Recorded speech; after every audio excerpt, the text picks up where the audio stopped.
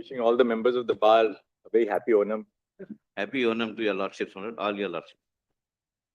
My lord, may I have your lordship permission to mention an exceptionally urgent matter in the category, my lord? I sent the mail yesterday for a demolition today, my lord. Send the mail. What time did you send the mail yesterday? 3 o'clock, my lord. Yesterday, 3 p.m. Order must have already been passed in the night because I was doing that until late. Because we are yesterday. Impossible. Every mail which came, there's an order, but I'll check at lunch. Very good. I'm grateful, Lord. I'll give the details to the court master.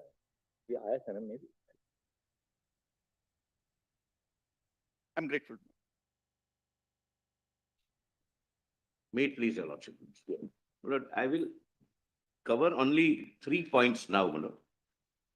The interpretation of Article 370, which according to us is the correct interpretation, subject to, my lord, meeting with your lordship's approval. Second, State Reorganization Act.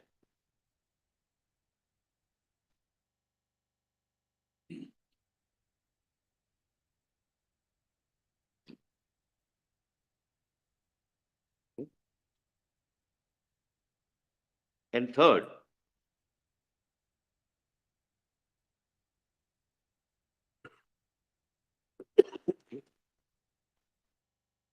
what are the parameters of the power of legislature during Article 356 is in force?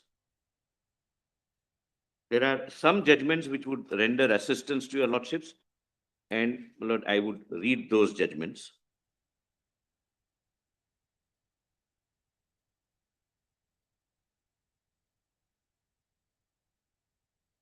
Lord, before I start with 370, Lord, your lordships would recall the submission made by some of the learned counsels, my lord, on the other side was that there was an assurance given to the princely states, and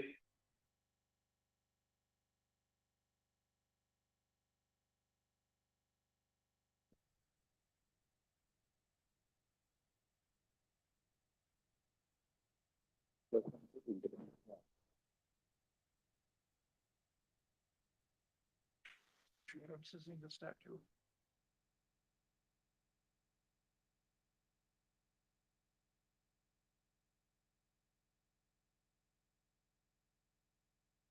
there was an assurance given to the princely states, as a result of which, and according to the petitioner, in lieu of which, they chose to join the Union of India, and therefore Article 370 is the result of that promise which the Dominion of India then and subsequently Union of India made, and therefore 370 is to be treated as permanent.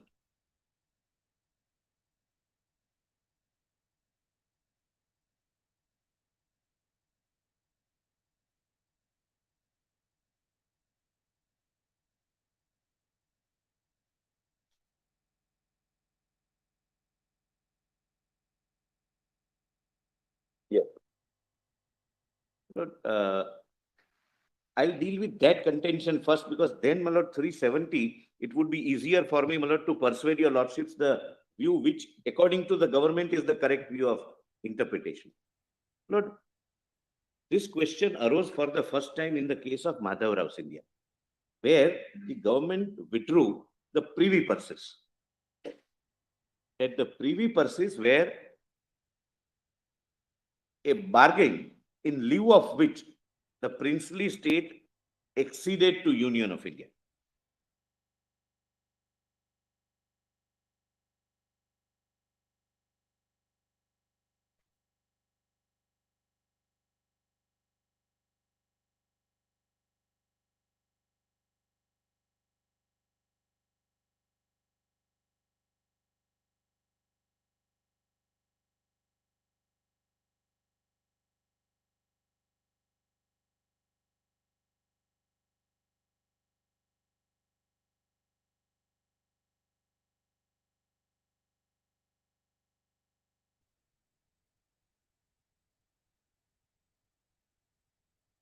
There were two state constitutional provisions, namely Article 291 and 362, which provided for the privy purses. But the central government exercised the powers under Article 366 and deleted the term princely states and construed that since princely states no longer exist, there is no question of privy purses or other privileges. The definition was princes.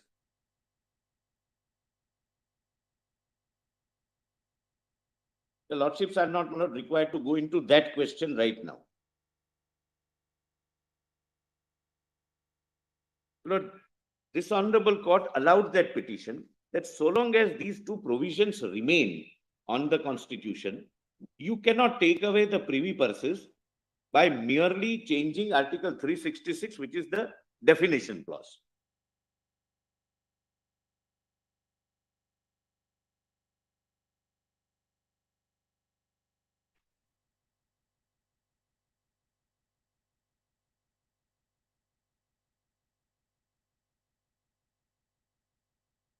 Their contention is that this is what has been done by altering Article 367.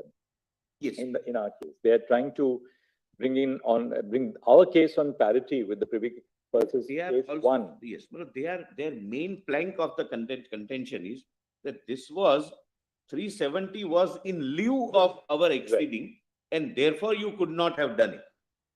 But after the judgment in Madhavrao Scindia, the government repealed or that is a constitutional amendment. Constitutional amendment under 360. Correct. Lord, I'm saying that, Mr. Shankar Narayan. I was just about to answer that. It was a constitutional amendment. Lord, government repealed that. So the root was taken away. That is namely Article 291 and 362.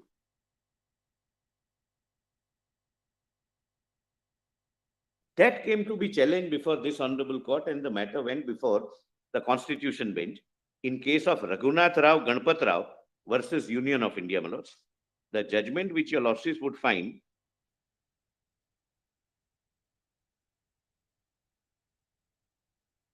Raghunath Ganpat Rao? Raghunath Rao Ganpat Rao versus Union of India.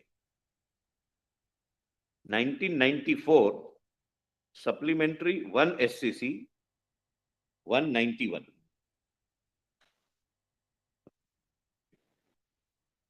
But will we not also have to look at the original Madhavrao Scindia? It is discussed here. Okay. It is discussed here and distinguished. Because Madhavrao Scindia places limitations on the power of the union government to use the route of an interpretation or definition provision to abrogate substantive constitutional rights. That is absolutely a correct legal position, but for 370, which provides that you can use Not this. free. That's the distinction you're making. That's the distinction, but there is one more But distinction. you'll have to then deal with the point as to why was it necessary to take recourse to 367 then? I'll my lord, that when I come to my lord 370, the interpretation, my lord, I'll deal with that. But here, my lord, in substance, if I were to, my lord, summarize the ratio of this judgment in one line, the court said that any change in the constitution which brings everyone at par can never be faulted with. Princely states after formation of the Constitution of India lost their special status, and the word fraternity used in the preamble has to be given some meaning, and this has the impact of bringing all citizens at par. My lord, kindly see, my lord, that is volume 7. Where will we find that in the case law compilation? Lord, volume 7 of case law compilation, PDF page 537.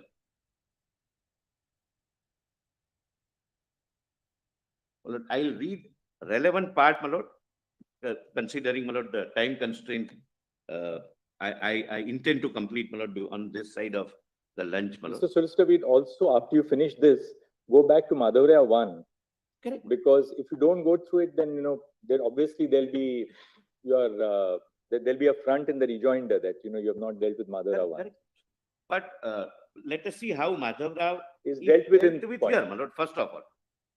But I will go to Madhavrao 1, but there is nothing, because that, my lord, kindly come to page 1. so that your lordships have, my lord, the background.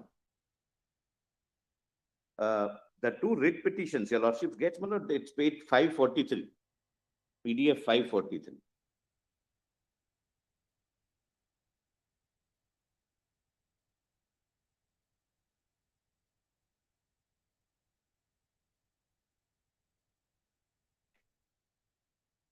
Your lordship gets that, my lord? Yes, I am just. These two writ petitions call in question the constitutional validity of the Constitution 26th Amendment Just Act. 1 second, 1 second. I'm sorry, my Lord Justice Gavai and Justice Surya Kant, my Lord gets. Volumes, Case Law Volume 7 at 543, my lords, the beginning of the judgment. Yes. These two writ petitions call in question the constitutional validity of the Constitution 26th Amendment Act inter alia on the ground that it violates the basic structure and essential feature of the Constitution of India and is therefore outside the scope and ambit of constituent powers under Article 368. In addition, certain directions or suitable orders are sought for declaring that petitioners continue to be the rulers of the successor rulers or the successor rulers, as the case may be, and directing the Respondent Union of India to continue to recognize their personal rights, amenities, privileges as rulers of their erstwhile state and also continue to pay privy purses. Your Lordships, my Lord, kindly come to the bottom of the para, which starts with, my Lord, by the said instrument, the petitioner accepted the matter specified. Does your Lordship get, my Lord, some 10th para from the bottom? My Lord Justice Gavai, my Lord, and by the said instrument, the petitioner accepted the matters specified in schedule thereto as matters with respect to which the Dominion legislature may make laws for the state and declared his intent that the Governor General of India, the Dominion legislature, the federal court, and any other Dominion authority. I couldn't get that. Where are you reading? I'm sorry, my Lord. I'm reading at, my Lord, page 543. My Lord, paragraph 3 at classitum F. F, yes. Classitum F, my Lord, your Lordship, just one line above classitum F. By the said instrument. By the said instrument. My Lord, court is referring to the instrument of accession signed by the IOA, instrument of accession. Sri Raghunath Rao, my Lord, or maybe his my Lord, ancestor. By the said instrument, the petitioner accepted the matter specified in the schedule thereto as matters with respect to which the Dominion legislature may make laws for the state and declared his intent that the Governor General of India, the Dominion legislature, the federal court, and any other Dominion authority established for the purpose of Dominion shall, subject to terms of the instrument exercise in relation to Kurundwad state, such functions as may be vested in so and so, so and so, so and so of the instrument, provided that nothing therein shall be deemed to commit the ruler in any way to acceptance of any future Constitution of India or to fetter his discretion to enter into agreements with the Government of India under any such future Constitution. Subsequently, a number of rulers executed agreements of merger and transferred the administration of their states to the Dominion of India. The merger agreement was in the form given in the white paper on Indian states and it was executed in so and so. Then, my Lord, para 4. You know, this one.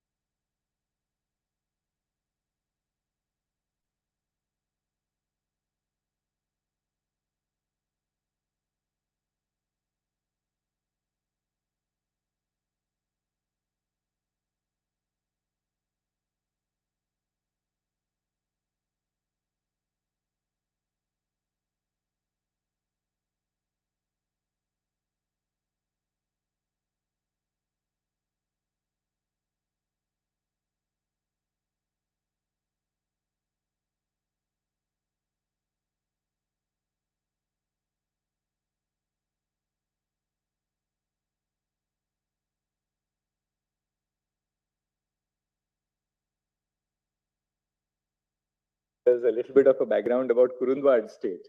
Oh. Kurundwad is a very small town, very close to Sangli. And Kurundwad is on the banks of the river Krishna.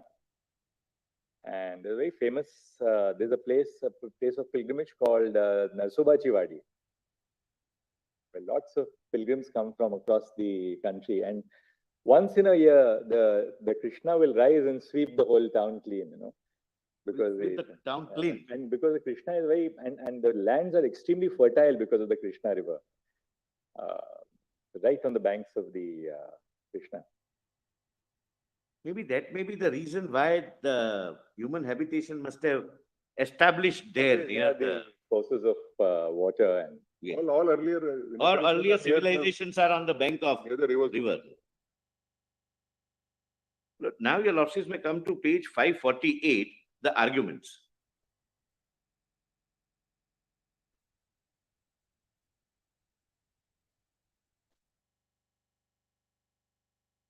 Here, two constitutional provisions were dispensed with were repealed by way of a definition clause. Not like, unlike interpretation clause. But here, kindly bear one factor in mind. 370, sub-article 3, has an inbuilt extinguishing provision. 370, sub-article 3 is a provision whereby 370 can be extinguished. That's the distinction. But I'm on a little wider argument made by the other side. Para 19, the submission, my Lord Justice.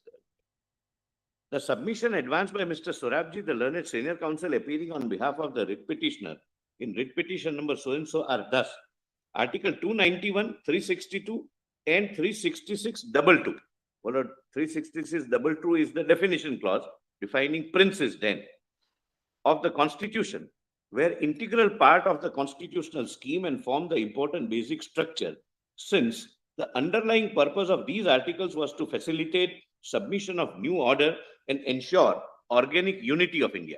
These articles guaranteed pledges to the rulers based on elementary principles of justice, and in order to preserve the sanctity of solemn agreements, it was only by the incorporation of these articles that the unity of India was achieved, by getting all the rulers within the fold of the Constitution, and that the deletion of these articles has damaged and demolished the very basic structure of the Constitution. The covenants entered into were in the nature of contracts which had been guaranteed constitutionally and affirmed by making the privy purse an expenditure charged under the Consolidated Fund of India, and the use of expression guaranteed or assured by the Government of Dominion of India to any ruler as embodied in Article 291, and the expression guarantee and assurance given under such covenants or agreements as is referred to in Clause 1 of Article 291, as comprised in Article 362, was a permanent feature of the Constitution, reflecting the intention of the founding fathers of the Constitution, and as such, these two articles should have been kept intact. Please pause here for a minute. My Lord, these articles even remotely did not suggest that they are temporary. As against, my Lord, 370, which by its very definition says and it's temporary. And I will also, my Lord, be able to attempt to demonstrate that it could never have been but for temporary. Such a drastic provision, the visionary fathers and mothers of the Constitution would never have kept it permanent. But two organs can change the Constitution the way they like. But that's a separate argument. Please see. According to the learned counsel, the deletion of these articles amounted to a gross breach of principles of political justice enshrined in the preamble by depriving or taking away from the princes the privy purses which were given to them as consideration for surrendering all their sovereign rights and contributing to the unity and integrity of the country, and that the deletion of these articles by the Impugned Amendment Act is arbitrary, unreasonable, and violative of Article 14 of the Constitution. Further, it has been urged that rulers acceded to the dominion of India and executed instrument of accession and covenants in consideration of the pledges and promises enshrined in Article 291 and 362, and that the Impugned Amendment Act is beyond and outside the scope and ambit of the constitutional power of Parliament to amend the Constitution, as provided under 368. Mr. Sorabji, in his additional written submissions, has further urged that without the cooperation of rulers, not only the territory of India, its population, the composition of the state legislatures, the Lok Sabha, the Rajya Sabha, but also constitution that was adopted on November 26, 49 would have been basically different, and that India, that is Bharat, would have been fundamentally different from the Bharat that came into being. But kindly see, my lord, para 22. Mr. Salve, the learned senior counsel, contended that he was also for the petitioner, my lord, with Mr. Sorabji. But estoppel doesn't apply to him. Pardon me? Estoppel doesn't apply to him based on what he argued in that case. Well, that's the my lord, privilege on this side. My lord. We are not bound by our arguments, my lord. Mr. Salve, learned senior counsel, contended that Article 291 and 362, when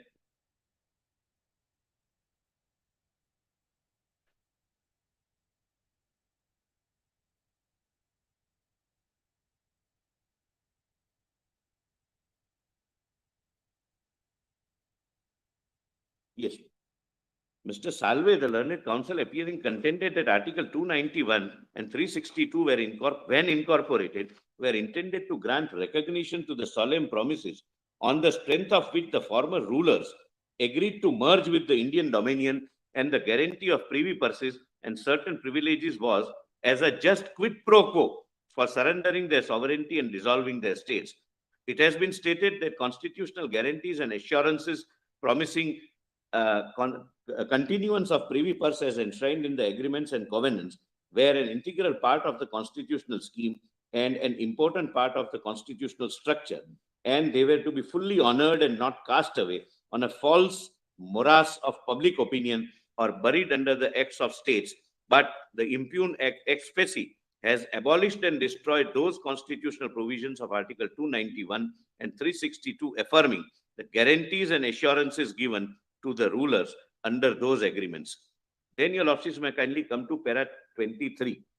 It is further emphasized that Sardar Patel, who made it clear that according to the vision and views of the constitution makers, the guarantees of privy purses, privileges, etc., were perfectly in keeping with view the democratic ethos and principles of Indian people. Then the learned counsel stated that views expressed in the Constituent Assembly were unanimously accepted and there was no dissent, and that in fact the closing remarks in the debate of Dr. Patabi Sitaramaiah were only remarkably confirmatory of the permanence and indefeasibility of the aforesaid guarantee and assurances, but also went a long way in determining that the said guarantees and assurances have come to stay as an integral and untouchable part of the basic structure of the Constitution. Finally, it was said that there can be no basic structure of a constitution divorced from the historical evolution of precepts and principles on which the Constitution is founded. Any effort to determine the basic structure of the Constitution without keeping a finger on historical pulse of the Constitution may well lead to substantial injustice. According to him, if the historical approach to the test of basic structure is kept in view, the guarantees and assurances of the privy purses, privileges, etc., granted by the Constitution makers by incorporating Article 291, 362, and 36622 in the Constitution framed by them would, without any doubt or dispute, emerge in their own right as basic features of the Constitution, which cannot be abrogated or annihilated by any constitutional amendment, etc. Now, your lordships and my lord, kindly see para 28 at page 551.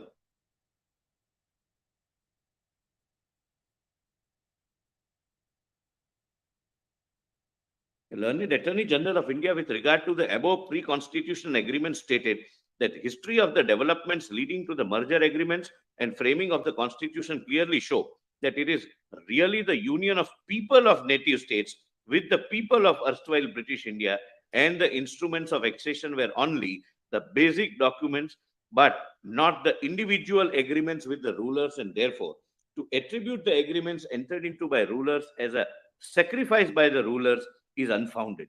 Secondly, the nature of the covenants is not that of a contract, because a contract is enforceable at law, while these covenants were made non-justiciable by a constitution vide Article 363.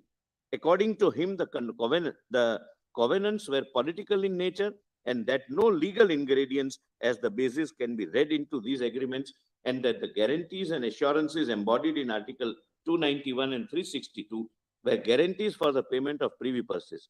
He has urged that such a guarantee can always be revoked in public interest pursuant to fulfilling a policy objective or the directive principles of the Constitution.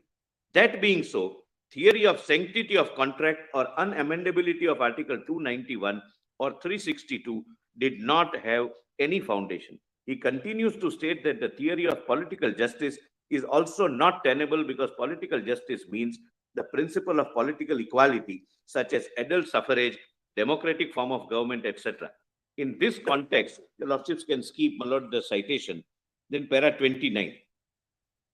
Before embarking upon a detailed discussion on the various facets of the contentions, both factual and legal, we shall deal with the precursive point with regard to the pre-constitutional instruments of accession, the merger agreements, and the covenants which guaranteed the payment of privy purses and recognition and personal privileges, etc., and which the agreements ultimately facilitated the integration of these states with Dominion of India. Then, my lord, 30, your lordships may skip its history. 31. This accession of Indian states to the Dominion of India established a new organic relationship between the states and the government, the significance of which was forging of a constitutional link or relationship between the states and Dominion of India. The accession of Indian states to Dominion of India was the first phase of the process of fitting them into constitutional structure of India. The second phase involved a process of twofold integration, the consolidation of states into sizable administrative units and their democratization. Though high walls of political isolation had been raised and buttressed to prevent the infiltration of the urge for freedom and democracy into Indian states, with the advent of independence, the popular urge in the states for attaining the same measure of freedom as was enjoyed by the people in the provinces gained momentum and unleashed strong movements for the transfer of power from rulers to the people. On account of various factors working against the machinery for self-sufficient and progressive democratic setup in the smaller states and serious threat of law and order in those states, there was an integration of states, though not in a uniform pattern in all cases. Firstly, it followed the merger of states in the provinces geographically contiguous to them. Secondly, there was a conversion of states into centrally administered areas. And thirdly, the integration of their territories to create a new viable units known as Union of States. My lord, your lordships may, my lord, now come to para 38, my lord, at page, my lord, 554, PDF 554. Now, my lord, the Honorable Court discusses Madhavrao, because Madhavrao obviously was cited. That which said that privy purses are an integral part of the Constitution of India. That is one. And number two, that you could not have taken it away by merely deleting the definition of princes. These were, my lord, the two. Then 38. On May 14, 1970, the Constitution 24th Amendment Bill for abolition of the above said privy purse, privileges, etc., conferred under Article 291, 362, and 36622 was 366-22 was introduced in Lok Sabha by the then Finance Minister Sri Chavan. The bill contained 3 clauses and a short statement of objects and reasons. The statement reads as under: the concept of rulership with privy purses and special privileges unrelated to any current function and social purposes is incompatible with an egalitarian social order. Government have therefore decided to terminate the privy purses and privileges of rulers of former Indian states. On September 2, the bill was voted upon in Lok Sabha, but on September 5, Rajya Sabha rejected the same since the bill failed in the Rajya Sabha to reach the requisite majority and not less than 2/3 present as required by Article 368 and voting. Close on the heels of the said rejection, the President of India, purporting to exercise his powers under Clause 22 of Article 366 of the Constitution, signed an order withdrawing recognition of all rulers of the country en masse. Look, this was the subject matter in Madhav. A communication to this effect was sent to all rulers in India who had been previously recognized as rulers. So what was done was, by a constitutional order, which is unheard of, my lord, except in 370, the Honorable President virtually declared two provisions to be nullity. The presidential order, para 40, de-recognizing the rulers were questioned in Madhavrao Scindia versus Union of India by filing writ petition under Article 32, challenging it as unconstitutional, ultra vires and void. An 11-judge bench of this court, by its judgment dated so-and-so, struck down the presidential order being illegal, ultra vires and inoperative on the ground that it had been made in violation of power of the President of India under Article 366(2) of the Constitution, and declared that writ petitions would be entitled to all their pre-existing rights and privileges, including right to privy purses, as if the impugned orders therein had not been passed.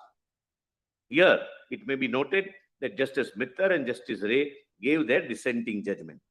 Thereupon, that they started getting privy purses. But kindly come to para 77 at page 562. Rest, my lord, may not help, my lord, assist your lordships, my lord, either way. 77. According to Mr. Sorab,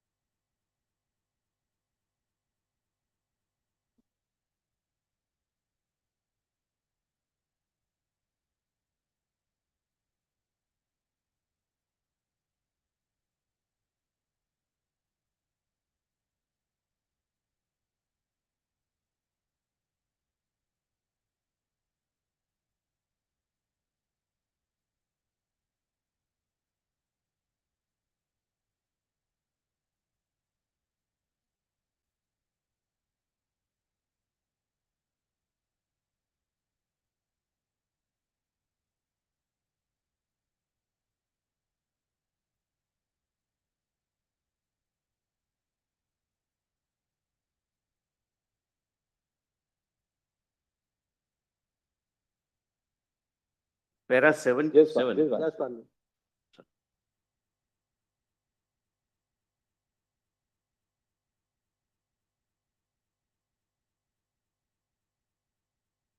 Your lordships would, I'm sorry, no, my apologies.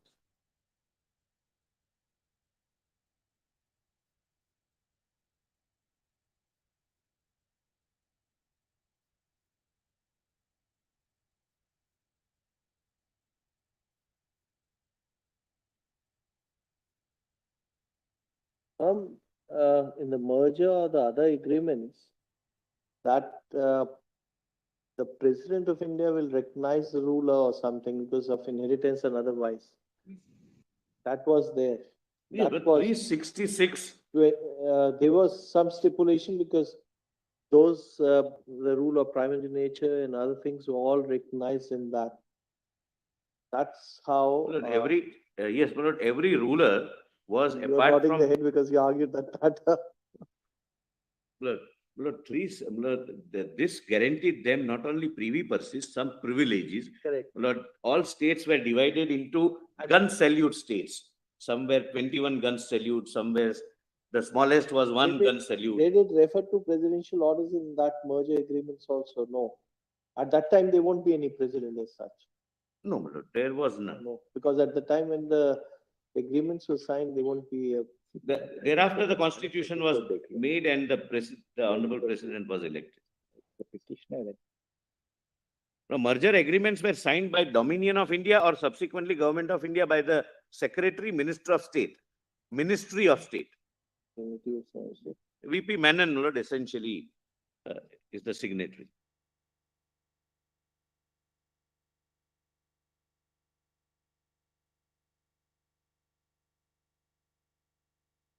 Four and 75 make a brief reference.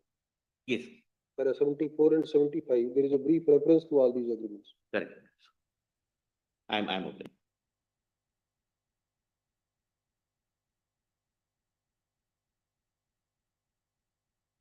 But your lordships are on para.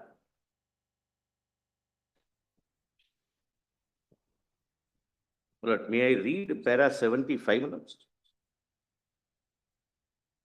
May I? Yes, para 75. 70. Therefore, there cannot be, my lord, it is on page 561. Possibly that's what, my lord, the Honorable Court is reading.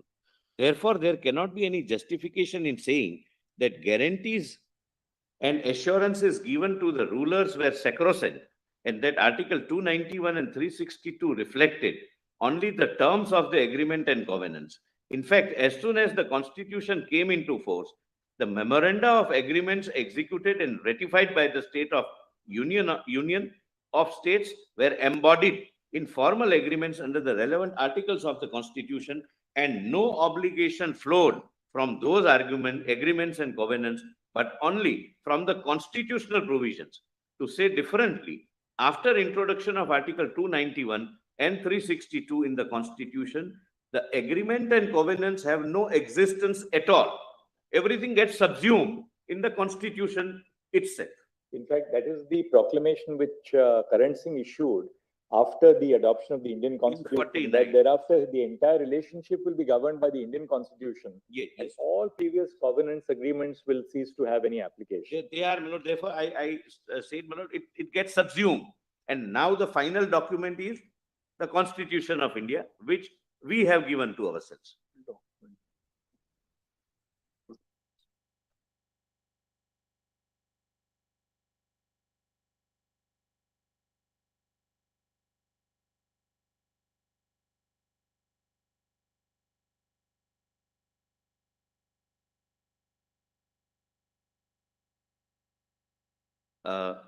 To say differently, after the introduction of Article 291 and 362 in the Constitution, the agreements and covenants have no existence at all. The reference to covenants and agreements was casual and subsidiary, and the source of obligation flowed only from the Constitution. Therefore, the contention urged on the use of the words guaranteed or assured is without any force and absolutely untenable. The next vital issue is whether the Impugned Amendment Act damaged any basic structure or essential feature of the Constitution. According to Mr. Surabji, the repeal of Article 291 and 362, which were an integral part of the constitutional scheme, the identity of the Constitution has been changed and its character has been fundamentally altered. The total repeal of these articles, coupled with an express repudiation of the guarantees embodied therein, has resulted in nullification of a just quid pro quo, which were the essence of these guarantees. He has urged that the underlying purpose of doing justice to the rulers has been subverted and breach of faith has been sanctioned. He has relied upon these judgments, including, my lord, 3 is Madhavrao Scindia. And please see, my lord, 79. Mr. D.D. Thakur, Lord, the father of my Lord Justice Thakur. My Lord, the Chief Justice Thakur. D.D. Thakur, in addition to the above, has stated that one of the tests to determine whether the provision of the Constitution was intended to be permanent or could be deleted or amended is to see whether the Constitution makers had intended that to be made permanent. In support of this submission, he placed much reliance on the observations of Justice Mudholkar in Sajjan Singh. My Lord, I can skip that. And thereafter, my Lord, I may directly come to 88 at page 563.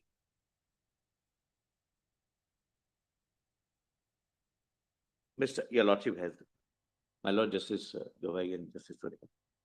Mr. Soli Sorabji, in support of his contention that Article 291 and Article 362 and Clause 22 of the Article 366 were integral part of the constitutional scheme, which otherwise would mean the essential part of the constitutional scheme referred to Webster's Dictionary and Collins' Concise Dictionary, and has pointed out the lexical meaning which says the integral means essential, and therefore, according to him, the total abolition of provisions of the Constitution, which are in its integral parts, otherwise essential parts, has damaged the essential and basic features of the Constitution. To draw strength for his submission, he relied upon certain observations made by Justice Shah in his judgment in Madhavrao, observing, now Madhavrao is dealt with and distinguished by the provisions enacted in Article 366, 22, 291 and 362 of the Constitution.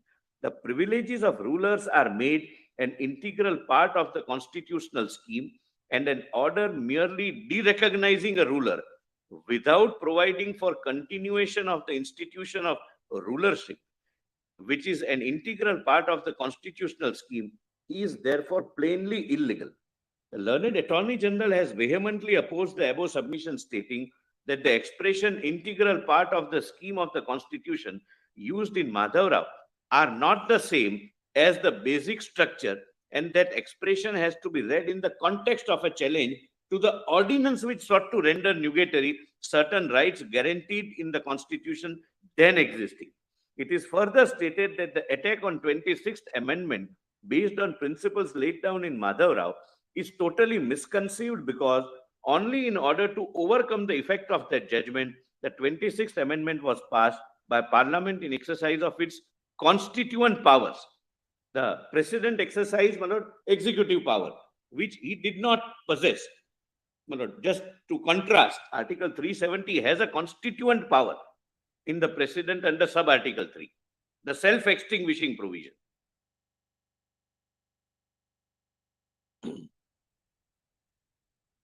According to the Attorney General, the observations in the said case were nullified by the amendment, and the judgment is no longer good law after the amendment. To test the amendment on the basis of that judgment is impermissible, and all the arguments based upon this case are therefore misconceived. Then 91. After the commencement of the Constitution, in pursuance to Article 36622, the rulers were recognized and they had been enjoying the privy purses, privileges, dignities, etc. on the basis of relevant constitutional provisions.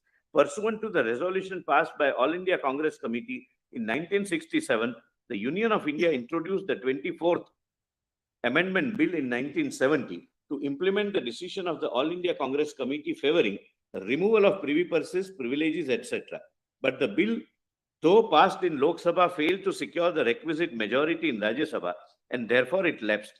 It was only thereafter that the President of India issued an order in exercise of powers vested in him under Article 366(2), changing the definition clause by an ordinance. I'm sorry, my Lord Justice. Please continue. I'm sorry. 36622, derecognizing the rulers and stopping the privy purses, privileges, etc. enjoyed by the rulers. Now, this is important, my Lord. This is the distinction. This order passed by the President was the subject matter of challenge in Madhavrao 2. The Supreme Court struck down the order of the President as invalid, as in the view of the court, derecognition of rulers would not take away right to privy purses when Article 291 and 362 were in the Constitution. This is the ratio, that you can't delete a definition while retaining the constitutional rights guaranteed under 291 and 362. It was only in that context the observations which have been relied upon by Mr. Sorabji were made. The 26th Amendment itself was passed by Parliament to overcome the effect of this judgment. Now, by this amendment, Article 291 and 362 are omitted. Article 363A is inserted and Clause 22 of Article 366 is amended. Therefore, one cannot be allowed to say that the above said omitted articles and amended clause were the essential part of the constitutional scheme. So, they have to be read only in the context of a challenge made to the presidential order, which sought to render nugatory certain rights guaranteed in the Constitution, which were then existing. In any event, the constitutional bar of Article 363 denies the jurisdiction of any court in disputes arising from covenants and treaties executed by the rulers. The statement of objection reasons of 26th Amendment clearly points out that the retention of the above articles and continuation of the privileges and privy purses would be incompatible with the egalitarian society assured in the Constitution, and therefore, in order to remove the concept of rulership and terminate the recognition granted to ruler and abolish the privy purses, this amendment was brought. Now, 92 is very important, my Lord, which would also assist your Lordships on the question of federal diversity. We are of the opinion that the observations of Justice Shah in Madhavrao that privileges of rulers are made an integral part of the constitutional scheme, and that the institution of rulership is an integral part of the constitutional scheme must be read in their proper context. That was a case whereby a presidential order, the rulers were deprived of their privy purses and other privileges while keeping Article 291 and 362 intact in the Constitution. This doesn't arise here, my Lord. Indeed, the said presidential order was issued after the government failed in its attempt to effect an amendment on those lines. It is in that connection that learned judge made the above observations. It is clear that the learned judge used the word integral part in their ordinary connotation, not in lexicographical sense. Ordinarily speaking, integral means of a whole or necessary to completeness of a whole, and as forming a whole. Our Constitution is not a disjoint document. It incorporates a particular socio-economic and political philosophy. It is an integral whole. Every provision of it is an integral part of it. Even the provisions contained in Article 21, temporary, transitional, and Part 21, temporary, transitional, and special provisions. One may ask, which provision, which concept, or which institution in the Constitution is not an integral part of the Constitution? He will not find an answer. To say that a particular provision or a particular institution or concept is an integral part of the Constitution is not to say that it is an essential feature of the Constitution. Both are totally distinct and qualitatively different concepts. The said argument is really born of an attempt to read a judgment as a statute. One may tend to miss the true meaning of the decision by doing so. We may say the aforesaid observations of Justice Shah constituted the shit anchor of the petitioner's argument relating to the basic structure. My Lord, just similarly, federalism is also, my Lord, a basic structure. But the federal diversity can still exist within federalism. But my Lord, that's a separate issue. In the above premise, it is not permissible to test 26th Amendment with reference to observations made in Madhavrao. But now kindly come to para 96 at page 566. Yeah. Permanent, your Lordship, yes.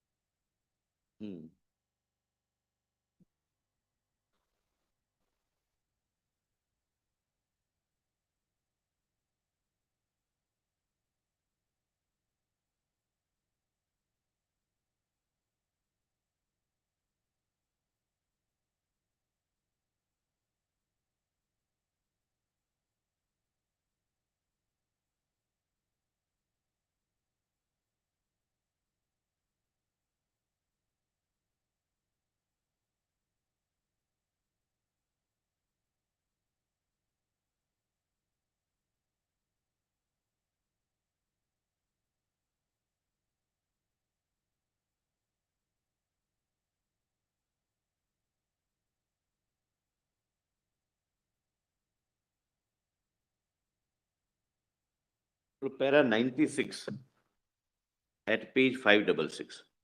Yes.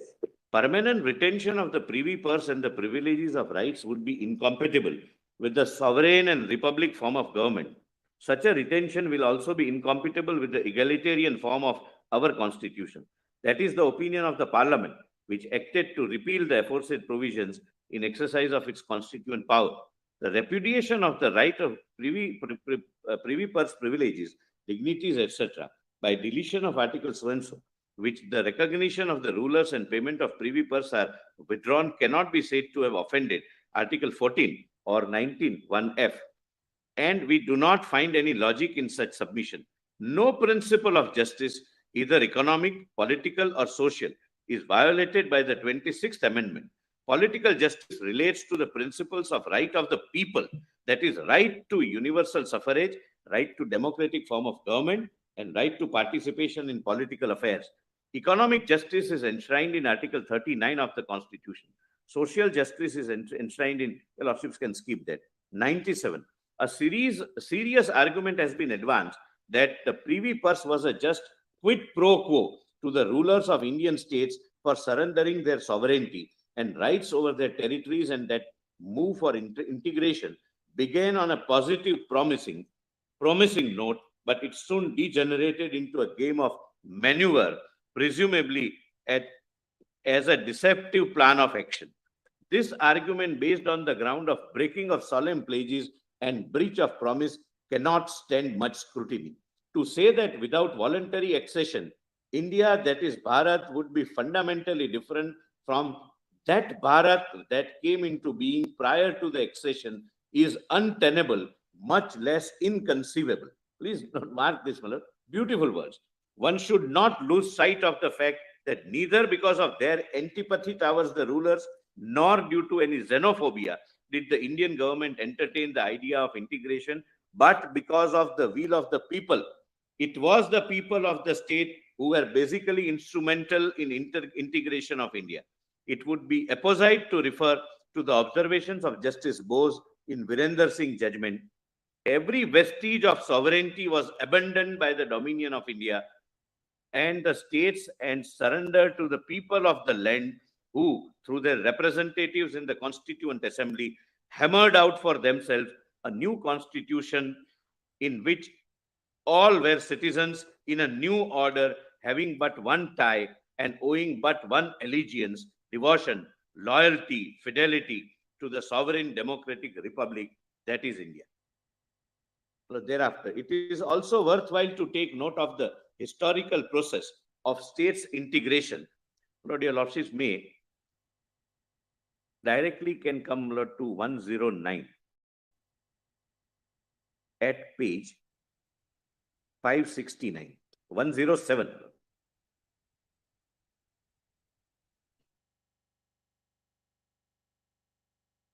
On a deep your lordship gets me, my lord. Para 107. On a deep consideration of the entire scheme and content of the Constitution, we do not see any force in the above submission. In the present case, there is no question of change of identity on account of 26th Amendment. The removal of Article 291 and 362 has not made any change in the personality of the Constitution, either in its scheme or in its basic features or in its basic form or its character. But please read 370 in this. Does it change the personality of the character of the Constitution? The question of identity will arise only when there is a change in the form, character, and content of the Constitution. In fact, in the present case, the identity of the Constitution, even on the test proposed by the Council for writ petitioners and interveners, remains the same and unchanged. Sri So-and-so has contended that by removing the real and substantial distinction between erstwhile princes forming a class and the rest of citizenry of India, the constitutional amendment has at one stroke violated the basic structure of the Constitution as reflected both in Article 14 and 51C, and treated unequals as equals, thereby giving a go-by to a solemn treaty obligation which was sanctified as independent constitutional guarantee. 109. This is very, very important and crucial for our purpose, the purpose of the respondents. After carefully going through the above decisions which relate to service matters, We are afraid that such an argument as one made by Sri So-and-so could not be substantiated on the principles laid down in these two decisions, that Article 14 will be violated if unequals are treated as equals. In our considered opinion, this argument is misconceived and has no relevance to the facts of the present case. Please note this. One of the objectives of the preamble of our Constitution is fraternity, assuring the dignity of the individual and the unity and integrity of the nation. It will be relevant to cite the explanation given by Dr. Ambedkar for words fraternity, explaining that fraternity means a sense of common brotherhood of all citizens. No region, no part of the region, no citizen staying in any region should get any different treatment than rest of the country.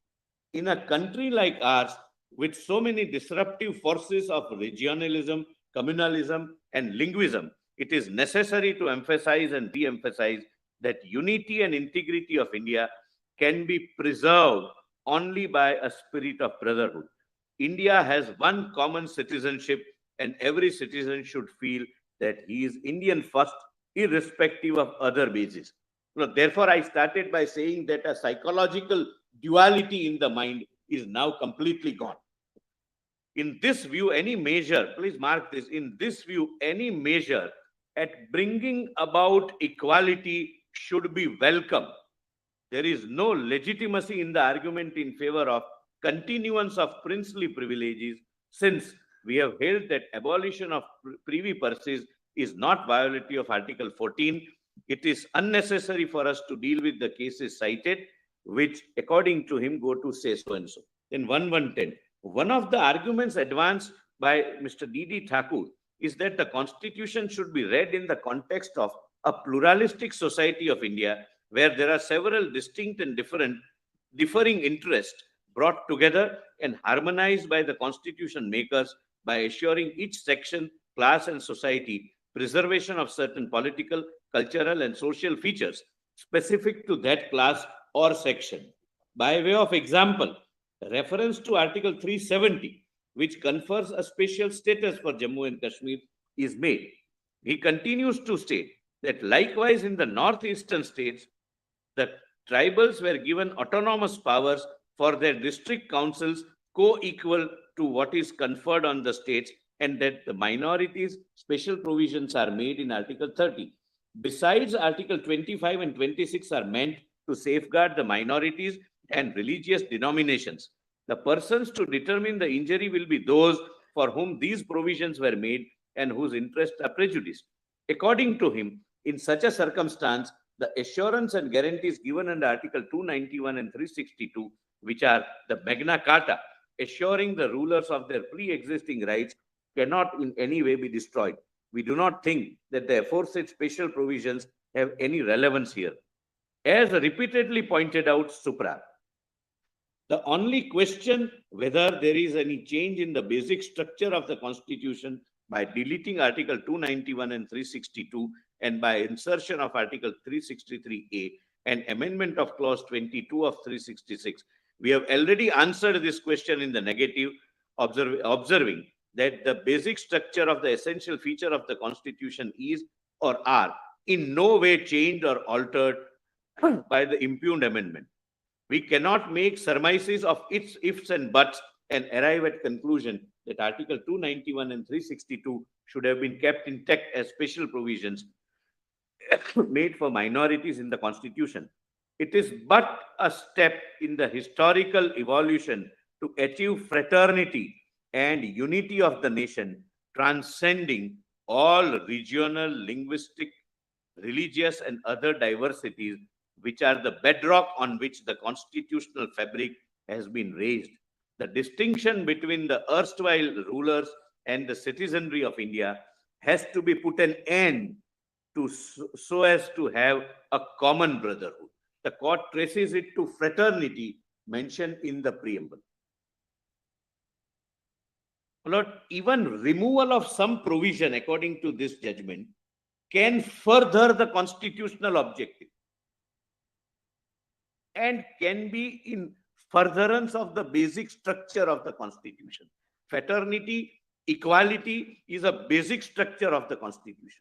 It's a part of brotherhood. It's a part of equality, part of fraternity. And if any provision which keeps out of the total composition of our Constitution as an appendage, as a transitory provision, to be removed at an appropriate stage, if it is removed, it furthers the basic structure and it enhances the equality and fraternity, which is the bedrock of the Constitution.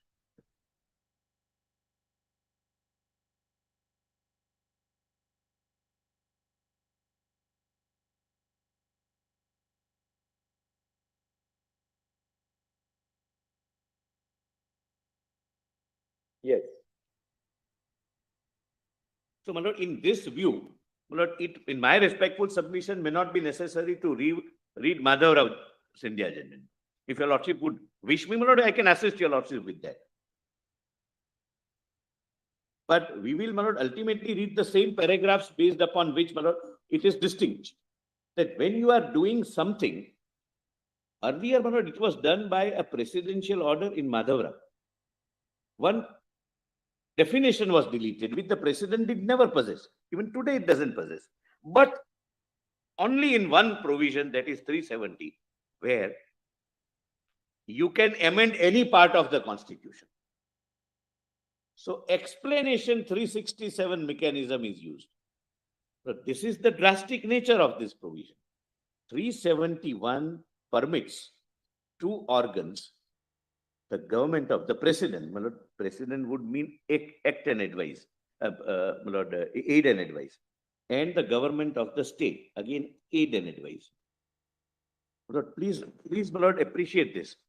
Two individuals technically, the prime minister and the chief minister of the state, whoever he is, can make any change, can make any alteration, can choose not to apply any provision, and like 35A, can create a constitutional provision only applicable to Jammu and Kashmir. That provision is exercised now as a last exercise to ensure that it never happens. 367 explanation is added. I'll come to that. Of this, but my learned friend wants me to this.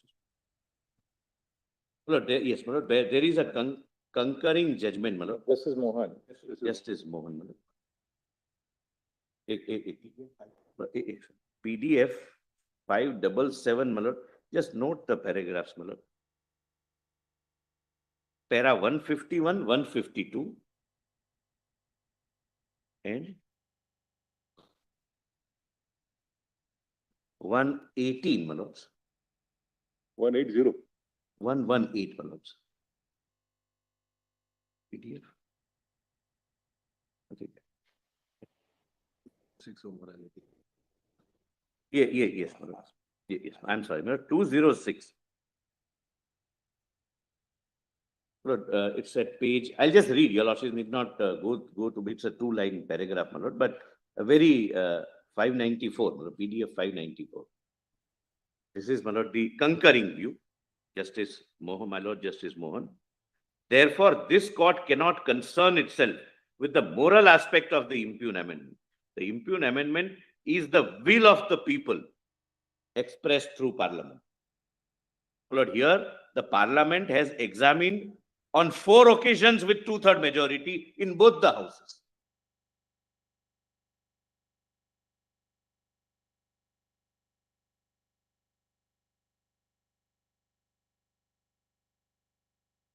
Lord, in Madhavrao Scindia judgment, Lord, if your lordships can note the paragraph which we would be reading. Lord, since it's already 11:45, my lord, I don't wish your lordship's time, my lord. If possible, my lord, conclude at 1 o'clock. Lord, in Madhavrao Scindia, my lord, we will be relying upon 97, 109, 119, 120, 125, 126, 143 and 145 And and 145. But ultimately, it turned that without deleting Article 291 and 362, whether presidential order can be used, by deleting the definition only. That was the discussion, which is distinguished, my lord, in this judgment. Now, my lord, with your lordship's permission, my lord, I may go but to. Mr. Solicitor, can the abrogation stand independent of the modification which is made to Article 367 here? Lord, that is my submission. Lord, even in absence of the proviso, Lord, explanation, the last explanation, what it does, it merely substitutes the term constituent assembly With legislative. with legislative assembly. Lord, my submission is going to be that when the constituent assembly is dissolved without any recommendation, that part of the requirement goes, because proviso becoming otiose cannot result into the main provision becoming inoperative. Then the president was left to his own choice. And 367 mechanism is affirmed, my lord, in Damnu, your lordships have seen. My lord, so far as 370 What is. was done in Madhavrao was that a presidential order was issued, because if you see the provisions of Article 366, Yes. 22, as it stood prior to the amendment by the 26th Amendment. If you have this red book, it may not be in that, you will have to get it in the red book at page 372.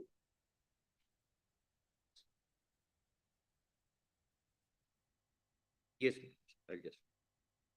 That said, ruler in relation to an Indian state means the prince, chief, or other person by whom any such covenant or agreement as is referred to in clause 1 of Article 291 was entered into, and who, for the time being, is recognized by the president as the ruler of the state, and includes any person who, for the time being, is recognized by the president as a successor of such ruler.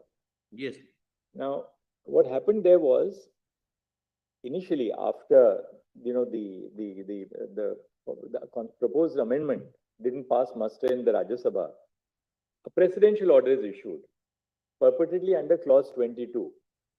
And the object was, now we are de-recognizing you. If you are being de-recognized, you lose the benefit of your privy purse in Article 291. That was the Presumed to argument. be the consequence of derecognition. Right.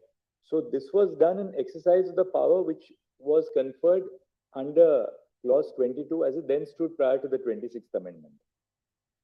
Our court said, look, by recourse to a presidential order, you cannot override a substantive provision of the Constitution, namely Article 291 and Article 362. That was Madhavrao Scindia. Correct. Then came the Constitutional Amendment, which was upheld against the challenge on the ground of the basic structure violation.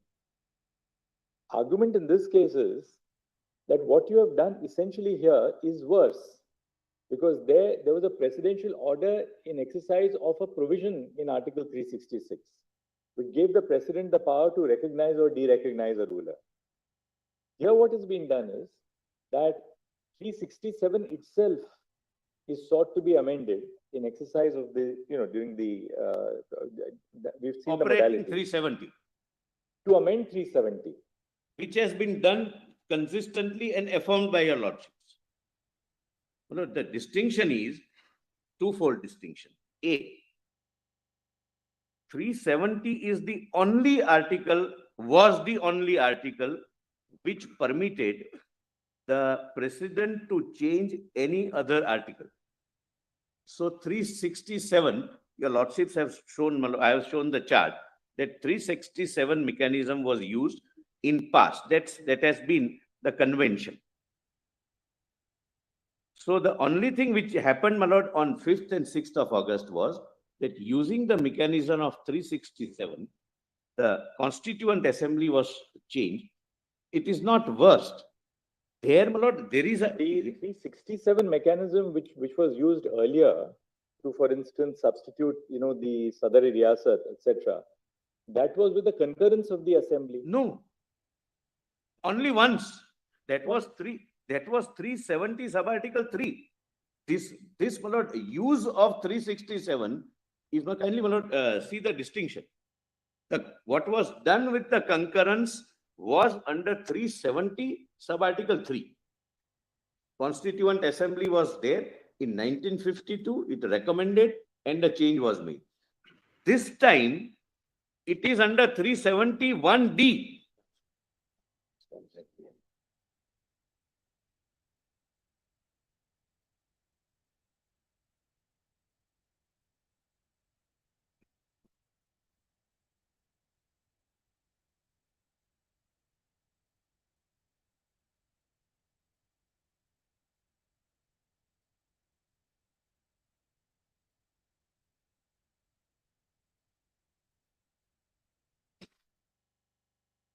Lord, this time I may emphasize, my lord, so that I'm sorry, I was not clear. I'm sorry, my lord Justice Kaul.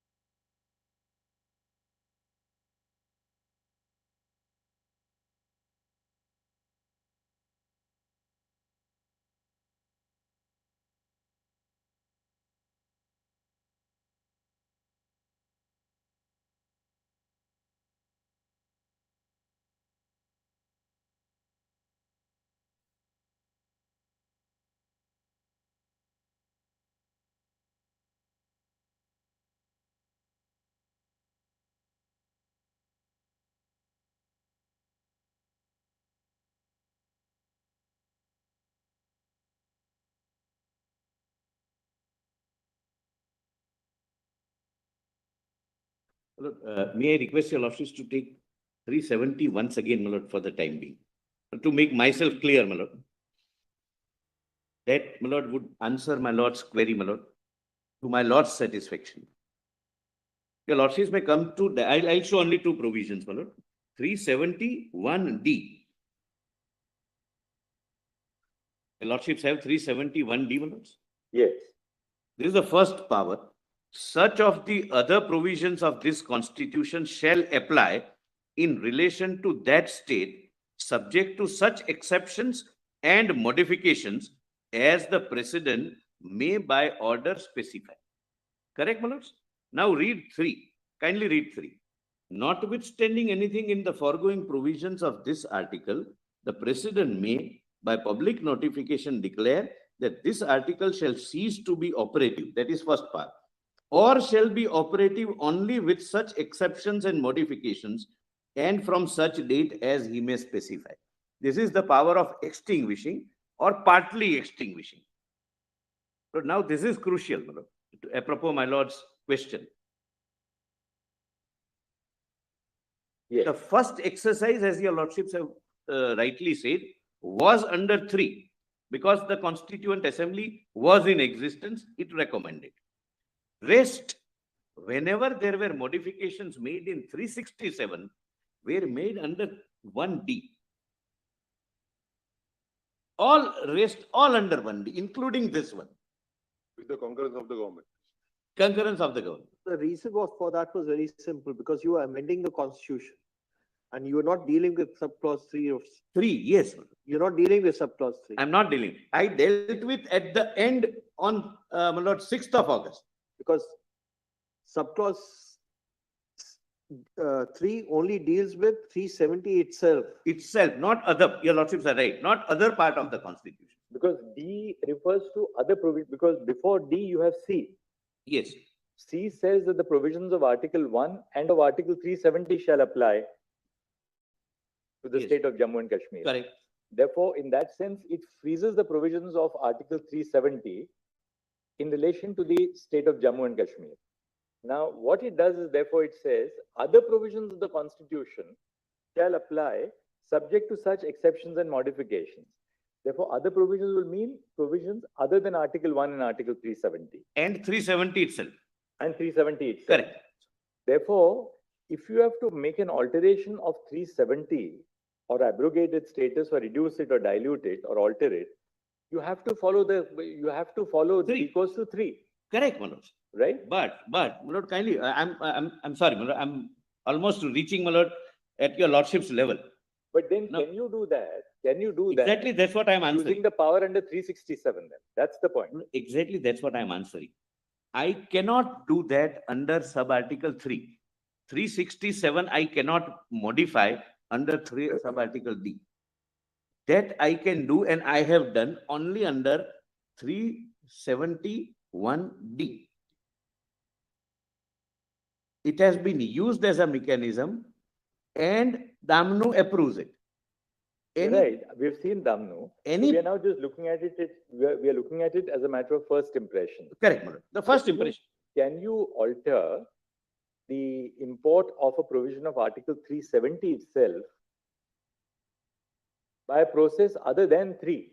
Because what you No. have done essentially here is No, no. that you have used 367 to amend the proviso to 370. Correct. No, not amend. 367 is explanation. That instead of A, it would be B. It may have an effect of amendment. Whether you call it an explanation or an amendment, Yes, one thing is very clear, that the amendment to 367 has the consequence of now reading the words Legislative Assembly in place of Constituent Assembly. which in fact was not necessary, but yes, it was done, but not under 370. It was done under the first step was, my lord, the first step was the president under 371D added the explanation that henceforth, What the question being put to you is slightly, I think, different. Ah. The question is, by making the amendment in 366, by equating Constituent Assembly with the Legislative Assembly, aren't you in fact amending Article 370 without taking recourse to 373. to clause 3 of 370, because Article 370 can be only amended in terms of clause. Clause 3. I understand. But then, my lord, it has the effect of it becoming permanent. Because there is no constituent assembly. So it can never be modified. 370 can never be modified. Can take recourse. I mean, the argument on the other side is this, that you can take recourse to clause D of subclause D of clause 1 in a situation where you have to amend any other provision of the Constitution other than Article 370. No, how? But can you take, yes, It doesn't say so. It's very clear. It says Such of other the provisions. other provisions of this. Other means except 1 and 370. So you are saying such other Yes. provisions will include 367. Mr. Solicitor. Yes. All Mr. will just answer again. That doesn't matter. Let's not. Quite often. I think I should be accustomed to, my lord. We are posing Yes. an issue because we have to deal with these issues. So we want to elicit a response. Yes. 371D refers to other provisions of the Constitution. Other provisions of the Constitution, according to you, would include 367. Possible. We're not ruling this out at all. We will test that hypothesis. But can you use 367 and amend 367 to bring about an amendment to 370? If you do that while exercising the power under 371D, then are you not really doing that to amend 370 itself? Because the only provision which the Constitution creates to amend 370 is 370 clause 3. What you are now doing is, according to them, is that you are using the amendment of 367, applying the provisions of 371D to bring about an amendment to 370 itself. Whereas the purpose of 371D is to amend some other provision of the Constitution. True, 367 is another provision of the Constitution, but can you use that to amend then 370 itself? That's the point which you have to answer. Lord, I can assure my learned senior. No, please. No, I can assure him, nobody can disturb me or derail me without my consent. I'm quite accustomed to such interruptions. And, my lord, Mr. Solicitor, please don't get derailed because this is the heart of the matter. No, I know that. I know that. my lord. And he also knows. Mind spending But 5 minutes I'm on it quite because accustomed. some clarity on this is necessary. Yes. Let's sit down and do it for 5 What will minutes be, and then my lord, we'll I will this put it part. slightly differently. I'll put it differently. The interpretation which your lordships are, my lord, prima facie now testing. We're testing it. No, we are testing it. The prima facie testing it. Lord, what will be the impact of that interpretation? I'll read, my lord, the entire Article 370.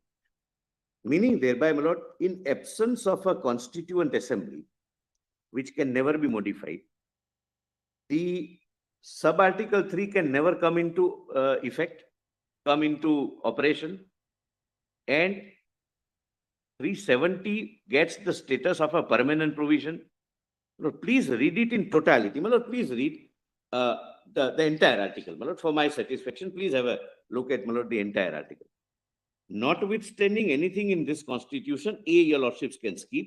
The power of Parliament to make laws for the said state shall be limited to those matters in the union list and concurrent list. Your lordships have seen, my lord, those the precedent here. Instrument of accession. The provisions of Article 1 and of this article shall apply in relation to that state. The purpose is that Jammu and Kashmir can do nothing in their constitution, or even Parliament can do nothing in their constitution. So I really appreciate, my lord, the difficulty, my lord, if your lordships accept that. Then even 368 route, which is the second route suggested, cannot be done because it says 1 and this article shall remain. If that is the meaning given, that is completely unalterable, then 370 remains as a permanent, though there are a host of considerations for me to show that it has always been a temporary feature. Further, such of the other provisions of this constitution shall apply in relation to that state, subject to such exceptions and modifications as the president may by order specify. My lord, other provisions would mean other than B. Yeah, just stopping you for a minute. Could the Legislative Assembly make a recommendation in terms of 371A saying that under 367, you equate Constituent Assembly with Legislative Assembly? Under 371, What D? 370, sub clause 1, subclause D. Could the Legislative Assembly make a recommendation saying, if it is amendment, it cannot. If it, just think about it and then answer. Could the Legislative Assembly make a recommendation to the Parliament, please amend Article 367 and well, equate. let me give it a thought and my lord respond to that. My lord, that I understand the heart of the matter. Your lordship's lord discussion, my lord, is driving that any 367 use which has the impact of altering 370 itself, my lord, then my lord, we would be setting at not all 367 usages. But kindly remember, through the 367 mechanism, 370 has been modified.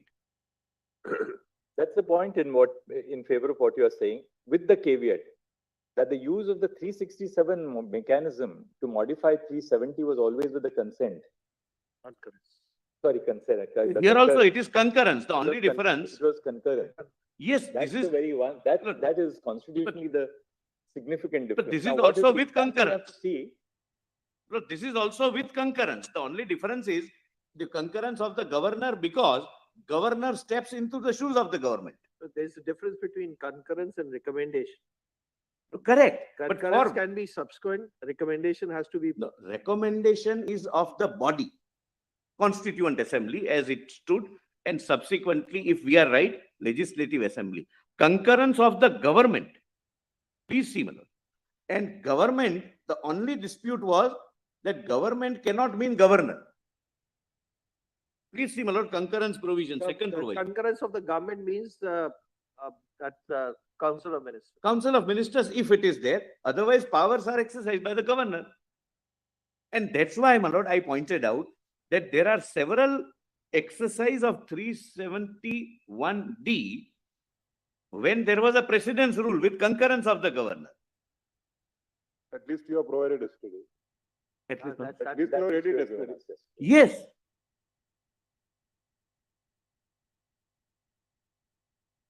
Yeah, my lord, your lordship's query is, my lord, absolutely, my lord, dot on the point. But, my lord, I'll respond, my lord. Let me give it a thought. But the real question would be, You have already responded. well, the real question is, my lord, that here concurrence is that of the governor. Government, whichever is the government, if it is ministry, then cabinet, aid and advice, otherwise the governor. And during governor's rule, 371D is used to change 367 also. To not change, change is a incorrect word I have, to put an explanation, to give meaning to 370. so simply put, according to you, at a time when there was no legislative assembly, the explanation was amended so as to incorporate Democratize. so as to provide that the Constituent Assembly shall itself be treated as the Legislative Assembly. Because it was so treated Because the earlier. Constitution had not been framed and there was no Legislative Assembly in the state of Jammu and Kashmir. So according to you, the flip side now is that when there is no Constituent Assembly, we treat the Legislative Assembly as a Constituent Assembly. To democratize, my lord. Otherwise, my lord, kindly see, suppose the government took the decision. The government took the decision, my lord, suppose. The second answer could be, and that's for the other side to answer. By amending 367, in fact, you're not really amending 370 as such. Because the 370 procedure has to be still applied. To abrogate or nullify 370, the procedure has to be still applied. Suppose 367 had been amended in terms of 371D with the concurrence of the state government. Second step, the Legislative Assembly had made a recommendation, please abandon or abrogate 370. It would have passed muster. Nobody would have really, probably the other side wouldn't have been here also, except some of them. Yeah, they would still be here, but that's, So they would, that's beside the point. but it could have been done. If this route is permissible or not. Lord, suppose I'm putting a question to myself. Lord, suppose I thought I answered it in your your favor. lordships are absolutely right. That's my answer, my lord. That's my answer. I'm grateful to your lordship, my lord, for that. That thought didn't occur to me. But Lord, suppose we took the decision that in view of the proviso becoming otious, because there is no constituent assembly, that limitation of recommendation, ultimately it's recommendation. Suppose it recommends that don't abrogate, president is not bound by it. So now the Constituent Assembly, having chosen while being dissolved not to recommend, the Constituent Assembly has left it to the absolute discretion of the president. It could have been done, my lord. Possibly it could have been defendable action, but with a view to ensure that there is democratization of the action. And my lord, your lordships are dealing with the state of, this is a provision which is one of its kind. There is no such provision either in our constitution or in any constitution. So the law which your lordships would ultimately lay down is not going to, Lord, touch upon any other provision. If suppose the Common Constituent Assembly, while it was being dissolved, it framed the constitution, it had options. A, don't abolish. I am recommending that president should not exercise powers under sub-article 3. He should not abrogate 370. That was the first option. Second option, he should abrogate article 370 after 5 years. Till then, let the constitution continue. Third, the president is, we recommend that president should modify some of the provisions which we recommend and continue 370 as it is forever. Having done nothing of this, the Constituent Assembly goes without making any recommendation and therefore leaving it to the absolute discretion of the president. The solicitor, you said that the president is recommendation. It's a recommendation, my lord. It's not. You see the words used in the proviso.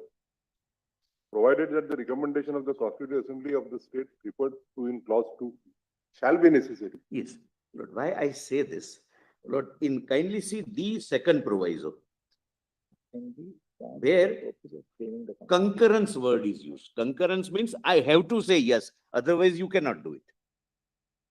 Therefore, I am contrasting the word concurrence with recommendation. Consultation, yes. The concurrence is at the highest level. That without consent, concurrence means consent. Consultation may sometimes means consent, may not mean consent. Your lordship has seen Justice S.H. State's transfer of judge's judgment, where it says that consultation can even mean concurrence. So I am not just contrasting the word concurrence with recommendation, that the same provision uses the word concurrence, means unless the state say yes, president can do nothing. But here same provision uses the word recommendation, that you will recommend. Ultimate power with the president who is answerable to the House which is answerable to we the people of India. So highest executive functionary is conferred with this decision, and we can read that in absence of Constituent Assembly and its recommendation, the proviso goes. It becomes redundant. It becomes otious. It becomes not possible of being implemented. And law doesn't require performance of an impossibility. But considering the nature of the strategic importance of the state, it was felt necessary that let this be debated in both the houses of Parliament. And Rajya Sabha is, my lord, house of people. It has its own federal structure. Every state has a representation in a different indirect election form. And both houses passes, my lord, with 2/3 majority. My lord, even Jammu Constituent Assembly could have recommended that word temporary be deleted. Even clause 3 be deleted. Why not? There was no embargo. During the subsistence, during their existence, and while being dissolved, or during that period, they could have said that delete temporary provision, delete Article 3. Now we don't want anybody's power to abrogate. They could have said even C can be deleted. Suppose, my lord, the Constituent Assembly were to say that delete 1C, that Article 1 is untouchable. Because now we have our own constitution, we no longer are a part of, integral part of India. Lord, it could have said, technically it could have said that. Section 3 of the Constitution says, no, we are an integral part of India. They never say that President's power under 3, we recommend being either diluted or taken away. They never wanted clause 3 to die. That's very clear. All right.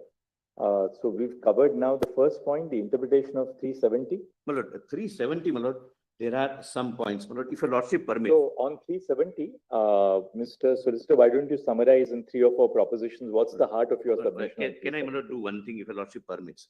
Lord, I knew, my lord, I'll be running against time.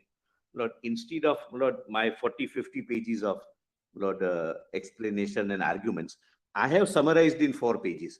Right. That would, my lord, save your lordship's time also in, my lord. So you have it here? If I can be permitted, my lord, I'll just quickly go through. 5 minutes and we are done with. Yes.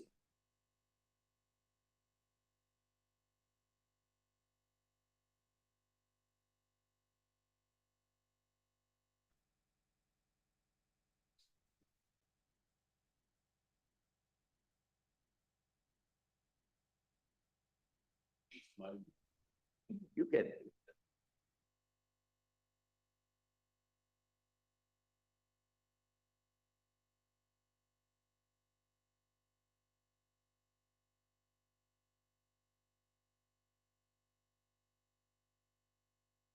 Says, my lord, it declares it to be temporary. Your lordships may not read anything, my lord.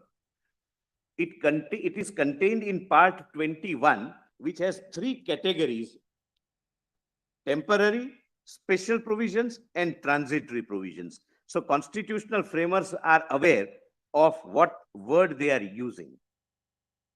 Lord, second, I have said, my lord, I have already said, and this is, my lord, something very, very serious. Look at the width of the power. 2 individuals in practice, and legally speaking, 2 organs, namely the president and the state government, can alter any part of the constitution and apply it to one part, can delete any constitutional provision, can create a new provision. And therefore, my lord, the submission is, considering the very expanse of this provision, the constituent framers would never have, my lord, contemplated this to remain forever. Such a position can never remain forever, where our constitution remains a floating document perennially for one state. Then 3, impact of Article 370 was to deprive the residents of Jammu Kashmir and Ladakh from being treated at par with their fellow citizens. My lord, therefore, my lord, I am saying that this also is one suggestive indication that framers never intended it to be permanent. Then, Lord, this is the entire provision. Lord, this is very important.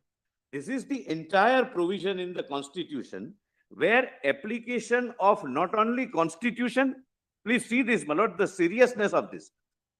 Application of Constitution of India and application of central laws, including beneficial legislations, is dependent upon concurrence of the state. The only provision.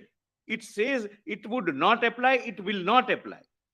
such a, my lord, drastic provision could never have been intended to remain perennially, permanent. Then, my lord, this is the only provision which has an inbuilt self-extinguishing provision, sub-article 3. No other constitution provision has this self-destructing clause. This again, my lord, is a pointer that it was intended to be temporary. Then,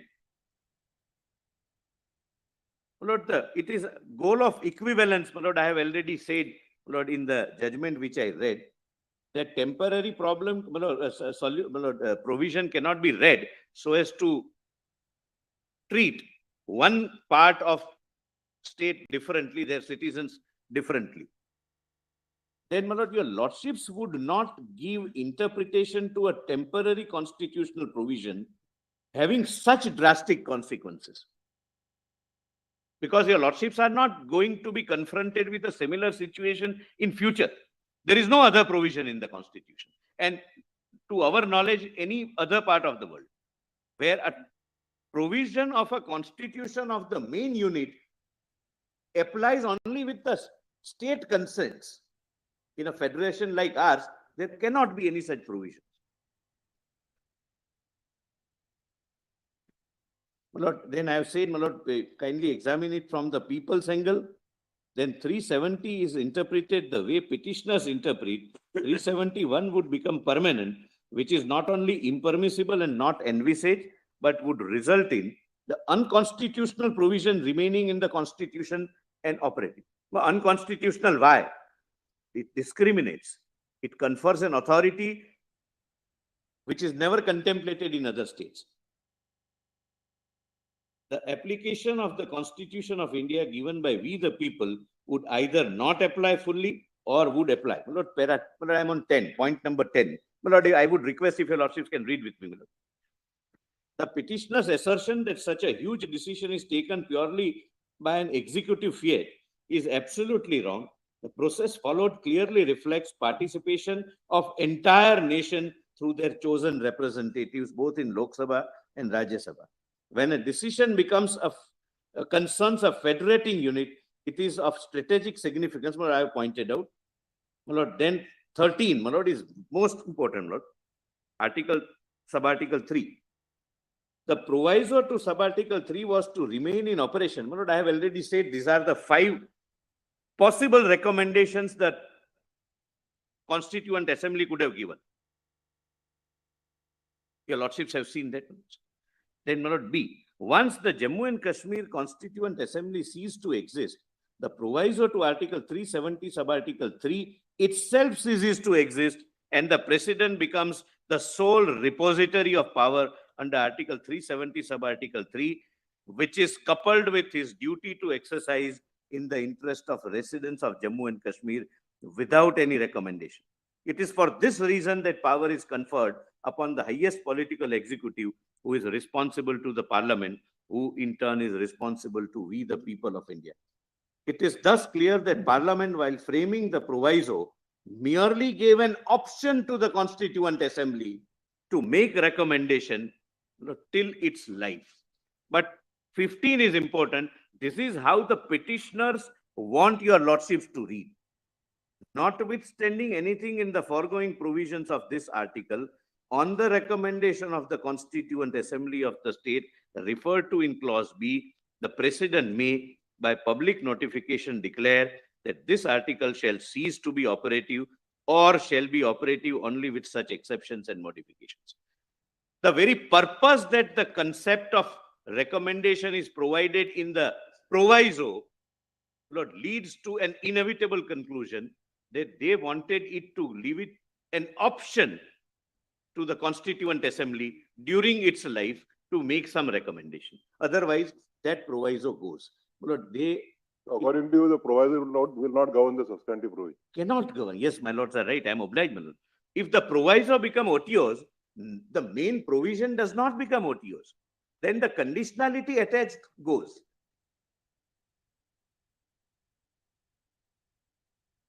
Tail cannot verify. Yes, my learned friend is right.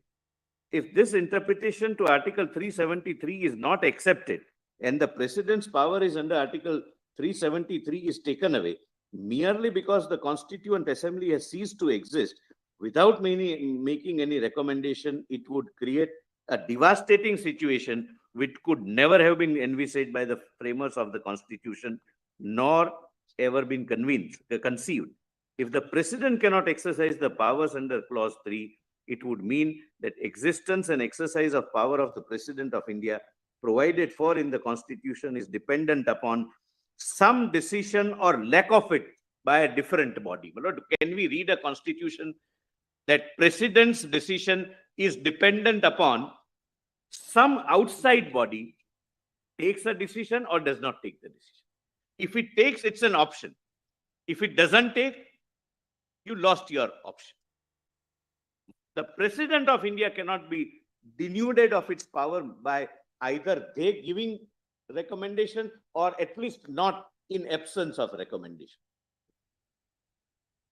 Such an interpretation would never be given, as such contingency could never have been conceived. And 17.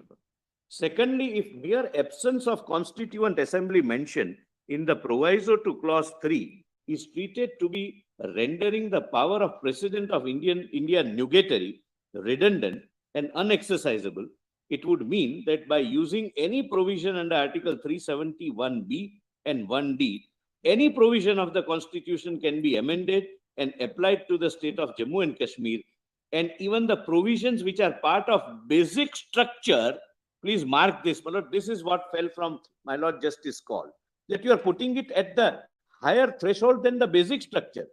Basic structure cannot be altered by constitutional amendment, but there is no such limitation in 1D. You can, they have chosen not to apply some of the fundamental rights, meaning thereby a permanent power is vested on two organs of the state to alter even the basic structure so far as its application to the state of Jammu and Kashmir is concerned. And this is very, very serious. Now, of course, my lord, it can never be done. Now all are at par. Even if the Constituent Assembly would have been in existence, the limited role stipulated, my lord, that I have already said, my lord, it is only recommendatory, and my lord, President could have taken any other decision. That may not be correct actually, because so long as the Constituent Assembly, it was not recommendatory. Look at the way the article is couched. Provided that the recommendation of the Constituent Assembly of the state shall be necessary.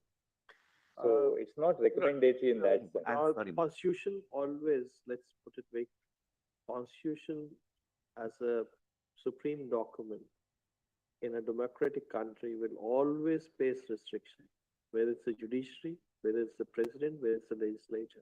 Lord, It's all I place. bow That's- down, but that's- my submission. Constitution is governance by limitation.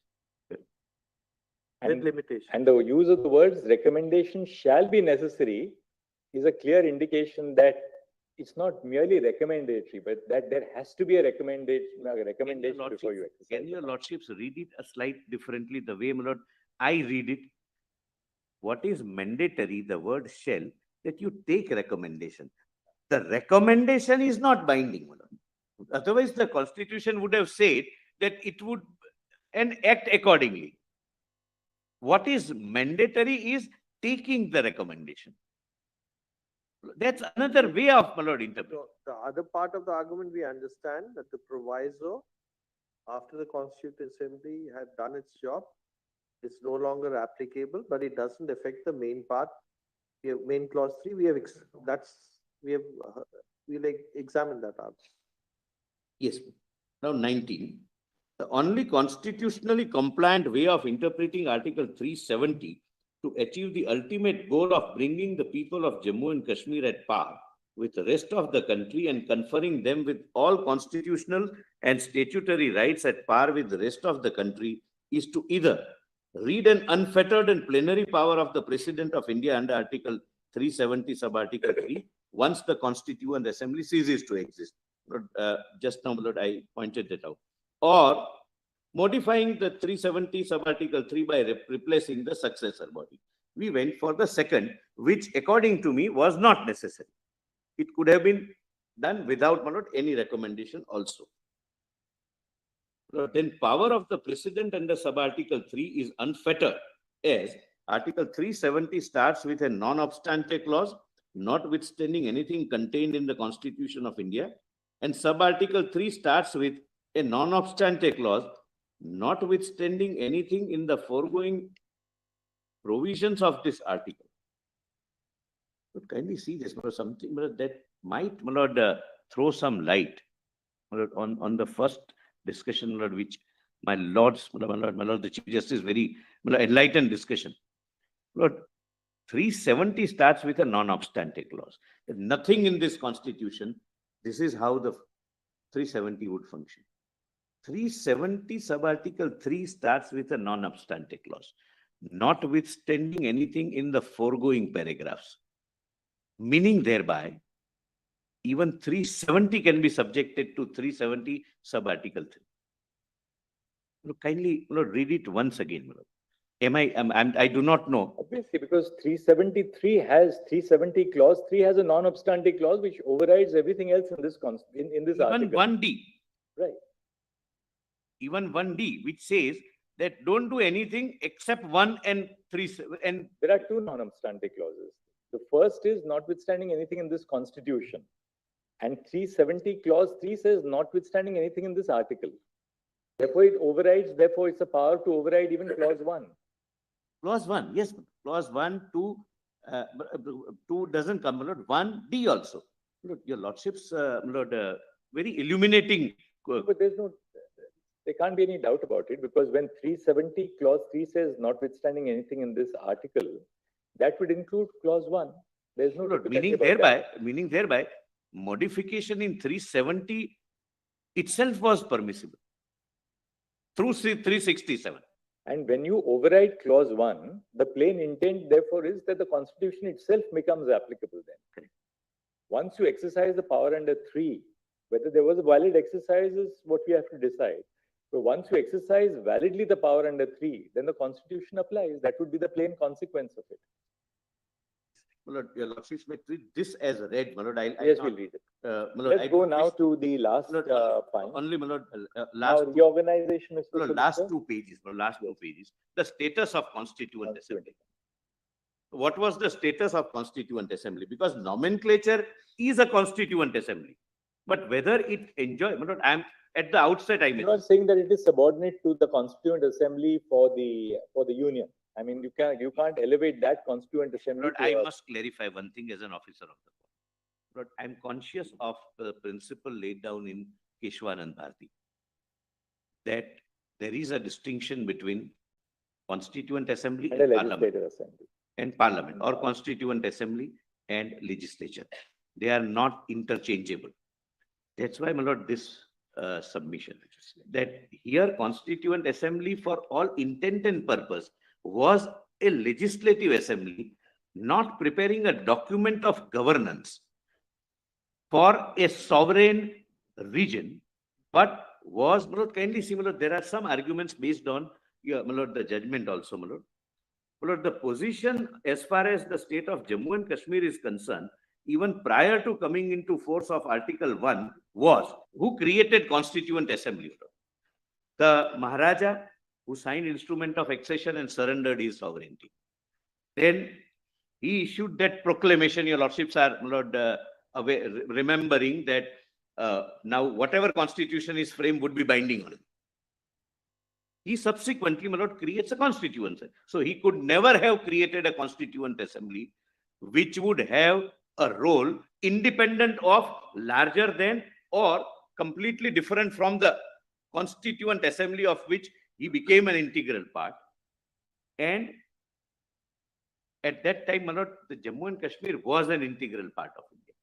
So the body which was created was known as Constituent Assembly, but was a subordinate creature, then, my lord, Constituent Assembly. And the Constitution of Jammu and Kashmir can never be put at the same pedestal as the Constitution of India, because the very birth of the Constituent Assembly of Jammu and Kashmir was because of Article 37. And in other words, according to you, the role of the Constituent Assembly of Jammu and Kashmir is the role which is created for it by our constitution, by the Constitution of India, Of nothing India. beyond that. It cannot be beyond that, above that, or superior to that. It is subservient and subordinate. It never had original constituent power. my lords. Lord, please see, my lord, the constitution as we understand around the world, Lord, has certain attributes. Namely, it must be a document of governance, providing for everything the way, my lord, we have provided. This constitution has only certain aspects. Rest, my lord, they leave it to the Constitution of India. For being recognized as a constitution, you must provide for a kind of sovereignty. I'm not on, my lord, sovereignty means sovereignty, my lord. It's not autonomy. And sovereignty would mean right to acquire new areas and right to cede new areas, right to acquire territory and right to cede territories, which we have in Article 1, 2, 3, 4. Constitution of India has. Lord, none of the attributes of a constitution, so to say, Lord, can be attached to this constitution. It was a piece of legislature recognized, accepted, and known till 5th of August and 6th of August 2019 as constitution. But for all intent and purposes, my lord, it was, my lord, even the preamble of the constitution doesn't say so. A preamble of Constitution of Jammu and Kashmir doesn't say so, that this is a document which is a constitution. It merely says, Lord, please see the constitution, the preamble of Jammu and Kashmir Constitution. It says, with a view to further define our relationship with Union of India. It doesn't say that we are creating a constitution of our governance. So please see, my lord, that's the only purpose. They say, we, the people of Jammu and Kashmir, with a view to, I'll just read for your lordship, my lord.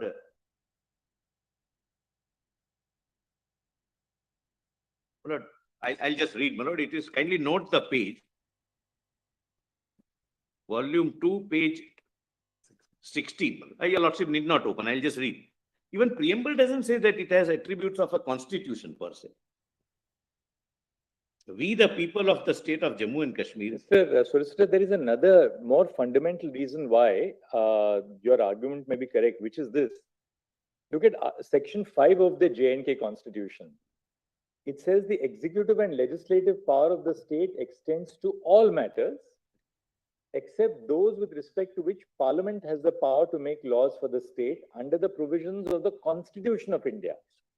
So once the Constitution of India defines which is the area in respect of which Parliament has the power to make laws, then that is denuded from the jurisdiction of the Jammu and Kashmir Legislative Assembly.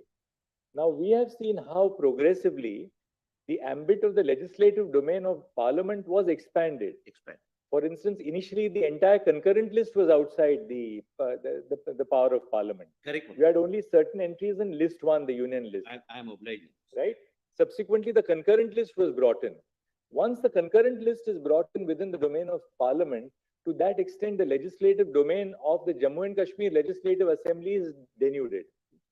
Then entry 97 was wholly outside the purview of Parliament initially. Later on, as we see, entry 97 is also gradually brought in within the purview of Parliament, albeit in the context of laws affecting the sovereignty and integrity of India, terrorism, so on and so forth.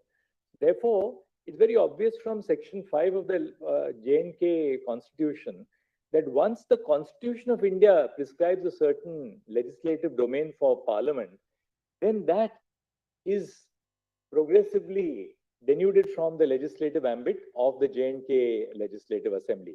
And that was not fixed as of 1957. Another very important feature is that Section 5 does not fix the ambit of the legislative or executive domain of the J&K government and the Legislative Assembly as of 26th of January 1957. Correct. In fact, it contemplates that what the Constitution of India will prescribe for Parliament will be outside the domain of the of our domain. In that sense, it is always intended to be subservient to the Constitution of India. And my lord, it's not really a document which has equivalent effect. And that's what the 147 makes these provisions unamendable. Section 147. Section 147. 3 and 5 cannot be amended. Otherwise, what happens? Lord, this is amendable. This constitution, if it would have survived, was amendable by the legislative assembly. So they can amend their preamble and academically, potentially, can become a theocratic state because secularism was not applicable. All right, Mr. Solicitor, I think we've gone through your Article Yes. 370 note. Now what, your Constituent Assembly note, now what's the Lord, now, Lord, my Now you have to deal with the important part about states reorganization and the conversion of yes, the state into a UT. How do you answer that? Lord, I'll take a little time on this one, not unrealistic time, but there are 3-4 judgments, Lord, which are direct judgments. All right.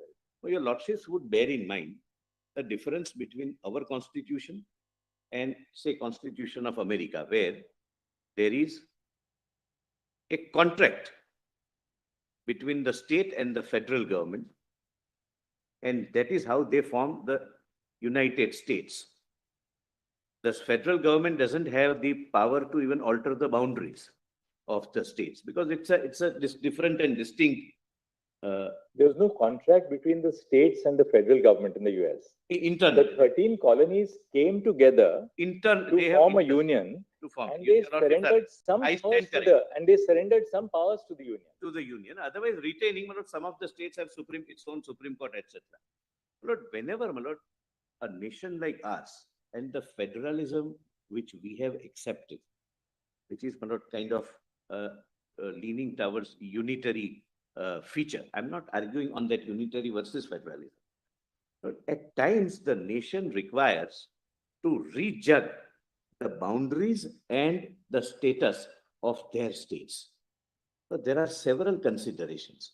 And therefore, at the outset, my lord, I may point out that this is a case, one of its type, which is not to be encountered, my lord, by the court. For example, if Gujarat was to be bifurcated or Madhya Pradesh was to be bifurcated, the parameters would be different.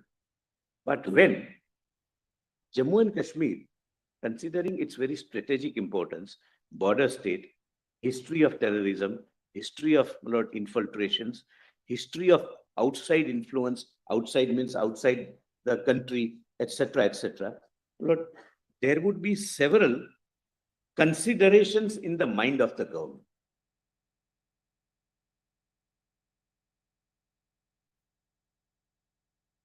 We share border with 4 at least countries, all of which may not be friendly, to put it mildly.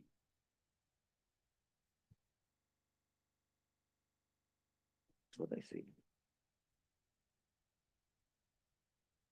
Argument based on border states is a problem. We have many states on the border. No, history also. The history, I have given the details in my affidavit, filed long back, how the situation in Kashmir is developing. The number of deaths of civilians, the number of deaths of security forces, the number of attacks, the number of stone pelting, the number of every week 2 or 3 days of hartal, paralyzing schools, hospitals, banks, business houses, everything. All these are policy considerations. Lord, whenever a state reorganization takes place, not only there are policy considerations as to why the state needs to be reorganized, but there is always a blueprint as to what the central government would do after the state is reorganized. How to bring, my lord, in a peculiar facts of this case, my lord, the youth in the mainstream, how to ensure that they are gainfully employed, how to float certain schemes so that people on the bordering or who are continuous, Lord, facing the attacks of shelling, etc., are now getting a sense of confidence that the government has not left us, etc. There are several considerations that we will have to start with, say, democratic local self-government elections so that the people participate in the internal local self-government institutions for their own good. The source of the power to reorganize, which is with the Union of India, is the same. 3 and 4. Right. Parameters would differ. But therefore, do you concede that power to the union in respect of every Indian state? You're not saying that you should concede that, no, this only exists for J&K, it exists for every Indian state, right? The power is for all. Once you concede that power to the union in relation to every Indian state, how do you ensure that, the kind of abuse that they apprehended? We are now not defining it for today, but what we lay down would be the law for the last. I It had is revised by some larger bench at some point of time. But how do you ensure then that this power will not be used, in case of others? That was my worry. I share your lordship's worry, and therefore, my lord, I started by saying that your lordships are dealing with a one of its kind situation, which is not going to arise, my lord. And if, my lord, I point out, my lord, after Not one of its kind situation. We have seen on the northern border, Punjab, very difficult times. Similarly, some states at different times in Northeast, all border states. One of the states in Northeast presently. Many none of times them as because of whatever reasons, near the border, we can't choose our neighbors, as they often say. We have had problems. correct. So the worry which Chief Justice expresses is that tomorrow, if there is a scenario of order, can each of these states face this problem? And why each of these states only, my lord? It can happen to, my lord, for example, Madhya Pradesh or Gujarat or any state. Your argument from the borders is what I'm testing. See, there are states which are on border of other countries where situation may not be very palatable. Now, at least those border states, I understood your argument that these border states are category by themselves. How do we distinguish between Jammu and Kashmir and any other border state? I'll just, my lord, I'm grateful. I'll point out. My lord, in none of the border states, take, my lord, northeastern states or Punjab, as your lordships give an example.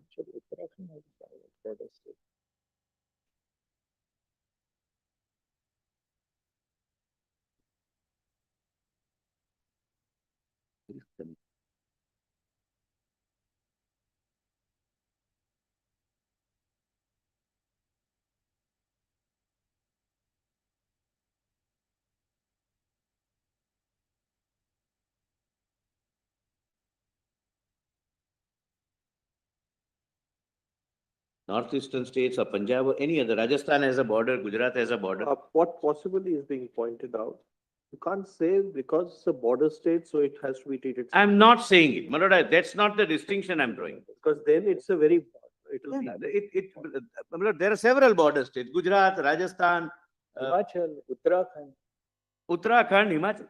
I'm not, my lord, kindly don't misunderstand my submission that because it is a border state, it requires different treatment. My lord, kindly see the consistent, repeated situation which we are facing since decades on a daily basis is not happening in Gujarat or Northeast or any other border state. Here is a border state where one of our territory is occupied by Pakistan, or we have POK. I have given figures. What are the deaths taking place every year, right from 20 years before? This is a problem faced by the nation from decades, since decades, which we are, my lord, trying to, my lord, sort out or deal with. And I'll show, my lord, this is not, my lord, just, these decisions are never taken as knee-jerk reactions. There is always, my lord, policy considerations. Border state, this particular state being a different kind of a border state is one, but there are several considerations. And one of the consideration would be how to bring the youth in the mainstream. And I'll point out, my lord, everything was kept in mind and is implemented. And what we are seeing today is the result of that blueprint being implemented. Lord, after this decision, there were elections which took place of district development councils. There are 34,000 elected people. Democracy going to the grassroots. There are, Lord, large number of schemes which are introduced.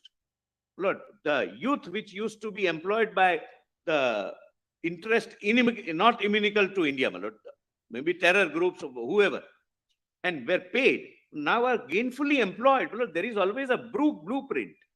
And I'll be able to show that blueprint working. Lord, I'm not conscious of the fact that end would not justify the means. But end, your lordships can certainly see whether these policy considerations which decided the reorganization were correct or not. Because the government has acted with a blueprint, not only for reorganization, what would be done after reorganization and how Jammu and Kashmir would return to normalcy. And I'll be able to show the steps which are taken. Right now, my lord, I will deal with in three parts. My lord, the impression which is given to your lordship is that this has been reduced from state to union territory. Means there is a downgradation. And my lord, there are some other factually incorrect statements were made, my lord, by one of the council, my lord, who argued for reorganization, against reorganization, that we lost this, there is no representation, there is no consolidated fund of India, we can't participate in election of president, our seats in the parliament is gone. Let's look at it at the first level, basic level, the textual level of the constitution. Let's go step by step. Then we'll go to the last part, namely, which was what motivated this decision. And there you have said that these are policy considerations. Look at the nature of the state, the history. You can't lose sight of all that. We must also deal with it at a textual level. Does Parliament have the power to convert an existing Indian state into a union territory? Yes. If it does have that power, how do you read Article 3? You can just assist us on, that's the basic textual question. Yes, there are, my lord, specific judicial pronouncements on. No, but we will go to the judicial pronouncements. Why don't you first look at the text of the statute? Before that, may I request your lordships to have a just bird's eye view of the Reorganization Act itself? No one has shown that, my lord, to your lordships. I want your lordships to see that. You look at the Reorganization Act, that will provide us. I'm not reading every part. I'm just taking your lordship through the titles. Lord, nobody has read, my lord. First, that's worrying us. Let's look at the source of the power. Kindly come to, my lord, Article 3. Just in a minute or so. Yes. Just how you interpret Article 3. Article 3. Also, I would like to know whether it's some kind of a, what is the nature of exercise of that power? Is it a permanent exercise of power? Is it a temporary exercise of power? What is No, that? it is, my lord, I must, Lord, let me answer that straight. Lord, this question was put in the parliament when the reorganization bill was passed. Lord, I'll just read, my lord, the statement of the honorable minister on the floor of the house. So the union territory here is not intended to be a permanent territory. No, my lord. All right. And that's what, my lord, I'm making. Question number two. Yes. Number two. How impermanent is it? And question number 3, when are we going to have elections? I understand, my lord. That is why, my lord, I was going to show to your lordships the steps taken to ensure that we reach that stage. I will show those steps. All right. Now let's go to Article 3. Article 3. Article 3, formation of new states and alteration of areas, boundaries, or names of existing states. Lord, first, my lord, before that, please read, my lord, explanation 1, so that your lordships can read in that context. In this article, in clause A to E, state includes a union territory, but in the proviso, state does not include a union territory. Correct, my lords? So wherever you read state, read union territory. Union territory, except the proviso. So now let's read clause yes, A yes. in the light of that. Yes, and my lord, this very reorganization has been subjected, and my lord, this honorable court has said that it is permissible. This reorganization act has passed the muster of your lordships under 3 and 4. The judgment I'll show. Parliament may by law form a new state by separation of territory from any state or by uniting 2 or more states or parts of states or by uniting any territory to a part of any state. So, my lord, I would read, Parliament may by law form a new union territory by separation of territory from any state or by uniting two or more states, we are not concerned, or parts of the state, again, we are not concerned. So there is a power of having two union territories out of one state, then B, increase the area of any state, diminish the area of any state, alter the boundaries of any state. But here, this would also result. Does clause A contemplate a situation when the entirety of a state can become a union territory? There are two. Jammu and Kashmir and Ladakh. And there is nothing, my lord, which prohibits. Does clause A contemplate a situation where an entirety of a state can become, say, more than one union territory? What you've done? It can, my lord. I'm not answering that question because that doesn't arise here.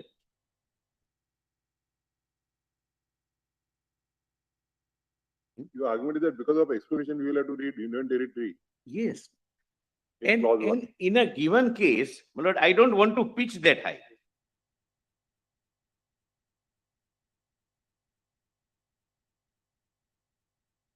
See, clause A, the problem. Form a new union territory, we will not read it as state. Form a new union territory, singular will include a plural. So form more than one union territory, no problem. Form a new union territory by doing what? By separation of territory from any state. Territory means geographical area. Right.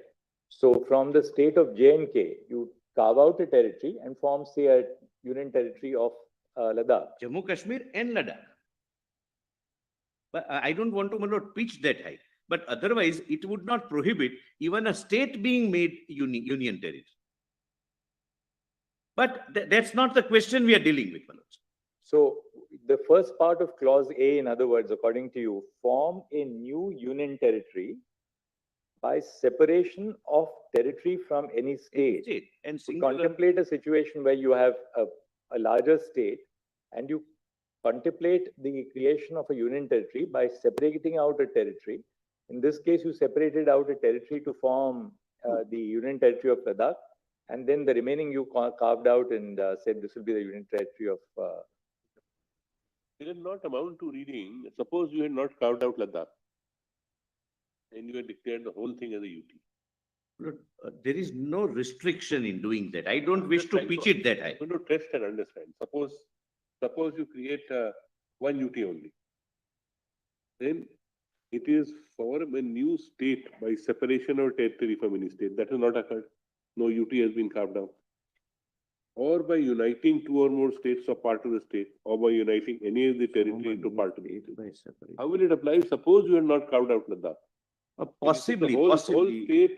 So then the power would be the conversion of any state into a UT.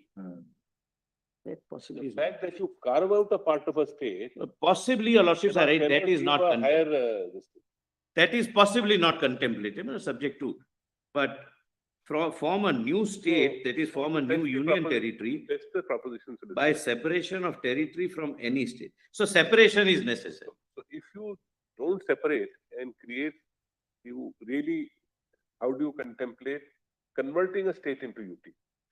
And if, I'm just saying for the sake of argument, if that is not possible, can you do that by carving out the UT and making the other also UT? There is no restrictions. And this is how, my lord, it is understood by your lordships also. Because, for example, my lord, Assam, Tripura, and Arunachal became UT first and thereafter became state. Assam remained a state, that's the distinction. But Assam could have also become a UT. There is no restriction. That's what I'm saying. See, just carving out Ladakh as a UT is, I would say, less complicated in its nature. So therefore, to test the proposition, I'm saying, suppose you don't carve out UT, Ladakh. You decide that the whole state should be a UT. So can you do that and say J&K state will remain as it is as boundary, but from state it becomes a UT? When we want it, we'll reconvert it back to the state. My lord, my first reading is separation is necessary. That's my first reading. That is what is a little. Because that question we are not faced, my lord, right now in this. The question will arise to test it that if you cannot convert a state into a UT, then can you carve out a UT? It's fine. But in the bargain also say that what I could not do without carving out a UT, I can do it now by making both of them the UT. No, This is the because I had proposition a which is- separate reason to carve out Ladakh as a separate UT. You may, no difficulty. Sure, the decision, that's why I'm saying this less complicated Yes, by its nature, carving out a UT. here it's less complicated. Reducing both parts of the carved out and the pre-carved out. So suppose Assam, you carved out a UT. But you say, no, we carve out a portion of the Assam as UT and also convert Assam into a UT. That's the testing proposition. It would be an extreme example, but for the purpose of testing, there can be two answers. A, separation would be necessary, and if separation takes place, that doesn't take place if one state is declared UT. So one state cannot be declared. What is troubling me? Whether Your lordships are right. One state possibly, under 3 cannot be declared as UT. But here, it is nobody's case that we declared Ladakh as UT to come out of this embargo. It's nobody's case. We had separate reasons. Mr. Solicitor, there may be another way of looking at it. Apropos the theme with which you began, which was the general situation in Jammu and Kashmir.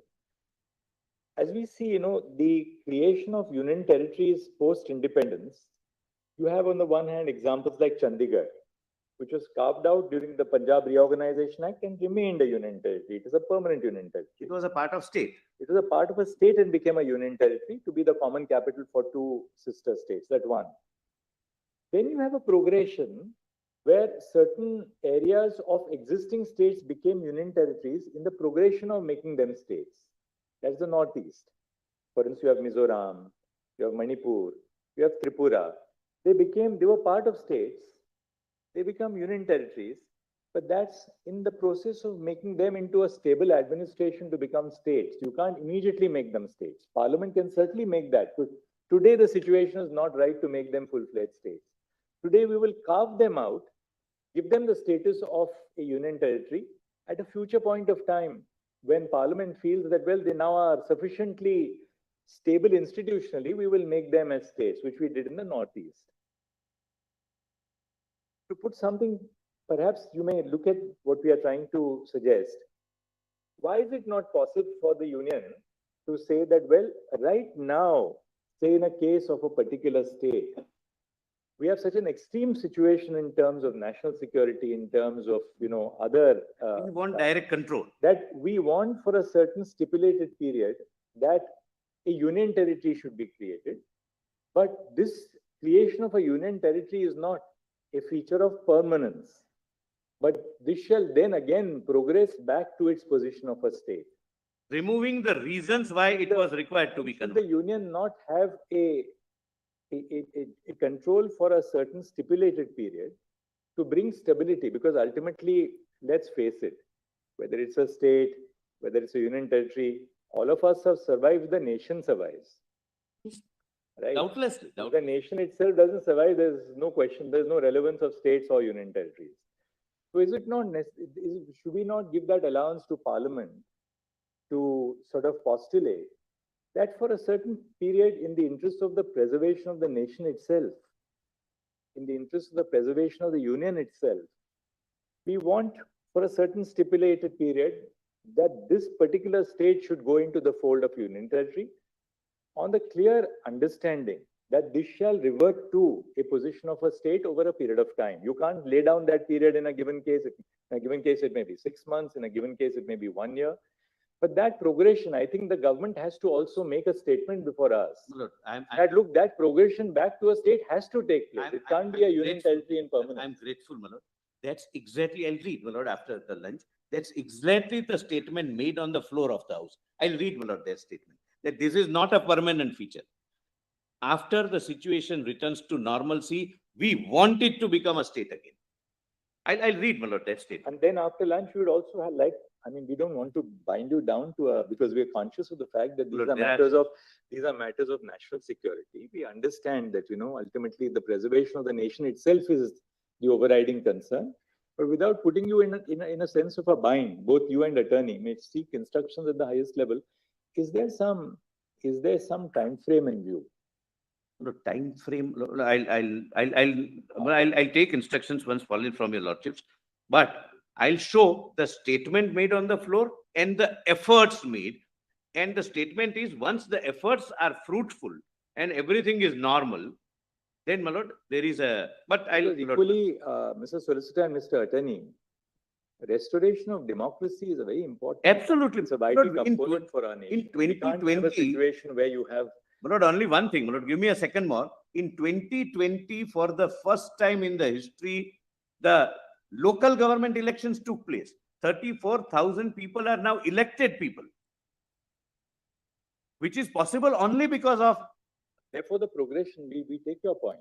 We take your point that the progression has already begun. Yes, madam. No hartal, no stone pelting, no curfew. At least situation is normal. But No, I am not only on, my lord, election and politics. I am on, my lord, national integrity. is there a roadmap? Yes, yes, it is. And tell us what the Yes. roadmap is.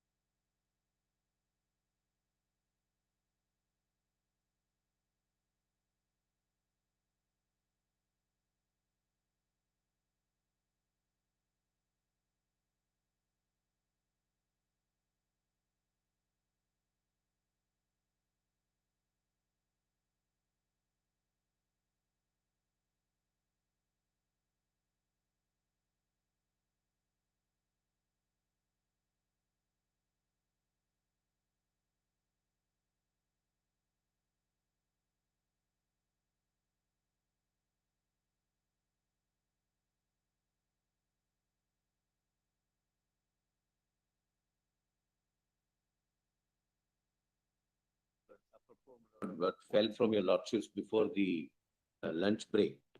Lord, I have taken instructions, but hurry.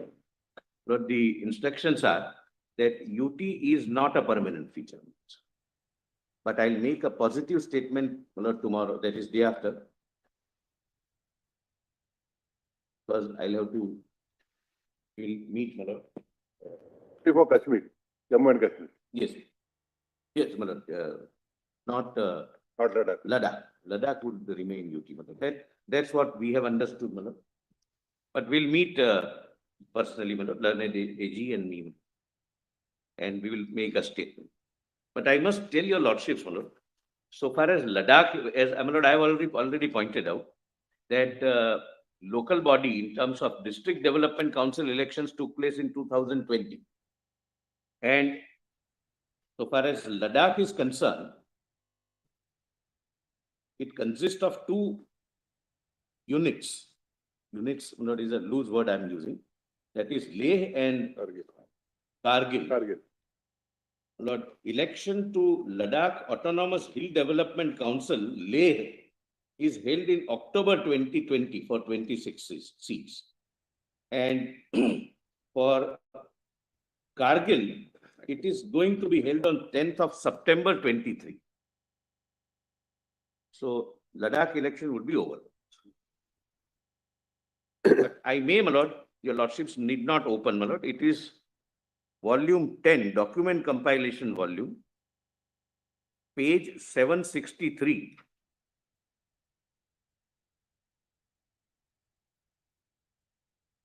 One compilation volume.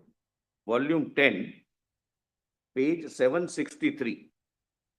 But I am reading 4 lines from Lok Sabha and 4 lines from Rajya Sabha, because something said on the floor of the house has its own sanctity. Therefore, my lord, I am reading it.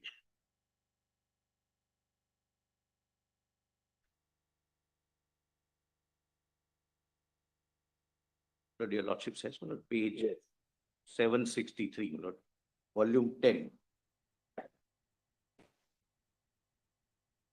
Because the Honorable Home Minister introduced the bill and it was debated. It was debated for both the days. This is Lok Sabha, this one? This is Lok Sabha, my lord. What I am reading at page 763 is Lok Sabha.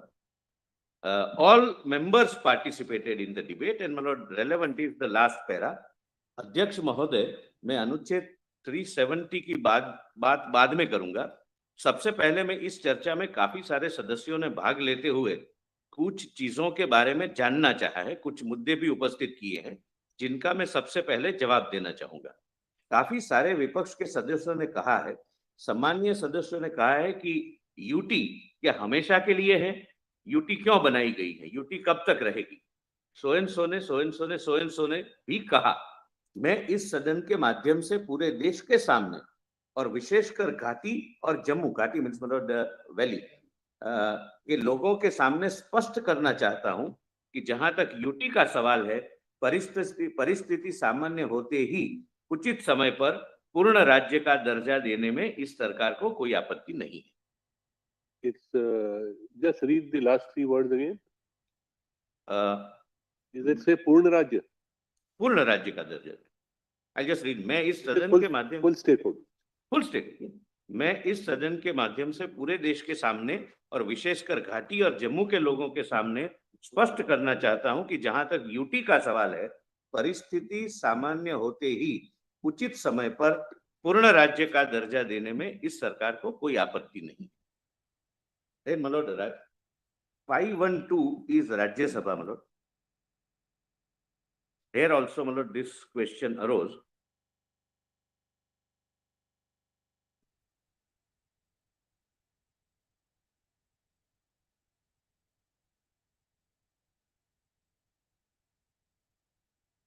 But somewhere 10th line from the top, my lord, it starts with कई माननीय सदस्यों. But I'm on page 162. I'm sorry, page 512.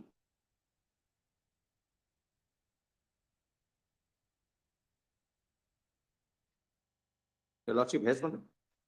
My lord, After that, after the English words, constitutional position? no, उससे the same line.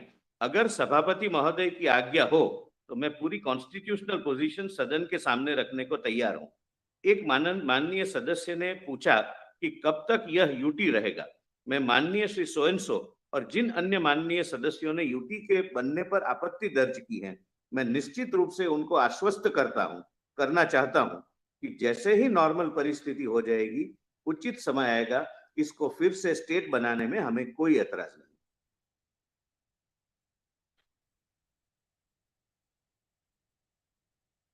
मैं आज इस सदन के माध्यम से जम्मू कश्मीर की जनता को भी कहना चाहता हूं कि जम्मू कश्मीर भारत का मुकुटमणि है और इसमें कोई मतभेद नहीं है।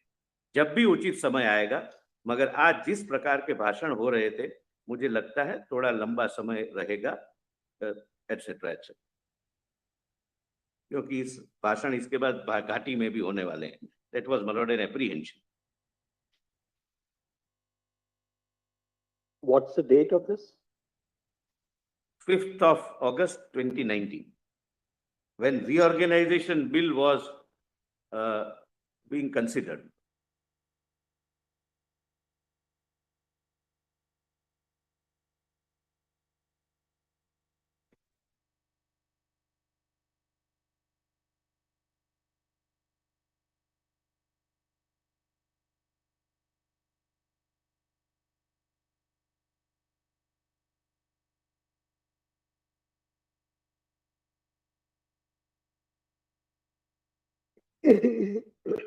May I quickly, my lord, take your lordships through the judgments, my lord, on Article 3(4), whichever way, my lord, your lordships would like me to go. But I'll read, my lord, only cite few judgments on All right, let's, reorganization and 356. all right. Where are they, Solicitor?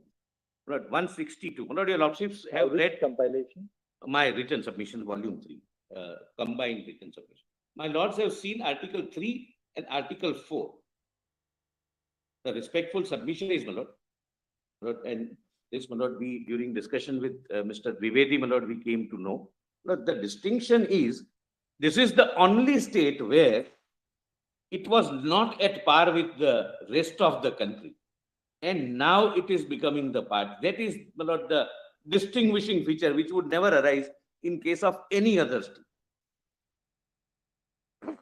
Now, my lord, this UT, my lord, of Jammu and Kashmir came up for consideration of this honorable court. My lord, at page 162, the judgment of... I closed the compilation volume, so I'll have to research your find out where Volume 3. I'm sorry? Volume 3. Volume 3. Says which you are reading. Yeah. my written submissions. But what I've done is, so that your lordships may not have to shuffle through the judgment volumes, I have quoted the paragraphs I am relying upon, verbatim. This para 85 onwards. Yes, my lord. No, my lord. Para 85 onwards, yes, my lord. I'm skipping the paragraphs. I'm just reading the judgments. I'm just locating. I have the page there. Yes, yes. Right. I'll read the judgments, my lord. First, Your one is lordships, I have not the judgment of this court, my lord, in case of Jammu Kashmir. The present reorganization. Article 3 provides that Parliament may by law form new states and alter the area's boundaries. One, para 89. I'm sorry. Para 89. Para 89, I'm sorry.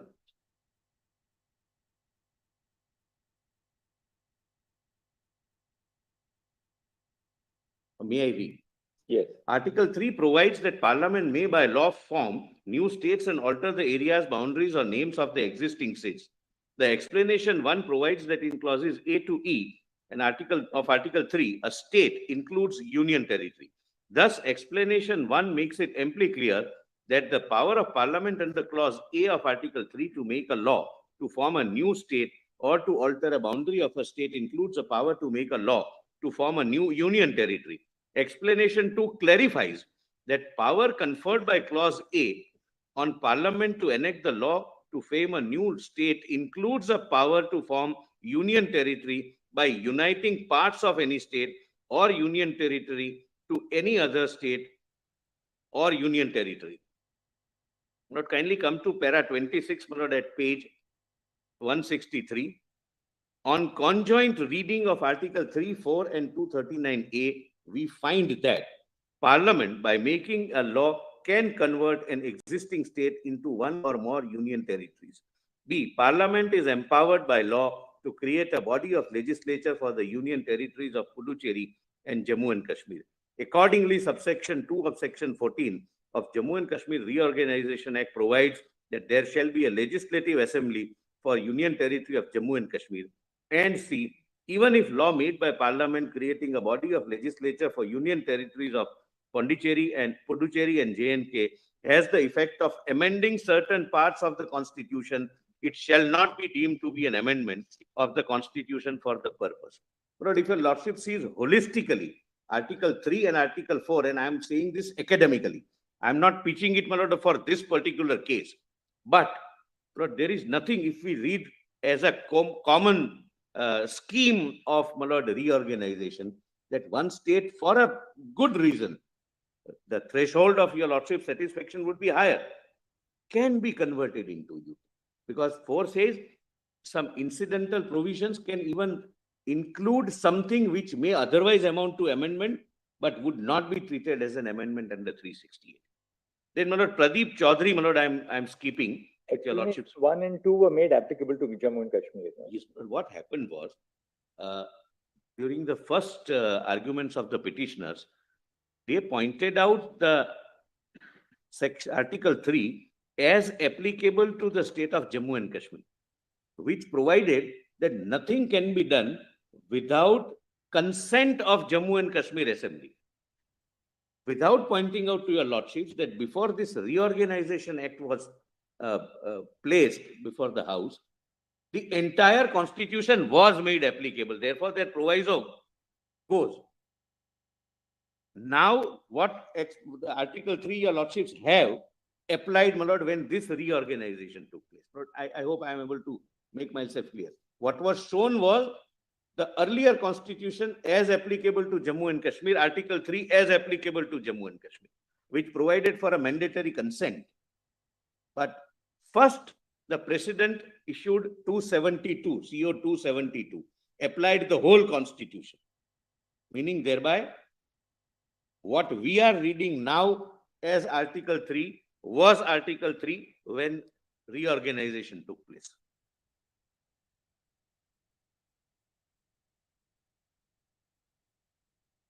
What's the date of reorganization? What's the date of reorganization? It was passed on 6th of August.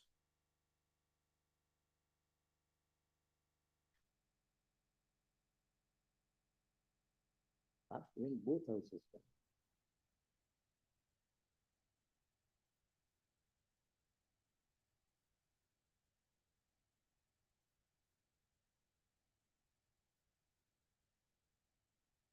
Lord, this is, Berubari is considered.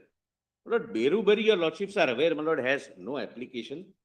A part of India was being ceded to some other country. That was the concept. That was the fact situation arising in Berubari. There was a mistake in Berubari, which 5-judge bench in Ram Kishore notes and corrects. And thereafter, there is an amendment to the Constitution, knowing that now there was a mistake in Berubari. I'll show, my lord. Please come to para 91 at page 164. Only, my lord, the relevant parts I have quoted and I'll read. This is a 5-judge bench, my lord, speaking to my Lord Justice Gajendra Gadkar. Before proceeding to deal with the points which have been raised before us by Mr. Mukherjee on behalf of the appellants, it is necessary to advert to the opinion expressed by this court in re the Berubari Union and Exchange and Enclaves, so-and-so. The Berubari Union at para so-and-so, with a view to correct an error which has crept into the opinion through inadvertence. On that occasion, it was urged on behalf of the Union of India that if any legislative action is held to be necessary for implementation of Indo-Pakistan Agreement, a law of Parliament relating to Article 3 of the Constitution would be sufficient for the purpose, and that it would not be necessary to take any action under Article 368. This argument was rejected. In dealing with this contention, it was observed by this court that the power to acquire new territory and the power to cede a part of the national territory were outside the scope of Article 3C of the Constitution of India. This court then took the view that both the powers were essential attributes of sovereignty and vested in India as an independent sovereign republic. While discussing the significance of the several clauses of Article 3 in that behalf, it seems to have been assumed that union territories were outside the purview of the said provisions.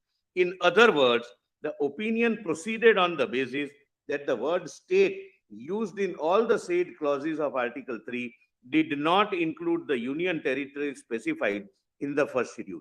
Apparently, this assumption was based on the distinction made between the two categories of territories by Article 1(3).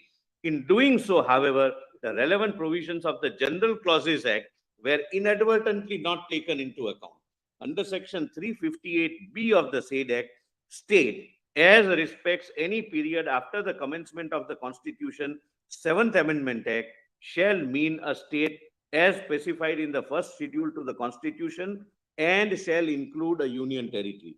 This provision of General Clauses Act has to be taken into account in interpreting the word state in the respect of clauses of Article 3, because Article 367(1) specifically provides that unless the context otherwise requires, the General Clauses Act shall, subject to any adaptations and modifications that may be made therein, under 372, apply for the interpretation of this Constitution as it applies for interpretation of an act of legislature. Therefore, the assumption made in the opinion that Article 3 in its several clauses does not include union territory is misconceived, and to that extent, the incidental reason given in support of the main conclusion is not justified. My Lord, after this judgment, my Lord, 18th Constitution Amendment is made. Judgment is, my Lord, 27th August 66. I'm sorry, the judgment is 1965. What is the date in 1965? Lord, I'll just give the Lordship may give me a minute. The amendment is, my Lord, 27th August 68. 27th August? 66. 27th August 66. And just give us Ram Kishore's.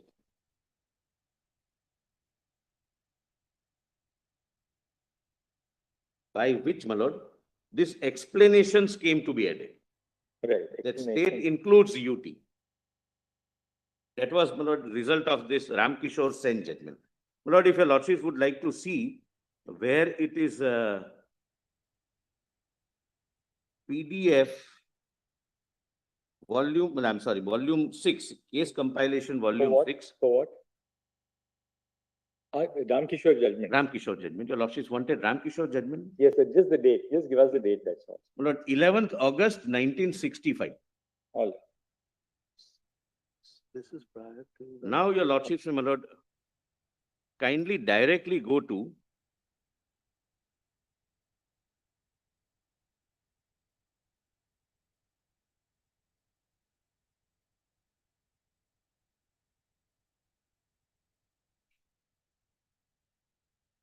Lord, your Lordships have seen page 167, the view of Justice Khanna, my Lord, Justice Khanna, Delhi High Court. And thereafter, my Lord, I read Mangal Singh little later because it's not, my Lord, quoted here. Please come to 169, page 169. State of West Bengal.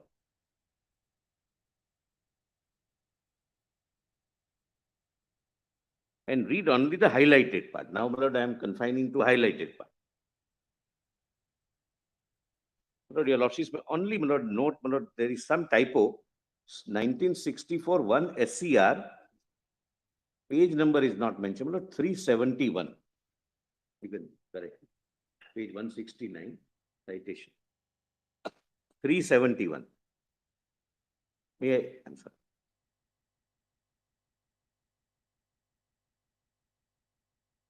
Look, this is a judgment by 6 honorable judges bench. The legal sovereignty of Indian nation. Your Lordship, guess, my Lord, Justice Kaul, my Lord, para 101. 101. The judgment is, my Lord, State of West Bengal versus Union of India. Yes. Legal sovereignty of the Indian nation is vested in the people of India, who, as stated by the preamble, have solemnly resolved to constitute India into a sovereign democratic republic for the object specified therein. The political sovereignty is distributed between, as well as we will presently demonstrate, the Union of India and the states with greater weightage in favor of union.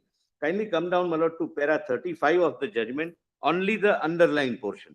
There are no independent constitutions of the states apart from the National Constitution of Union of India. Chapter 2, Part 6, from Article 152 to 237 deals with states, the power of legislature of the states, the power of executive and judiciary. What appears to militate against the theory regarding the sovereignty of the state is the wide power with which the parliament is invested to alter the boundaries of states and even to extinguish the existence of a state. There is no constitutional guarantee against alteration of boundaries of the state. By Article 2 of the Constitution, the Parliament may admit into the Union or establish new states on such terms and conditions as it thinks fit. And by Article 3, the Parliament is by law authorized to form a new state by redistribution of territory of a state or by uniting two or more states or parts of states or by uniting any territory to a part of the state, increase the area of any state, diminish, etc. But then 4 lines from thereafter, Parliament. The word starts with Parliament. Parliament is therefore by law invested with authority to alter the boundaries of any state and to diminish its area so as even to destroy a state with all its power and authority.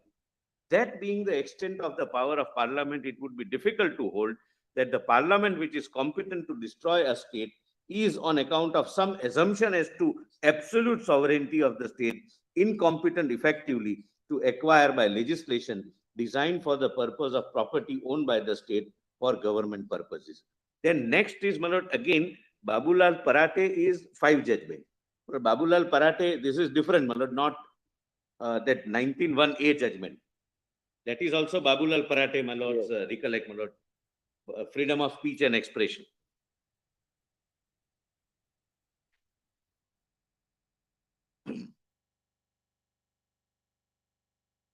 Lord, here,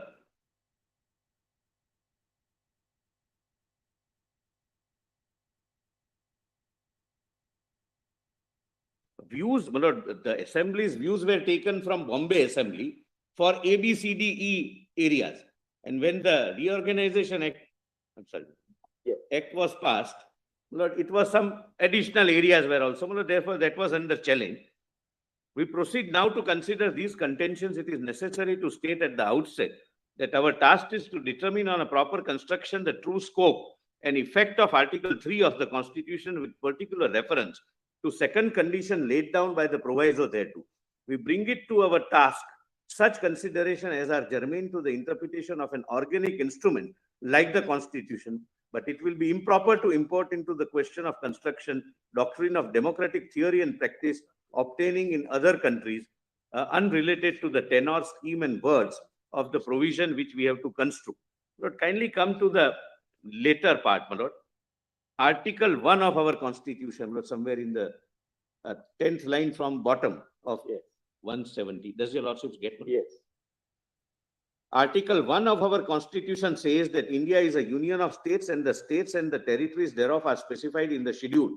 There is therefore no difficulty in understanding what it meant by expression state in Article 3. It obviously refers to states in the first schedule, and the legislature of state refers to the legislature which each has under constitution. That being the position, we see no reason for importing into the construction of Article 3 any doctrine, consideration of the sanctity of rights of states, or even for giving an extended meaning to the expression state occurring therein. None of the constituent units of Indian Union was sovereign and independent in the sense the American colonies or Swiss cantons were before they formed their federal unions. The Constituent Assembly of India, deriving its power from the sovereign people, was unfettered by any previous commitment in evolving a constitutional pattern suitable to the genius and requirement of the Indian people as a whole. Unlike some other federal legislatures, Parliament, representing the people of India as a whole, has been vested with the exclusive power of admitting or establishing new states, increasing or diminishing the area of an existing state, all altering its boundaries, the legislature or legislatures of the states concerned having only the right to an expression of views on the proposals. it is significant that for making such territorial adjustment, it is not necessary even to invoke the provisions governing constitutional amendments. Then, my lord, Raja Rampal, only one line, my lord, I'll now coming down to one line, my lord, kindly, my lord, appreciate. It says India is an indestructible union of destructible units.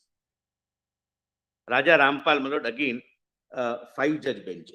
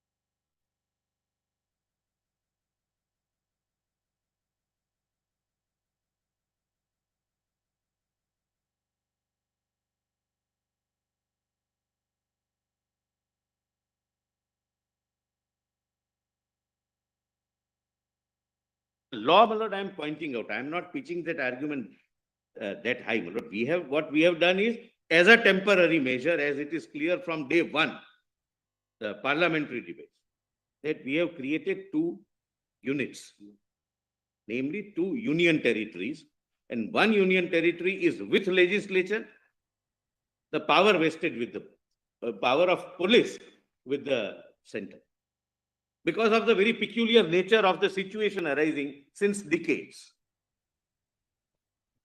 Rest everything they have, what state has. Pointed out 2 instances where it has happened. First was Punjab. That was a very peculiar problem. Punjabi Suba movement, etc. More or less everybody was agreeable. Probably it could not muster through the legislative assembly.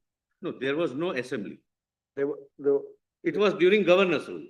no, I understand that, but earlier it could not muster through the division of Punjab between Haryana and then parts of Punjab going to Union Territory first, even Himachal Pradesh, and Himachal Pradesh itself becoming a state.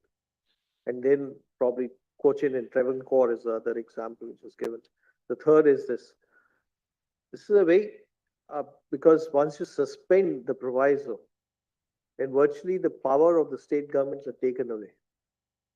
The representation of the state is represented by the will of the people of a larger country. Correct. Can lead to. That is, my lord, touched upon in Bommai, SR Bommai. My lord, please come to page 173. Even this question was, my lord, considered in Bommai judgment. We read Bommai judgment for a different issue, but this was also one of the considerations, one of the factors which fell for consideration of the court. Page 173.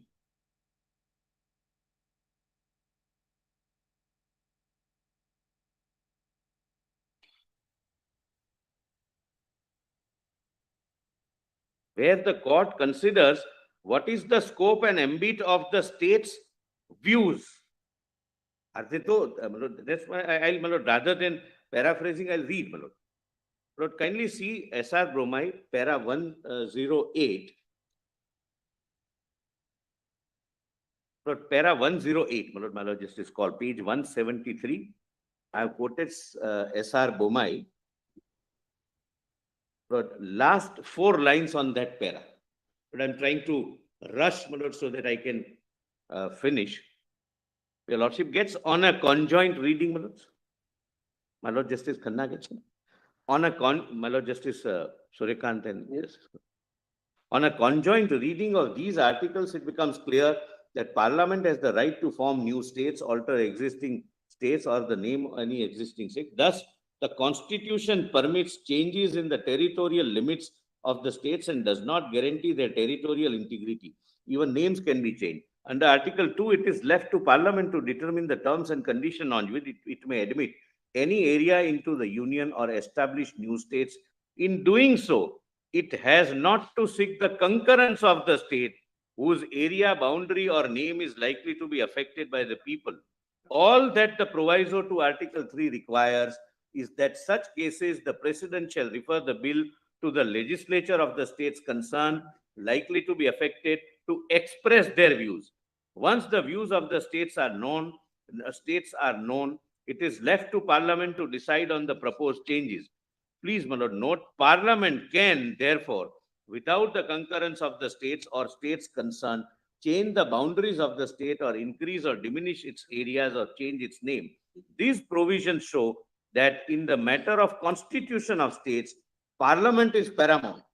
This scheme substantially differs from the federal setup established in the United States of America. So, my lord, it is in substance, in my respectful submission, said that it's a provision which is strict compliance is not insisted upon, provided there is a broader compliance, namely the entire nation, considering that this affects the nation as a whole. This situation doesn't affect the state or neighboring states only. This affects the entire nation and therefore including the representatives of Jammu and Kashmir. Parliament and Rajya Sabha, Lok Sabha and Rajya Sabha have representatives of Jammu and Kashmir.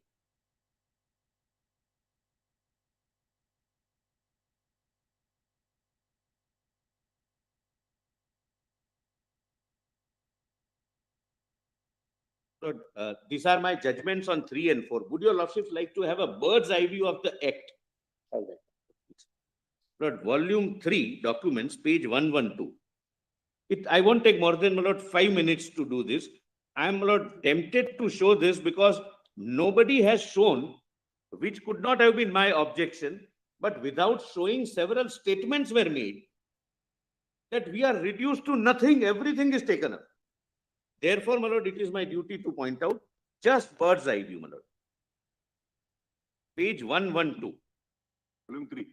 Volume 3, document volume 3, my lords. Page 112.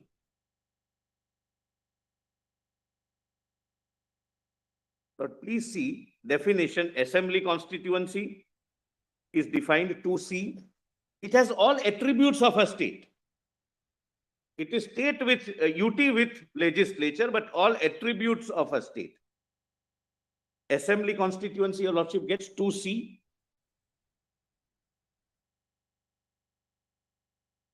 Am I with your lordship? Yes.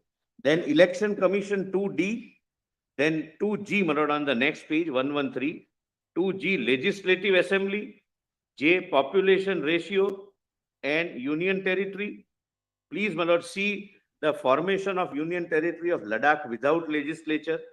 Then, my lord, formation of union territory of Jammu and Kashmir with legislature. Correct, my lords? Then come to, my lord, page 114. No reduction. My lord, they say that our representation in parliament is reduced. On and para 10. My lord, on and from the appointed date, there shall be allocated 5 seats to successor union territory of Jammu and Kashmir and 1 seat to union territory of Ladakh in the House of People. Earlier they had 6. Now it is 5 plus 1, 6. Then delimitation of I'm sorry. That's section 10. Section 10, my lords. My lord, the argument of Mr. C.U. Singh was that we have lost representation in parliament.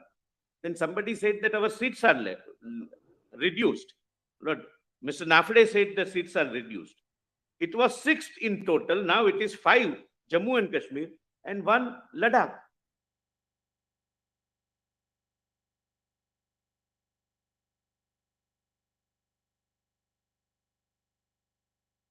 Then, my lord, 12. Every sitting member of the House of People representing a constituency which, on the appointed day by virtue of the provisions of section 10, stands allotted with or without alteration of boundaries to the successor Union Territory of Jammu and Kashmir or Union Territory of Ladakh, as the case may be, shall be deemed to have been elected to the House of People by that constituency as so allotted. So they continue as Lok Sabha members.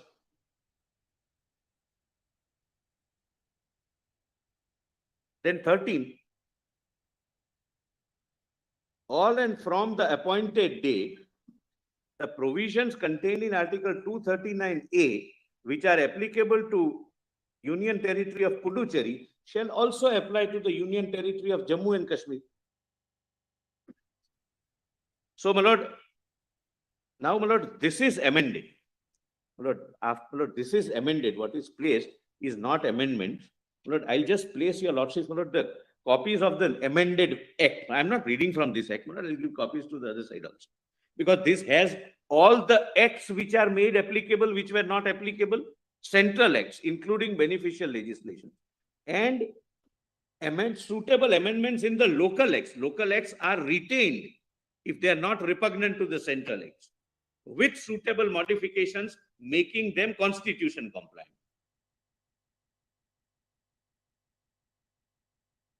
Well, this is amended, section 13, because the argument was that now we can't vote.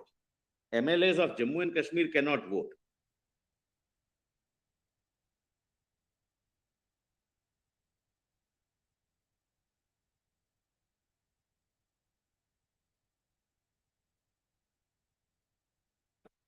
Lord, at page 10, foot of the page, section 13, my Lord Justice Gavai and Justice Surya Kant has that. Page 10 of this book, my Lord, amendment is in this book, therefore, my Lord, I'm. Page 10, right side, left side, top is the pagination, section 13. On and from the appointed date, the provisions contained in Article 239A or any other article containing reference to elected members of Legislative Assembly of the state, which are applicable to Union Territory of Puducherry, shall also apply to Union Territory of Jammu and Kashmir. So they can vote, my lord, wherever MLA is required to vote. In, for example, the example given by petitioner was presidential election. Then 14, my lords.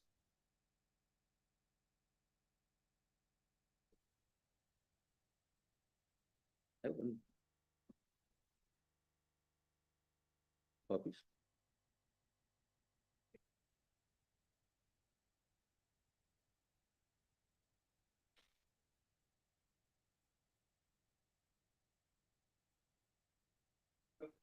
Section 14. There shall be an administrator appointed under Article 239A of the Constitution for the Union Territory of Jammu and Kashmir, and shall be designated as Lieutenant Governor. The total number of seats in the Legislative Assembly would be 107. Then, my lord, every entry except police. Police is, my lord, now for obvious reasons, my lord, I need not even explain why police is, my lord, directly under the control of the center. And clause 6, my lord, this comes for the first time. 14.6. This was never there. Seats shall be reserved for scheduled caste and scheduled tribes in the Legislative Assembly of the Union Territory of Jammu and Kashmir. This has come for the first time. Then come to, my lord, section 16.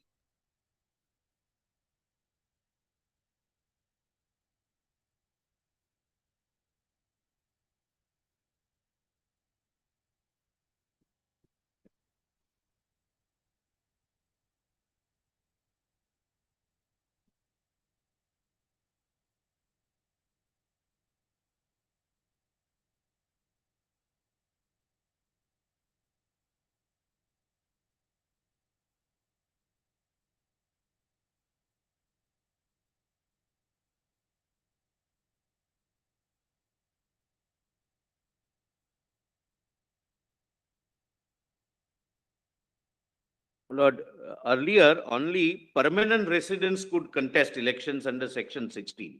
I'm not inviting your lordship's attention to read it. Now, He should be a citizen of India. He need not be a permanent resident for being qualified to be elected, my lord, like any other state, my lord. My lord, please come to the relevant entry, my lord, the relevant section, my lord, is at page 119, bottom, section 32, extent of legislative power. Lord, subject to my answering your lordships about the election on, my lord, day after, when, my lord, in the morning. But 119 of your compilation or? no, my lord, the act. Volume 3, my lord, same act. I'm reading from the act, my lord. Page 119, section 32. Volume 3, document volume 3, my lord. The lordships have 32. Subject to the provisions of this act, the Legislative Assembly may make laws for the whole or any part of the Union Territory of Jammu and Kashmir with respect to any of the matters enumerated in state list, except the subjects mentioned at entry 1 and 2, namely public order and police, respectively, or the concurrent list in the 7th schedule to the Constitution, insofar as any such matter is applicable in relation to Union territories. Then, my lord, 35, inconsistency between the laws, my lord, there is a provision. Special provision as to So finance. follows the Delhi model. Delhi model. has land. Delhi, of course, 1 and land. 1, 2, and 18 is carved out. Land is given to the state legislation. No, land is not given. Not given. Where is land accepting? Which provisions is land taken away? Not here, not here. Here only police and public order. Right. Lord, in Delhi. Right. I thought you were saying land is also taken away. No. In Delhi, it is public 1 to order, 8 police. And 1, 2, and 18. 1, 2, and 18. Your lordships have not, we have troubled your lordships for a long period, my lord, on that. I wanted to avoid that part, my lord, but it is. It's argued so many times that even Yeah, that yes. 1, 2, and 18 is stuck like a mantra in the brain, you know. So. But here, my lord, 18 is not there, my lord. It is only public 1, order 2. and police. Yeah, full public order and police. And for, my lord, reasons obvious. The very object and purpose of reorganization is this. Well, thereafter, there are financial bills provisions. One more change. Parliament has competence on all the 3 lists.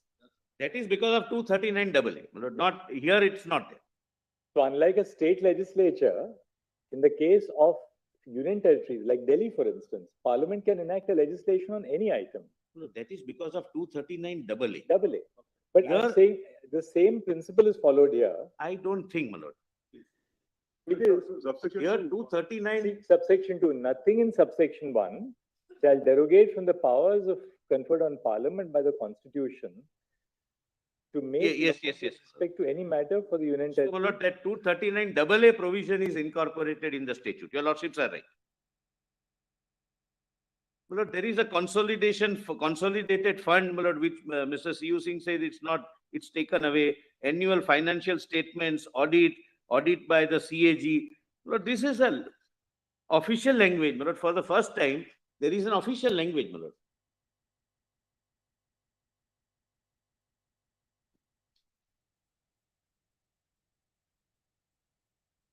I wish this was pointed out to your lordships, my lord, while saying that we have been deprived of everything. It's just a UT. It is a state, my lord, for all purposes except these 2 entries.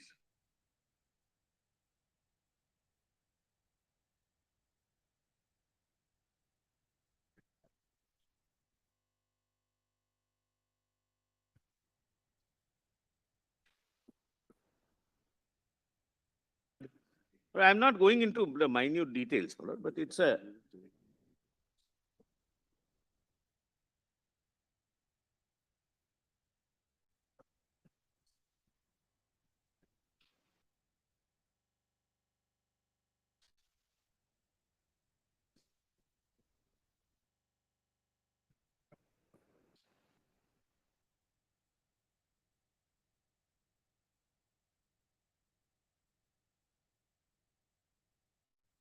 Lord, Mr. C.U. Singh argued that the assets are also merged with Union of India. Actually, nothing turns on it in this case. It's almost like trivia right now. But clause 2 says nothing in subsection 1, 32, shall derogate from the powers conferred on Parliament by the Constitution to make laws with respect to any matter for the Union Territory of Jammu and Kashmir or any part thereof. So this provision does not empower Parliament to make a law on the state list. Like 239 AA. The provision comes in 246(4). 246(4) says Yeah, yeah. Parliament has power to make laws with respect to any matter for any part of the territory of India not included in a state, notwithstanding that such matter is a matter enumerated in the state law. No, that is at par That's with why, everyone. no, just as a matter of constitutional position, Parliament can enact a law on all the three lists for Jammu and Kashmir. Even in absence of subsection 2, it could have. That's right. That's Article 246(4). Of Constitution operates. That's a constitutional position. So I am not reading, my lord. Mr. C.U. Singh, my lord, said that even the assets will go to, has gone to the central government. So there is a specific provision, apportionment of assets. Jammu and Kashmir assets remain with Jammu and Kashmir, and Ladakh assets went to Ladakh. That's how, my lord, whenever reorganization takes place, the things happen. Now, my lord, I may come to Article 356. But kindly come to my written submissions. And this is, my lord, the last part of my submissions, my lord. I have already crossed my time, my lord, but 142. Yes, my lord, I am placing it for your lordship's consideration. Lord, the governor's rule is in challenge, as I have pointed out, after 14 months. 142. My written submissions, 142. Volume 3, 142.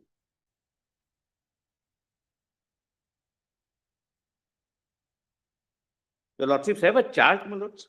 Yes. What I have done is, I have mentioned the number of the petition with the name,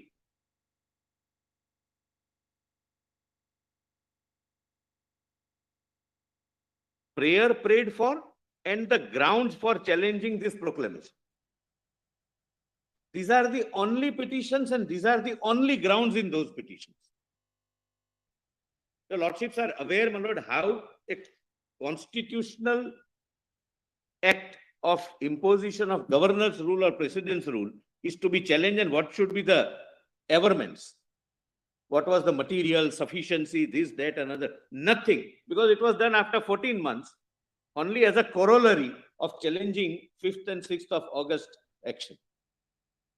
I'm not reading, my lord, the pleadings, but there are no pleadings. My lord, that's all I am saying.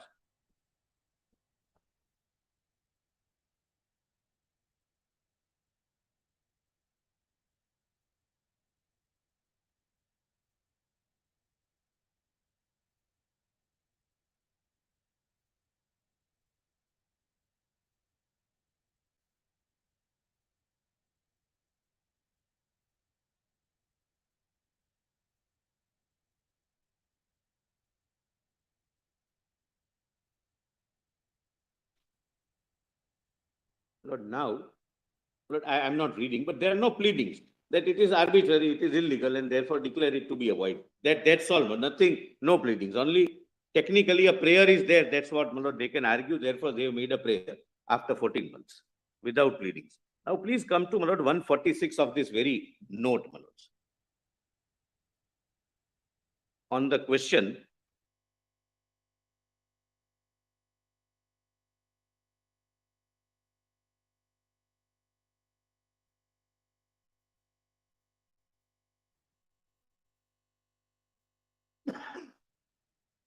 so this is again SR Bommai.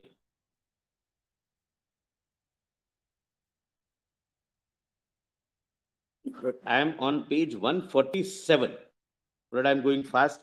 I've seen your lordship's eyes looking at the clock, my lord. I am also on the clock. No, that's not. Please don't have any such feeling. On the lighter side, crucial. but it's That eye goes to the clock just as a matter of training, that's all.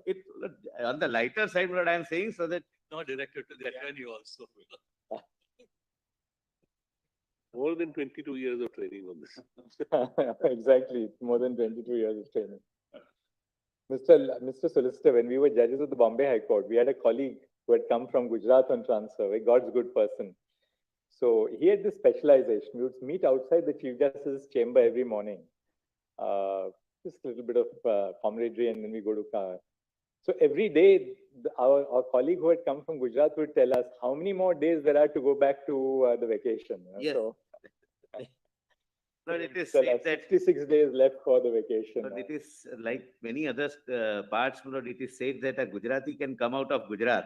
Gujarat never comes out of it. we always. Lord, 146, last Lord, Yes, part, great. only underlying portion. 147. Bommai, Lord, SR Bommai.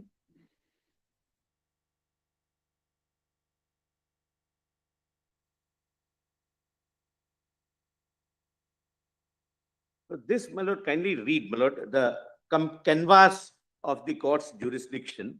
In fact, once the issuance of proclamation is held valid, the scrutiny of the kind and degree of power used under the proclamation falls in a narrower compass. There is every risk and fear of the court undertaking upon itself the task of evaluating with fine scales and through its own lenses the comparative merits of one rather than the other measure. The court will thus travel unwittingly into the political arena and subject itself more readily to the charges of encroaching upon the policy making.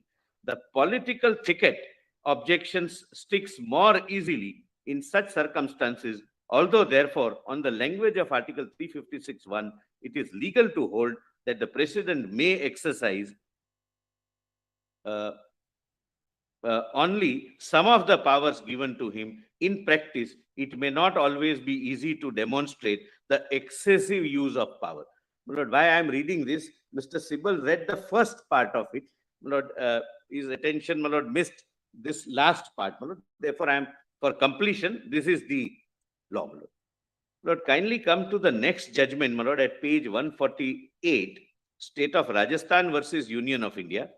Lord, 7 honorable judges, my lord. Lord, the bold part, my lord. There is a part which is made bold.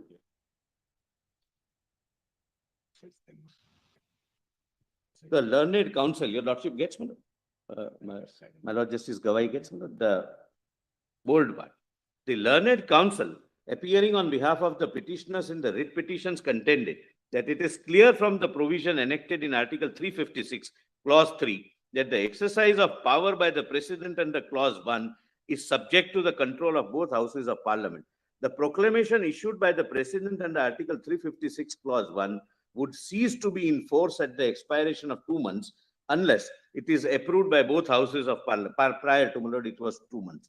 Houses of Parliament, and therefore no irretrievable action such as dissolution of the Legislative Assembly of the state can be taken by the President before the approval of both the houses of Parliament is given to the proclamation. He also restricts that irretrievable action can be taken, but not before it is approved by both the houses. Otherwise, the parliamentary control would be defeated and it would be possible for central government to present a fait accompli to the 2 houses of Parliament, and neither house would be able to remedy the mischief done even if it disapproved the proclamation. Moreover, either house of Parliament may disapprove the proclamation even before the expiry of 2 months, and where that happens, the President would be bound to revoke the proclamation immediately, because the proclamation cannot continue in defiance of the will of either house of Parliament without destroying the collective responsibility of Council of Ministers to the House.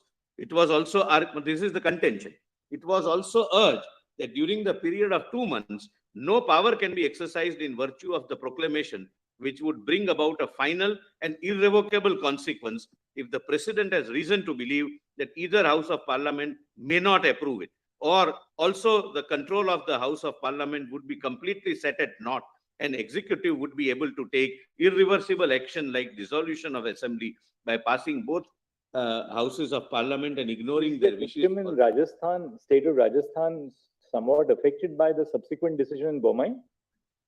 Yes, because Rajasthan was 77. That was when Mr. Charan Singh wrote the letter to Bommai the. comes subsequent. And I thought that Rajasthan is substantially diluted by Bommai. It is, Manoj. That's what that part I am going to read. Yes. Therefore, I have put it, my lord, chronologically so that your lordship gets everything at one, in one document without shuffling. This is not the majority decision. This is Justice Bhagwati's decision, not the majority. In Rajasthan. Majority, I can show, I mean, this is a better worded from my point of view. Majority says the same thing. I'll show, my lord, those paragraphs tomorrow. So let's not, my lord, give off the cuff, my lord, answer. 160, I'm sorry, my lord. Let me not give off the, I'll put it, my lord, that way. It would be clear from this discussion that when a proclamation is validly issued by the president,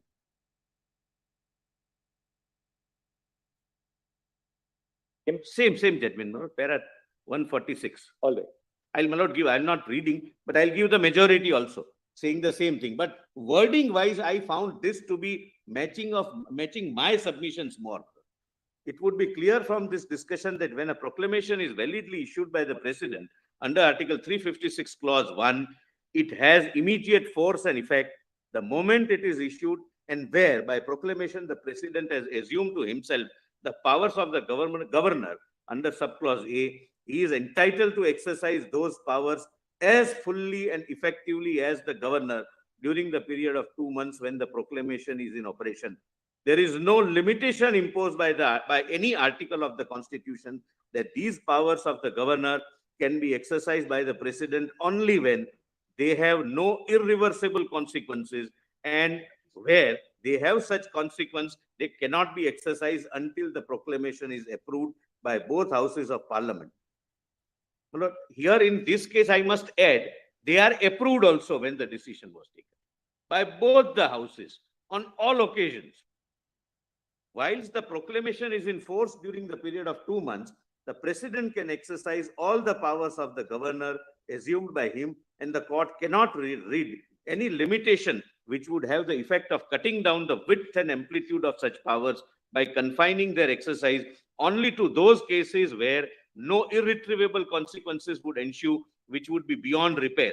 When any power of the governor is assumed by the president under the proclamation, the president can, during the 2 months when the proclamation is in force, do whatever the governor could in exercise of such power, and it would be immaterial whether the consequence of the exercise of such power is final and irrevocable or not. To hold otherwise would be to refuse to give full effect to the proclamation, which, as pointed out above, continues to operate with full force and vigor during the period of 2 months. It would be rewriting Article 356 and making approval of both houses of parliament a condition precedent to the coming into force of the proclamation so far as the particular power is concerned. Now kindly see, my lord, only the bold part. It is true that once the legislative assembly of the state is dissolved by the president in exercise of the power assumed by him under the proclamation, it would be impossible to restore the status quo ante if the proclamation is not approved by both houses of parliament. But that is the inevitable consequence flowing from the exercise of the power which the president undoubtedly possesses during the time that the proclamation is in force. Then again, my lord, only the bold part. It is therefore not possible to exceed. But rest I am not skipping because it's against me. I am skipping because I'm in a hurry. That kindly take away. If your lordship would like me to read, I can read everything. It is therefore not possible to accede to the argument of the petitioner in the writ petitions that during the period of 2 months before approval of the proclamation by the two houses of parliament, no irreversible action such as dissolution of the assembly of the state can be taken. The power to dissolve the legislative assembly of the state cannot also be denied to the president on the ground that the proclamation may not be approved by one or other house. In the first place, the existence of a constitutional power or the validity of its exercise cannot be determined by reference to a possible contingency. The court cannot enter into the realm of conjecture and surmises and speculate as to what would be the position at the expiration of 2 months, whether the proclamation will be approved by both houses of parliament or not.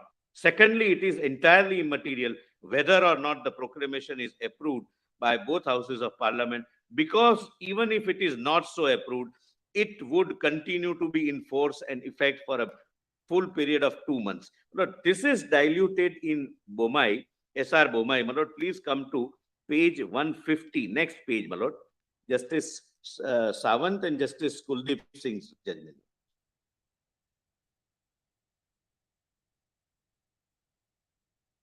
(153), my lord, are the summary of conclusions. On this point, it is conclusion number 4, Roman 4. Since the provisions contained in clause 3 of article, am I with your lordship, my lord, on my lord Justice Kaul, my lord, page 150. Since the provisions contained in clause 3 of article 356 are intended to be a check on power of the president and the clause 1 thereof, it will not be permissible for the president to exercise powers under subclause A, B, and C of the letter clause to take irreversible actions till, please mark this, my lord. This is the only dilution and this is the only limitation. Till at least both the houses of parliament have approved of the proclamation. And this is definitely the majority.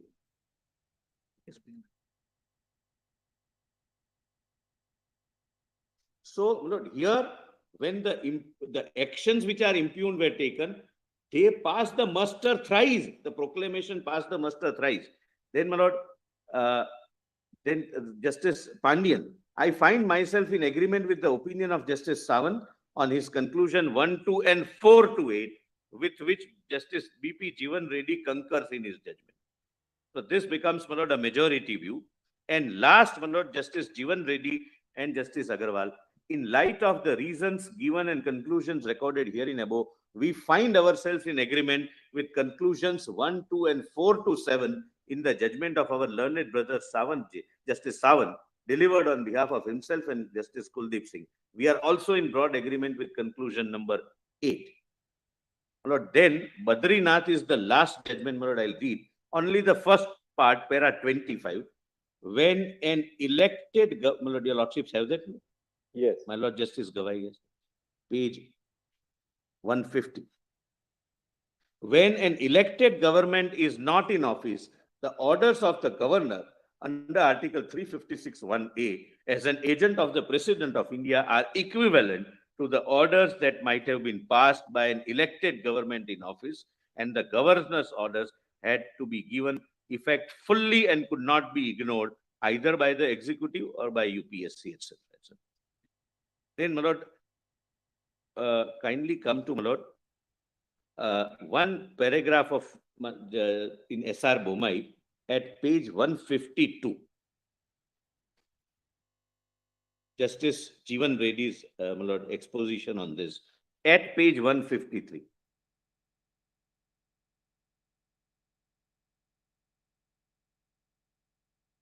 I'm not reading the rest, my lord. Your lordships may, lord, it gives, my lord, what happens when 356 is implemented. Then at 153, fourth line from the top. My lord Justice Surya Kant and Justice Gavai has that page. I am on page 153, fourth line from the top. Coming to subclause B, your lordship gets that number? Yes. Coming to subclause B, when it speaks of the powers of legislature of the state being made exercisable by parliament or under its authority, it cannot and does not mean or imply dissolution of the legislature of the state. It is significant to note that the subclause refers to legislature of the state and not legislative assembly. In a given state, the legislature may consist of legislative assembly as well as legislative council. In such a case, there can be no question of dissolving the legislative council since it is continuing body. Only the legislative assembly can be dissolved. In other words, there can be no question of dissolution of legislature of the state. The expression employed in clause B. The question may then arise, why was subclause B put in and what does it imply? Because entire legislation is not being dissolved. Only assembly is being dissolved. And the court answers. The answer must be that when the government of the state is dismissed or removed from house, the legislative assembly cannot function normally. It is difficult to visualize a legislative assembly or, for that matter, legislature functioning without a council of minister, i.e. government. Thus, where the government of a state is dismissed or removed from office, or here resignation, the legislature of the state becomes ipso facto unworkable. It is for this reason that subclause B provides that powers of the legislature of the state shall be exercisable by or under the authority of Parliament. The best exposition, my lord, of sub-article B.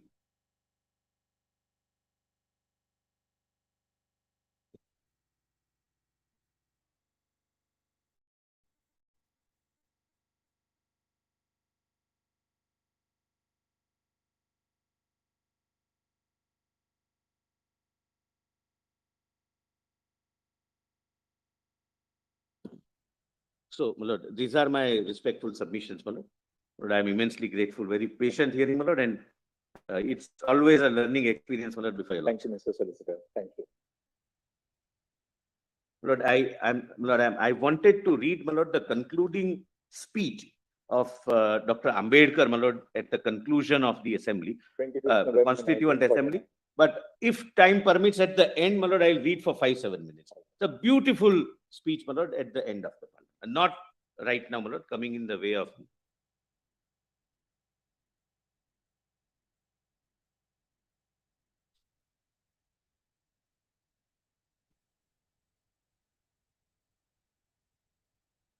Habits was very hard since while I was trying to read late at night through my iPad, still scribbling on the paper and then making some notes. So it's more than 61 years ago. We had, if you lordships recollect, I had given my 2 sets of written submission. Where is that at volume?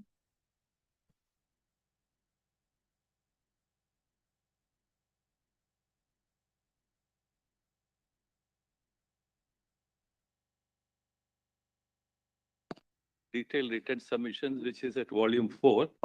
I don't propose to read at length but some essential aspects which I thought can supply by way of a addition to the arguments made before your lordships. Which volume are you? Before I do that, this is volume 4.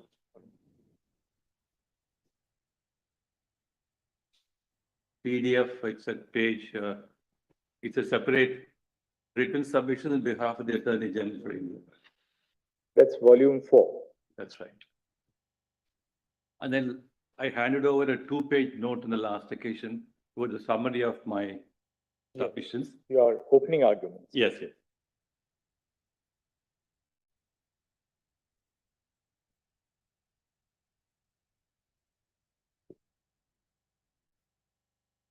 Which company?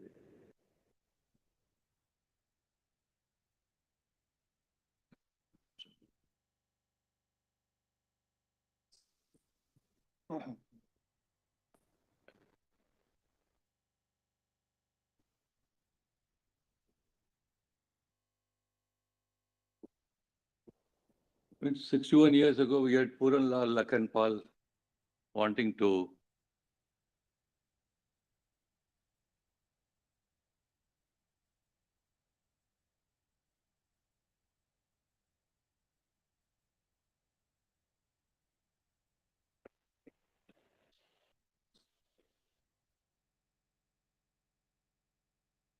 whether he has any health problem.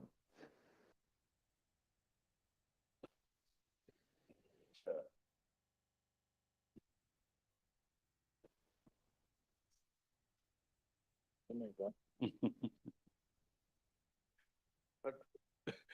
Not a very good compliment for me, man. your father's alive. Brother Gavai got worried, because he noticed that the same position persisted for 30 minutes. Fortunately, he was the only one. Fortunately for me, he was the only one. Fortunately,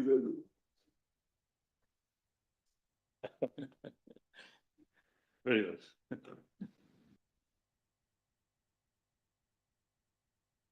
Yeah. Please.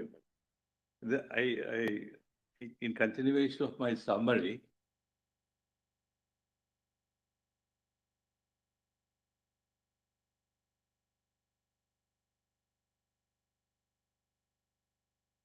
hope your lordships have been taken through the whole historical narrations.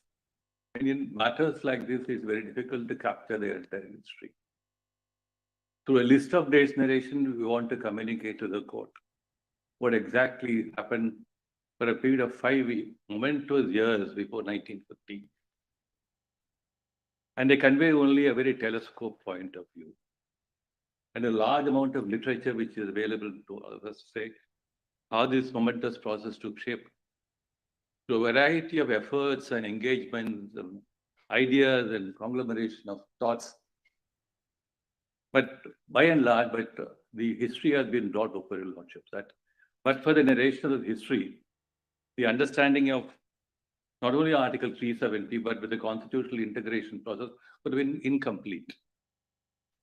And that's where the detailed list of dates narration with the learned solicitor occupies an important space. Now, they said 61 years ago, Kurundwad Kaul wanted to contest an election. Now, his dream has come true. He can contest an election in Jammu Kashmir.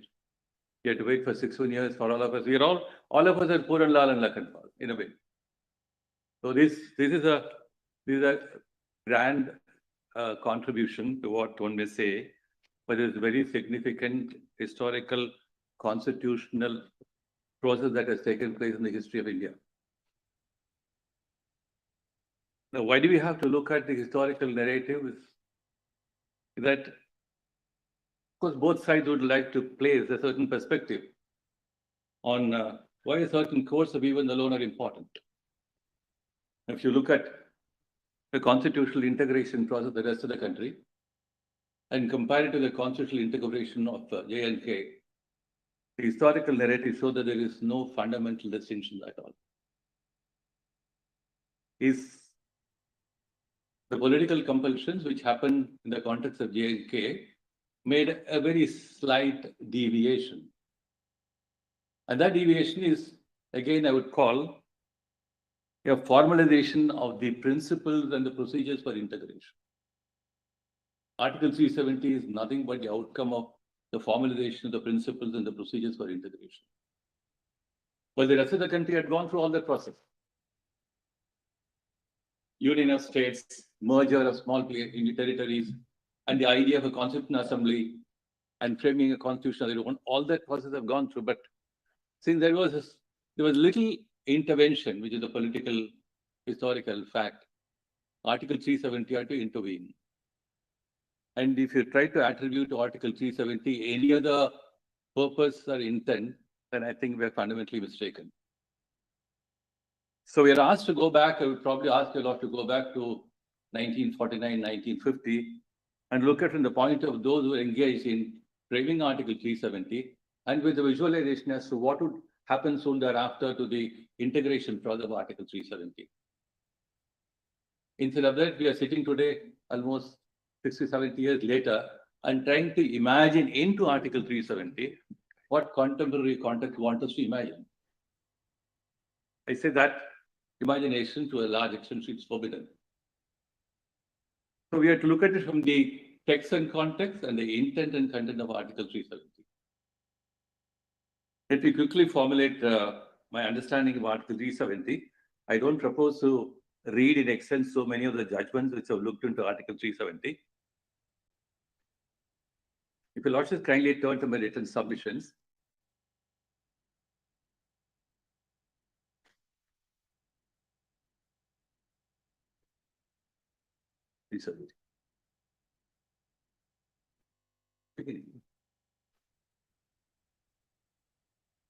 Page PDF, internal page 27 of my written submissions.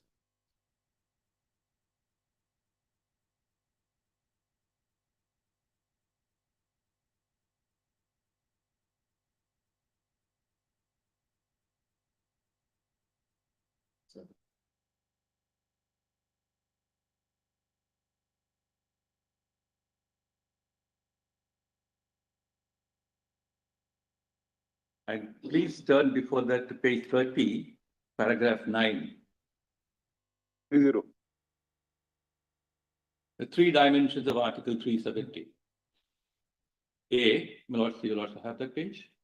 A, enabling Parliament to legislate in respect of matters in para 1 and 2 of subclauses B of clause 1 of Article 370. B, application of the provisions of the Constitution of India, subject to exceptions and modification in the clause C of clause 1 of Article 370. And C, termination of the role of Article 370 under clause C of Article 370. These are the three dimensions. Then the requirements of consultation, concurrence, and recommendation, as the case may be, are the processes to be followed by the President. And I think for the purpose of our understanding, it is unnecessary to go into the question of concurrence and consultation, etc., and the distinctions.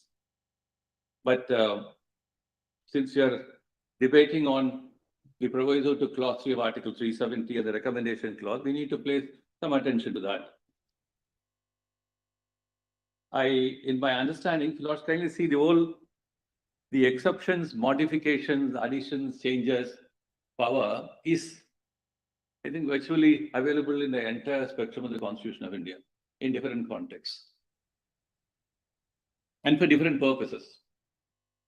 But more prominently, when you come to the 5th and the 6th schedule, the legislation making power of the governor has been noticed by this court on more than one occasion, and I'll place only one recent judgment. Kindly turn to paragraph 10 at page 30. This is the Constitution bench judgment on the powers of the governor under the 5th schedule.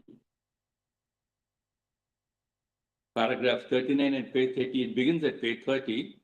Your lordships may skip forward to the next page and turn over to page 32.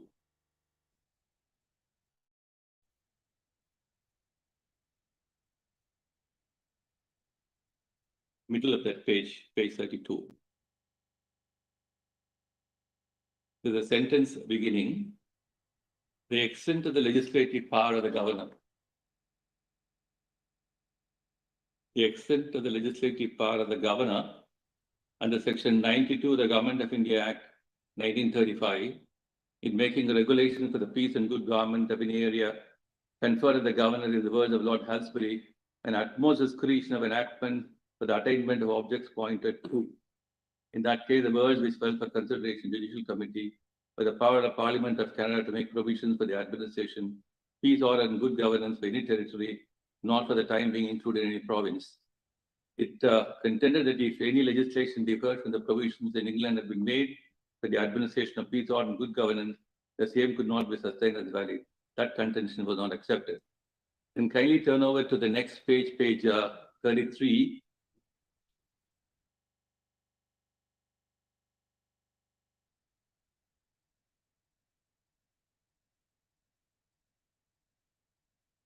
The sentence beginning, applying the law, the middle of the paragraph. Applying law to an area is making regulations which are laws. So the power to apply laws is inherent, and there is the power to repeal or amend any act or any existing law applicable to the area in question. The power to apply laws is really to bring into legal effect sections of an act as if the same act had been enacted in the entirety. Application of laws is one of the recognized forms of legislation. You'll also find in Article 370, the application principle is virtually distributed in Article 370. I just presently read that. So the application principle of laws were recognized forms of legislation. Therefore, I would probably say that Article 370 conferring power on the President is not in the nature of an executive power of the President. The executive head is conferred a legislative power, a very extensive and wide power. The power to modify a parliamentary law, the power to subject a constitution to modification is a very vast power. And that's conferred on the President not as an executive head. And therefore, in order the President is enabled in exercising that power, we have only those processes to be followed. Concurrence and consultation. So if the scheme was to have a provision to facilitate and aid the constitutional integration processes, we need all that to put in place. The comfort and the aspirations also to be not to be compromised, and therefore you have a concurrence and a consultation. Mr. Tony, if we accept that position, is something which we put to the other side. What has been the practice and the convention is something different. No, that practice in fact flows from what the president was expected to do in order to complete the process of integration, the constitutional integration process. It is not linearly, unilaterally flow from the deliberations of the Constituent Assembly of J&K. Oh, we understand. It was not a sole authority, yes. We understand your argument to the extent that there were conflicting views expressed in the Constituent Assembly, which is quite you have pointed out, or what was pointed out. And what we have today is Article 370 as it stands in the Constitution. So we have to interpret that and apply that. Yes.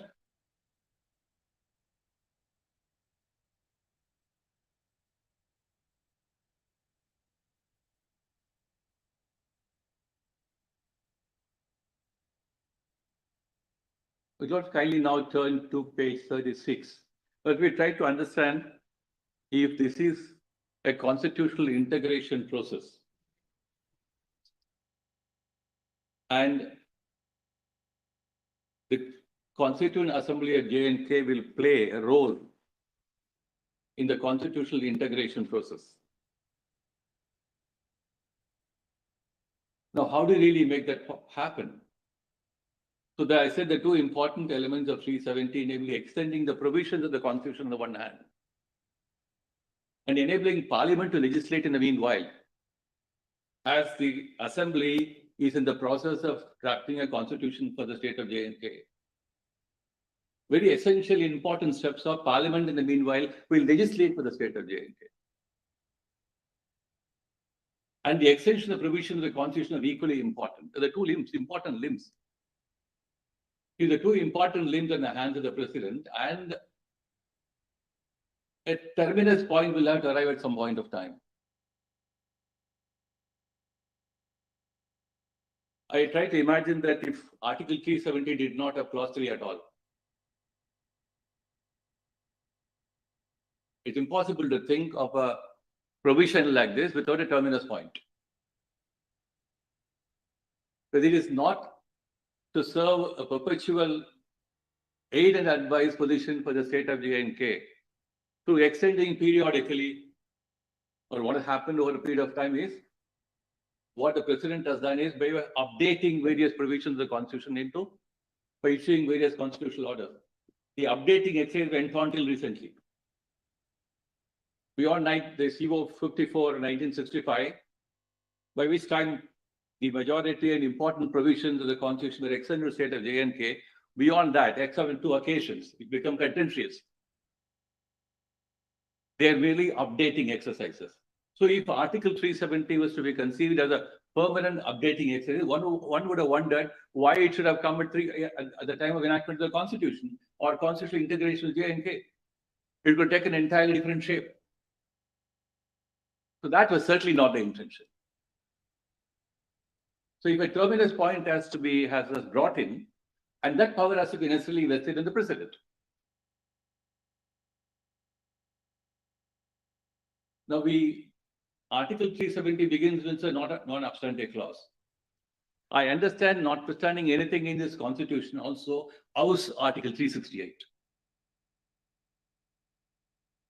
Anything done within the scheme of Article 370, anything and everything done by the president,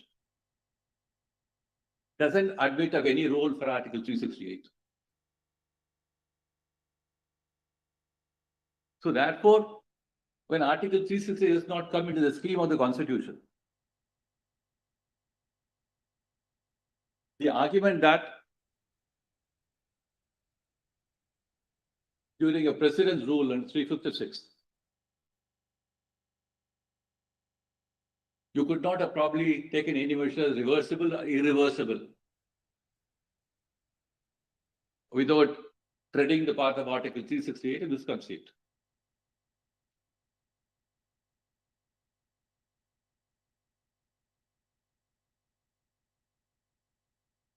So if the realistic understanding of Article 370 was to complete a scheme, let's say at one level, enactment of the Constitution of J&K to the deliberation of the Legislative Constituent Assembly, and it must come to an at that point of time. And if it came to an end by that point of time, because sections 3 and 5 virtually captured the essence of constitutional integration, and nothing more required to be done after section 3 and 5 becoming the part of the constitutional document. It hardly matters whether we call it today the Constitution, we not get into the question at all. Therefore, if the integration process contemplated came to an end by enactment of section 3 and 5 of the Constitution of J&K, that's at one level. At a different level, if thereafter President is issued various orders in exercise of powers under Article 371D, and if I am right in saying they're all essentially updating orders, except those two controversial orders, where Article 35A came,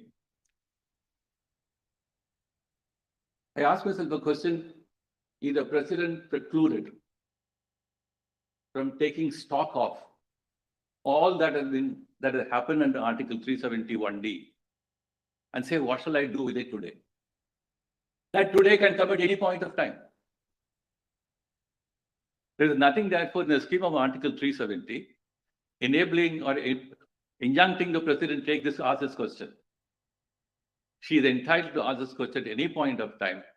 At any given point of time, if there is a trigger which facilitates and enables the President to take stock of the whole situation.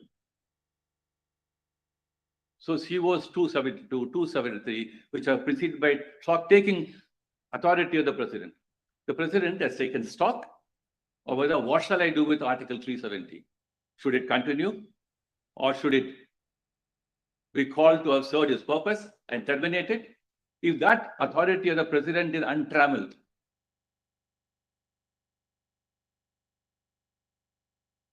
the measures taken by the President to deal with looking for aid and assistance measures in terminating it, coupled with what the Parliament ultimately did in dealing with a very vast question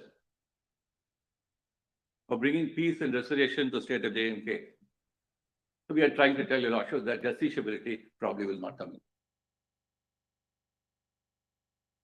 Now, let me try to understand why the J&K, the Constituent Assembly, was given only a narrow power of recommendation.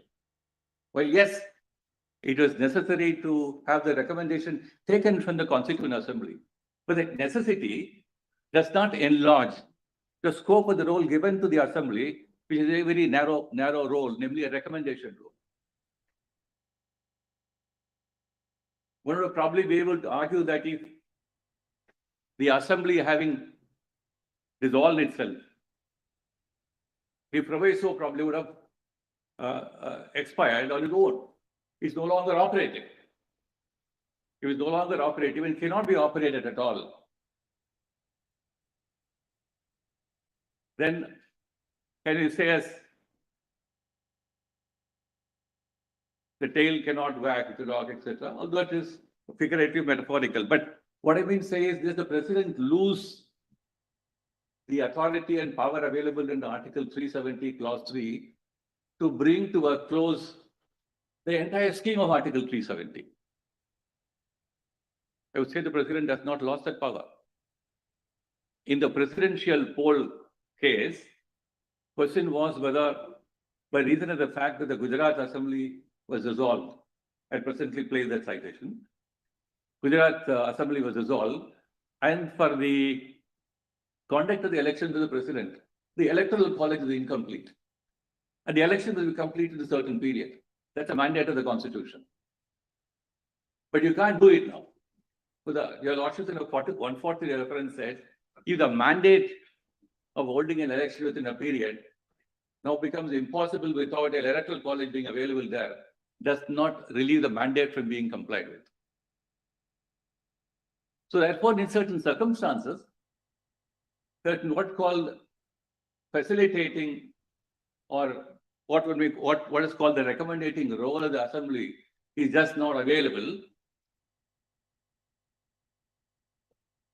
The President's authority under Article 373 can operate without any further assistance from any other authority.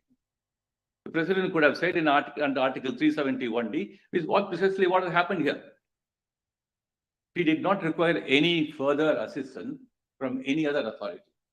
But by way of abundant caution, in continuation of what happened earlier under Article 371D, the President follows the same footsteps now, substituting Legislative Assembly in the place of the Constituent Assembly. So whatever gap, a suggested gap may be perceived, President says, now I'll fill that gap. There are several situations when such conditions, preconditions of performance cannot be performed. It's called the doctrine of impossibility. So therefore, the performance is not relaxed, relieved. Performance will still be done. The conditions may be ignored. So therefore, if following an earlier precedent of Article 371D invocation, we had the substitution of Legislative Assembly in the place of Constituent Assembly, the President follows suit. It's also bear in mind when Attorney, the role, I lost it. see, when it referred to subclause D to Article 371, to the government of the state. Now, if one has to take the concurrence of the government of the state,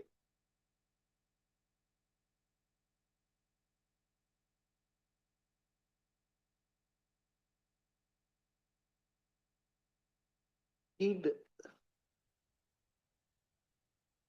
clause 3 of Article 370 as giving complete and absolute power to the president will be virtually going against the entire object and purpose of the enactment, because otherwise clause D and the proviso says concurrent state governments becomes a formality. When we read that article, when we read clause 3 to Article 370, we cannot ignore the Article 370 clause 1, including D and the proviso, state government. That's right. Right. Not to the Sadr Riyasat, but Council of Ministers. Governor with the Council of Ministers. Let me try to look at it from that.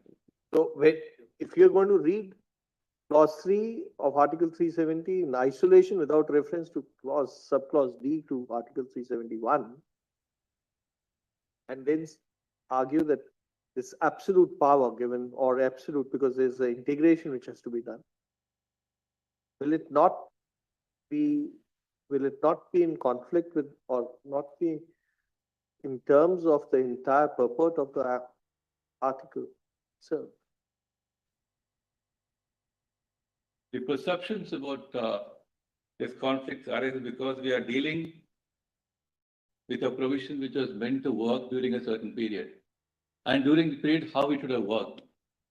And since it crossed that period, we have all these questions which are apparently in conflict. So therefore, if you go back to a period prior to 1957, and imagine what would have happened if the Constituent Assembly had recommended to the President to dissolve or to delete Article 370, partially or fully. Question would have been entirely different. So because it did not happen, we have to put in position a certain understanding as to make it, give it a meaning and context till ultimately President takes stock on that. So that giving a meaning and context and relevance will flow from what has happened over a period of time. And what the President can ultimately do in our understanding of the role and relevance of Article 370. And that's the most fundamental thing. Is the role and relevance of Article 370, regardless of its exercise over a period of time, is clearly understood by the President now. Then by what other normative yardstick about the relevance of Article 370, will the court judicially scrutinize the exercise of power by the president today?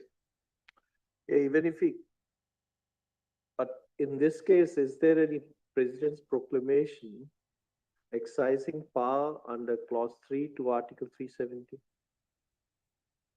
Saying that I'm abrogating Article 370.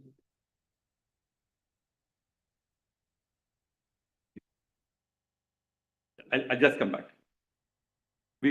Can I come back to it by after reading of some part of in the line of my presentation? Kindly come to, let me complete this and come to your lordship to answer your lordship question. Page 36 of my written submission. Page 36. We're talking about paragraph 12. We're talking about the recommendation role. I would just want to finish that part of the argument and then try to come back to this. Kindly turn to page 36, paragraph 12.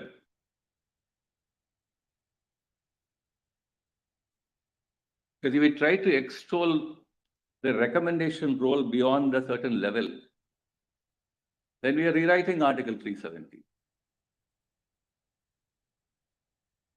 So the recommendation role is a very minimal role. And how is it being understood in different contexts? We So have does a recommendation postulate a positive recommendation, or does it mean just it any is just opinion? an advice. It is an advice. So it's an advice to facilitate and enable the president to find as to whether Article 370 has served its purpose and to close it. So the whole clause 3 of Article 370 is to render Article 370 inoperative. But what in happens, that context. suppose there is a constituent assembly. Yeah. We'll not go into this issue of the constituent assembly and the legislative assembly. And the constituent assembly recommends to the president, do not abrogate Article 370. Is it open to the president then to override the advice? That power of recommendation is not available to the Constituent Assembly. The Assembly has to only recommend the president in regard to rendering Article 370 inoperative. The president seeks that advice from the Assembly. The Assembly will not say, I have my different thinking on Article 350 and I'll ask you to retain 370 the way we want it. So therefore, the advice, the recommendation is not just an opinion. Yeah. When the Constitution uses the expression recommendation, it means a positive decision, because Article 370 uses different phrases. It uses consultation, it uses concurrence, it uses decision, and it uses recommendation. Certainly right. So therefore, the use in Article 370 of all these distinct expressions, concurrence, consultation, have their context. So therefore, recommendation is seen as an entirely distinct idea altogether. If the Constituent Assembly was to contending that even if the Constituent Assembly were to say that please don't abrogate 370, the president can still abrogate 370? She can. Recommendation is not binding on the president. Therefore, it is recommendation. It is not concurrence. So concurrence for the purpose of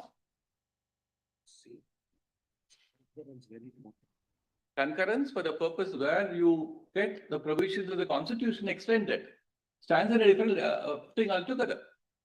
Consultation where the Parliament will enable to enact during that period. Consultation. So recommendation occupies that it comes at the end of the day when all the parties have understood that the job of 370 is done. What shall I do? The president says, let me know what I shall do now. I want to probably say, I've taken stock of all the presidential orders issued. The constitutional integration process is over. Now, is there anything left by way of invoking Article 370 or extending the provisions of the Constitution of India to J&K? That question will have to be necessarily asked. When that question is asked, what is the role of the Constituent Assembly? So if the 370 had envisaged a larger role, that would have defeated the very purpose of constitutional integration. Therefore, the only You relevant, know, Your Lordship. use, Mr. Attorney, the use of the expression recommendation is not by itself dispositive of the content of the expression as to whether it is merely an advice, whether it is a condition precedent. I'll give you two examples. See, there are two examples in the Constitution where the word recommendation is used. Article 109 and 117. Article 109 deals with money bills. A money bill, after it is passed by the, is not introduced in the Rajya Sabha, always introduced in the Lok Sabha. After the bill is passed by the Rajya Sabha, by the Lok Sabha, it is transmitted to the Lok Sabha, to the Rajya Sabha for its recommendations. Those recommendations are not binding on the Lok Sabha. It may either accept them, it may accept them in part, it may reject them. That is what Article 109 says. So in Article 109, 109(2), see the way it is worded. The recommendation of the Rajya Sabha doesn't bind the Lok Sabha on a money bill. Now see 117. 117 says that a money bill cannot be introduced except on the recommendation of the President. See 117. Your Lordship, please, sir. A bill or amendment making provision for any of the matters specified in subclauses A to F of clause 1 of Article 110, I'll go to 110 in a moment, shall not be introduced or moved except on the recommendation of the President.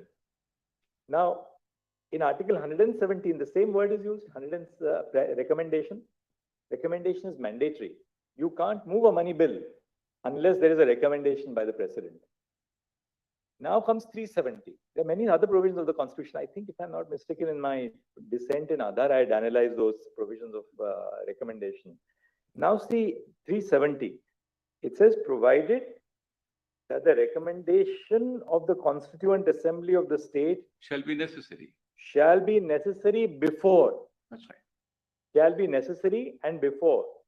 So it's a condition precedent and a condition in terms of time. It can't be a post facto recommendation. It has to be before. What is the reason for it? There has to be a recommendation by the Constituent Assembly for the abrogation of Article 370. And second, that recommendation has to be before the President decides to abrogate it. Therefore, to say that, this recommendation is just an opinion, it's not binding on the President. My submission is not to slight that recommendation role, but I say it's still only a recommendation. Let me try to explain. The necessity of having a recommendation does not add any further content to the role of recommendation. There is a procedure which is required because during the constitution integration process. So your many contention is that parties you were- have to have a recommendation. Yes. And it's not binding. It may be a positive or negative recommendation. The President can override whatever is said by the Constituent Assembly. No, the reason why, therefore, what I would call a minimal role of recommendation given to the Constituent Assembly is in the context of one, the scheme of Article 370, and that being part of the larger integration process, can a body like the Constituent Assembly of J&K can have a final say on Article 370? It is not a constituent body of a Parliament of India. It doesn't have all that attributes and powers. So the recommendatory role has been assigned in the context, keeping in mind that once the constitutional integration process is completed, in the understanding of all the parties involved, there has to be a terminus. And to bring the terminus to a completion, then the role of recommendation is assigned. Otherwise, the Constituent Assembly could have been probably given the powers of consultation, concurrence. Why a state government coming into Article 370 at all? So it's only at the end of the day when you have done all that job. It's a stock-taking exercise. And it will probably envisage that you will do it before the constitutional integration process gets over. What is the sequitur? Are you therefore contending that therefore, since this is purely recommendatory, Therefore, the absence of a recommendation also doesn't make a difference. Is that the submission or what is the submission? I'll personally try to address the question. That's only when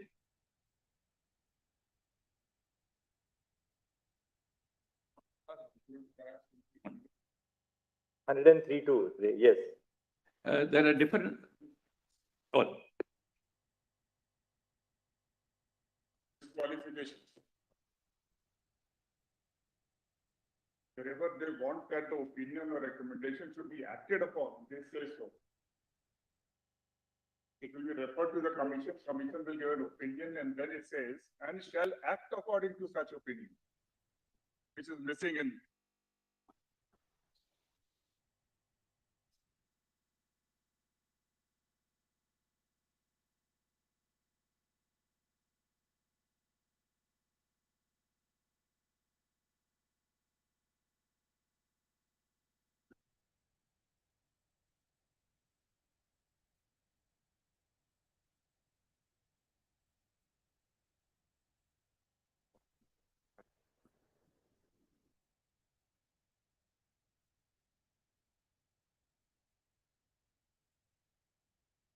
Act according to.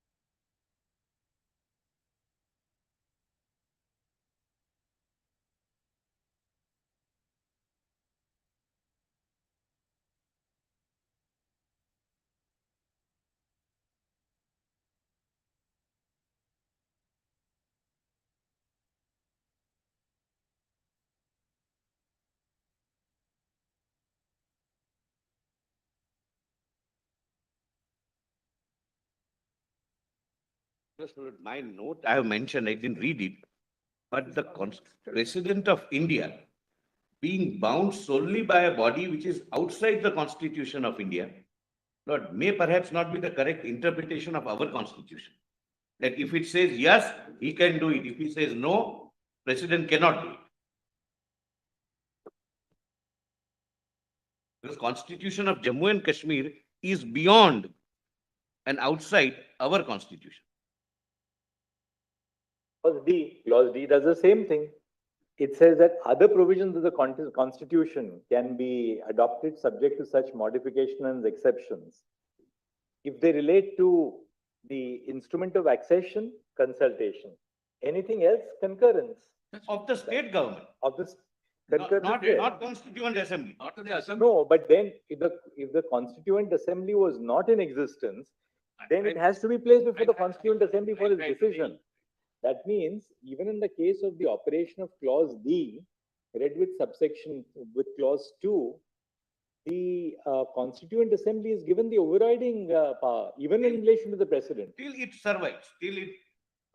This slight difference. See, you can't say when Article 370 itself refers to Constituent Assembly, you can't say that this Constituent Assembly is outside the Constitution. It's within the constitutional framework because it refers to it. Yes, your argument that once the Constituent Assembly is no longer there, what will be the position with regard to clause 3 to 370 is something which we'll have to examine. With reference to the procedure you have, with reference to, because the judgments itself, many of the constitutional bench judgments itself says we are not examining that issue. We'll have to examine. Only worry is, only with permission of the learned AG, the worry is, suppose this exercise would have been undertaken in 2007, in 57, when Constituent Assembly was in existence. Suppose it would have recommended that don't abolish or don't abrogate or apply with modification that none of the provisions of the Constitution of India would be applicable or never apply fundamental rights with that modification. Would, I'm putting a question to myself, the President of India will denuded of its powers, my lord? Was it intended that by not recommending not to abrogate, it would become permanent? We have taken that Put argument. it in other That words, proviso will no longer be applicable after the Constituent Assembly is not there, but that will not deprive the President of his power under clause 3. to we put have it in taken- other words, if the object and the role of Article 370 is essentially and fundamentally a constitutional integration process, anything which emanates from the assembly, to the contrary, as a way of negation of the integration process, it would be forbidden under the scheme of Article 370. You You can't have a negation there. Mr. Tony, you extended that argument, Yeah. therefore the questions arose. You extended the argument to say recommendation only means advice, and even no advice. Suppose the Constituent Assembly was, let's assuming that the Constituent Assembly was, Therefore, There- I quite see. Therefore, what I'm that trying- part, the extension part is the one which is. So we have to probably understand the context in which why this provision was at all enacted. The constitution integration process repeated was the only mantra under Article 370. And everything around it revolves around it. 371 A, B, the Parliament is enabled to legislate, extension of provisions of the Constitution, they all revolve around this central theme. See, the only thing is in relation to Jammu and Kashmir, one thing is very clear from reading Article 370. It expressly recognizes the instrument of accession. Categorical recognition of the instrument of accession in Article 370 itself. Second, a categorical recognition in Article 370 of the process of the formation of the Constitution of the state of Jammu and Kashmir. Third, a categorical recognition of the status of the Constituent Assembly of Jammu and Kashmir. So therefore, it's not that these were instances which were taking place as a part of the real politic in that state. The IOA, the Constituent Assembly, the process of constitution formation in Jammu and Kashmir, they are expressly recognized in Article 370. That's right. My head is So small they have been area. conferred with a certain constitutional recognition, if not a constitutional status, a constitutional recognition in Article 370. I just want to enter a small caveat because the historical narrative about what happened in the rest of the country towards constitutional integration. As I said, essentially the process was one and the same. Constituent assemblies. You are right, formation Mr. of Attorney states. General. You are right in Mr. Attorney General to the point that this was in aid of constitutional integration. Yes, And as we see that integration was taking place by and by yes. from 1957 right through to 2019. So subjects which were completely excluded to the Parliament were brought in within the purview of Parliament. That was also that is a clear understanding of the constitutional movement towards greater integration of Jammu and Kashmir into the Republic of India and the Dominion of India originally, and the Republic of India. So there was undoubtedly a gradual and imperceptible integration, apart from the unconditional accession to India, which we saw right at the outset in Article 3. There's no difficulty about that. But the only point really is this, that there are two ways of looking at Article 373. If the proviso can't apply, we keep 367 apart for a moment. If the proviso to Article 373 cannot apply, does that mean that the power under the substantive part of 370 is completely denuded or lost? No. The answer Or the answer will be no. I'll try to. that's the power the is issue not which we have lost. to. And if that power is not lost, is it a unilateral power then which can be exercised by the president? What Parliament really did was this. They didn't have a constituent assembly in the state of Jammu and Kashmir. There was no constituent assembly. They were exercising this power to abrogate. They followed the 367 course, obviously, with an idea that in the absence of a constituent assembly, there's no legislative assembly in the state. You go to Parliament, which in that sense represents the broad diversity of them. Democratize the decision. You have the Rajya Sabha, which is a council of states, Correct. which represents the overall diversity of the nation. You have the Lok Sabha, which consists of elected representatives of the nation. But in that process, there's one, I wouldn't shooting, but one dilution. And that dilution is the role which was ascribed by the provisor to Article 3(3). Now, that role can, as you are trying to sort of elaborate, that role is merely recommendatory. Merely because that role is recommendatory does not mean that it can be dispensed with, because the Constitution provides for a recommendation. Where the Constitution provides for recommendation, we can't say that, well, even if there's no recommendation, that's fine, you can override it. My endeavor Can is. I just add one thing? Sorry. Sorry. Sorry to interrupt. You see, after you amend 367, the Legislative Assembly is equal to Constituent Assembly. We have to take it to the logical conclusion. We've accepted that it exists, no? But That's right. That's how it has. But my lord, only one question, my lord, and your lordships can consider this, my lord, during this holiday. My lord, suppose 1957, at the time when the Constitution was framed, Constitution of Jammu and Kashmir, Yes. and the Constituent Assembly was dissolving itself. Last speeches were made, etc. Suppose it would have said that now, in exercise of our powers under 370, sub-article 3, we recommend the president that the constitution which we have framed, we provide for a semi kind of monarchy, and now therefore you delete 370. But would it not go against the very spirit with which 370 was incorporated? That it has to be temporary and you are an integral part, because 370 subarticle 3 says, notwithstanding anything contained in the foregoing provision, meaning thereby 1 and 2, instrument of accession and article 1 being applicable. So Constituent Assembly technically was not bound by 1 and 2.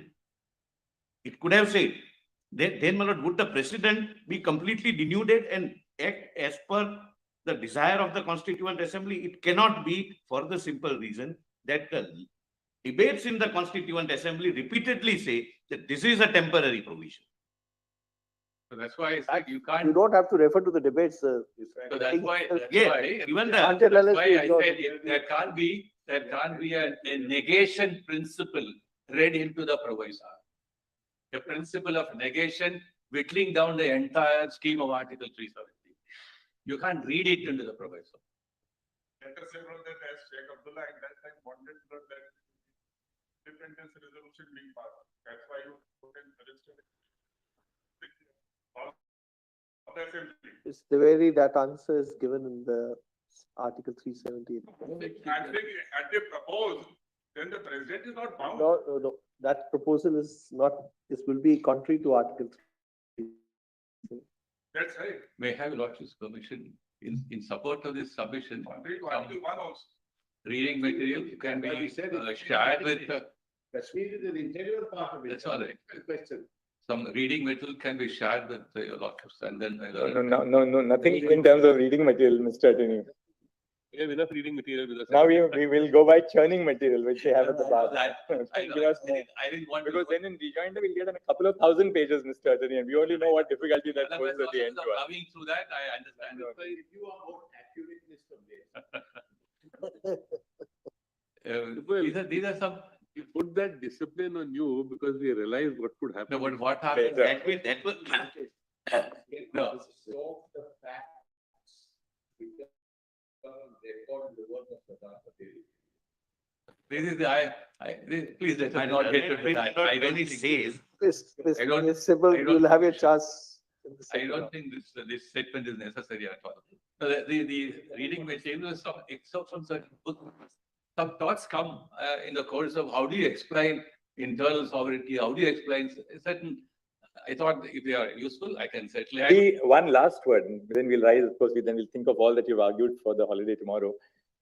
That the wide chasm between absolute autonomy as it existed on the 26th of January 1950, all right, and complete integration, as it was brought about on 5th of August 2019, that chasm had been substantially bridged by what was happening in between.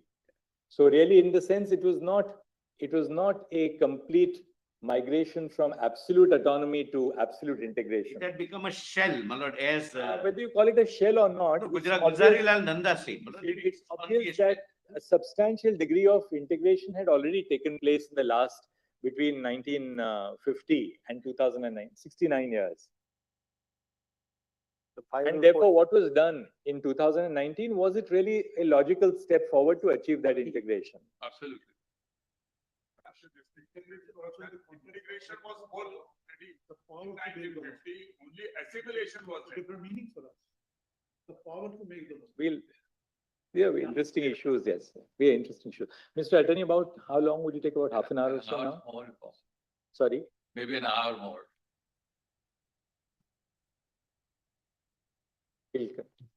After that, Mr. Dwivedi will. Right.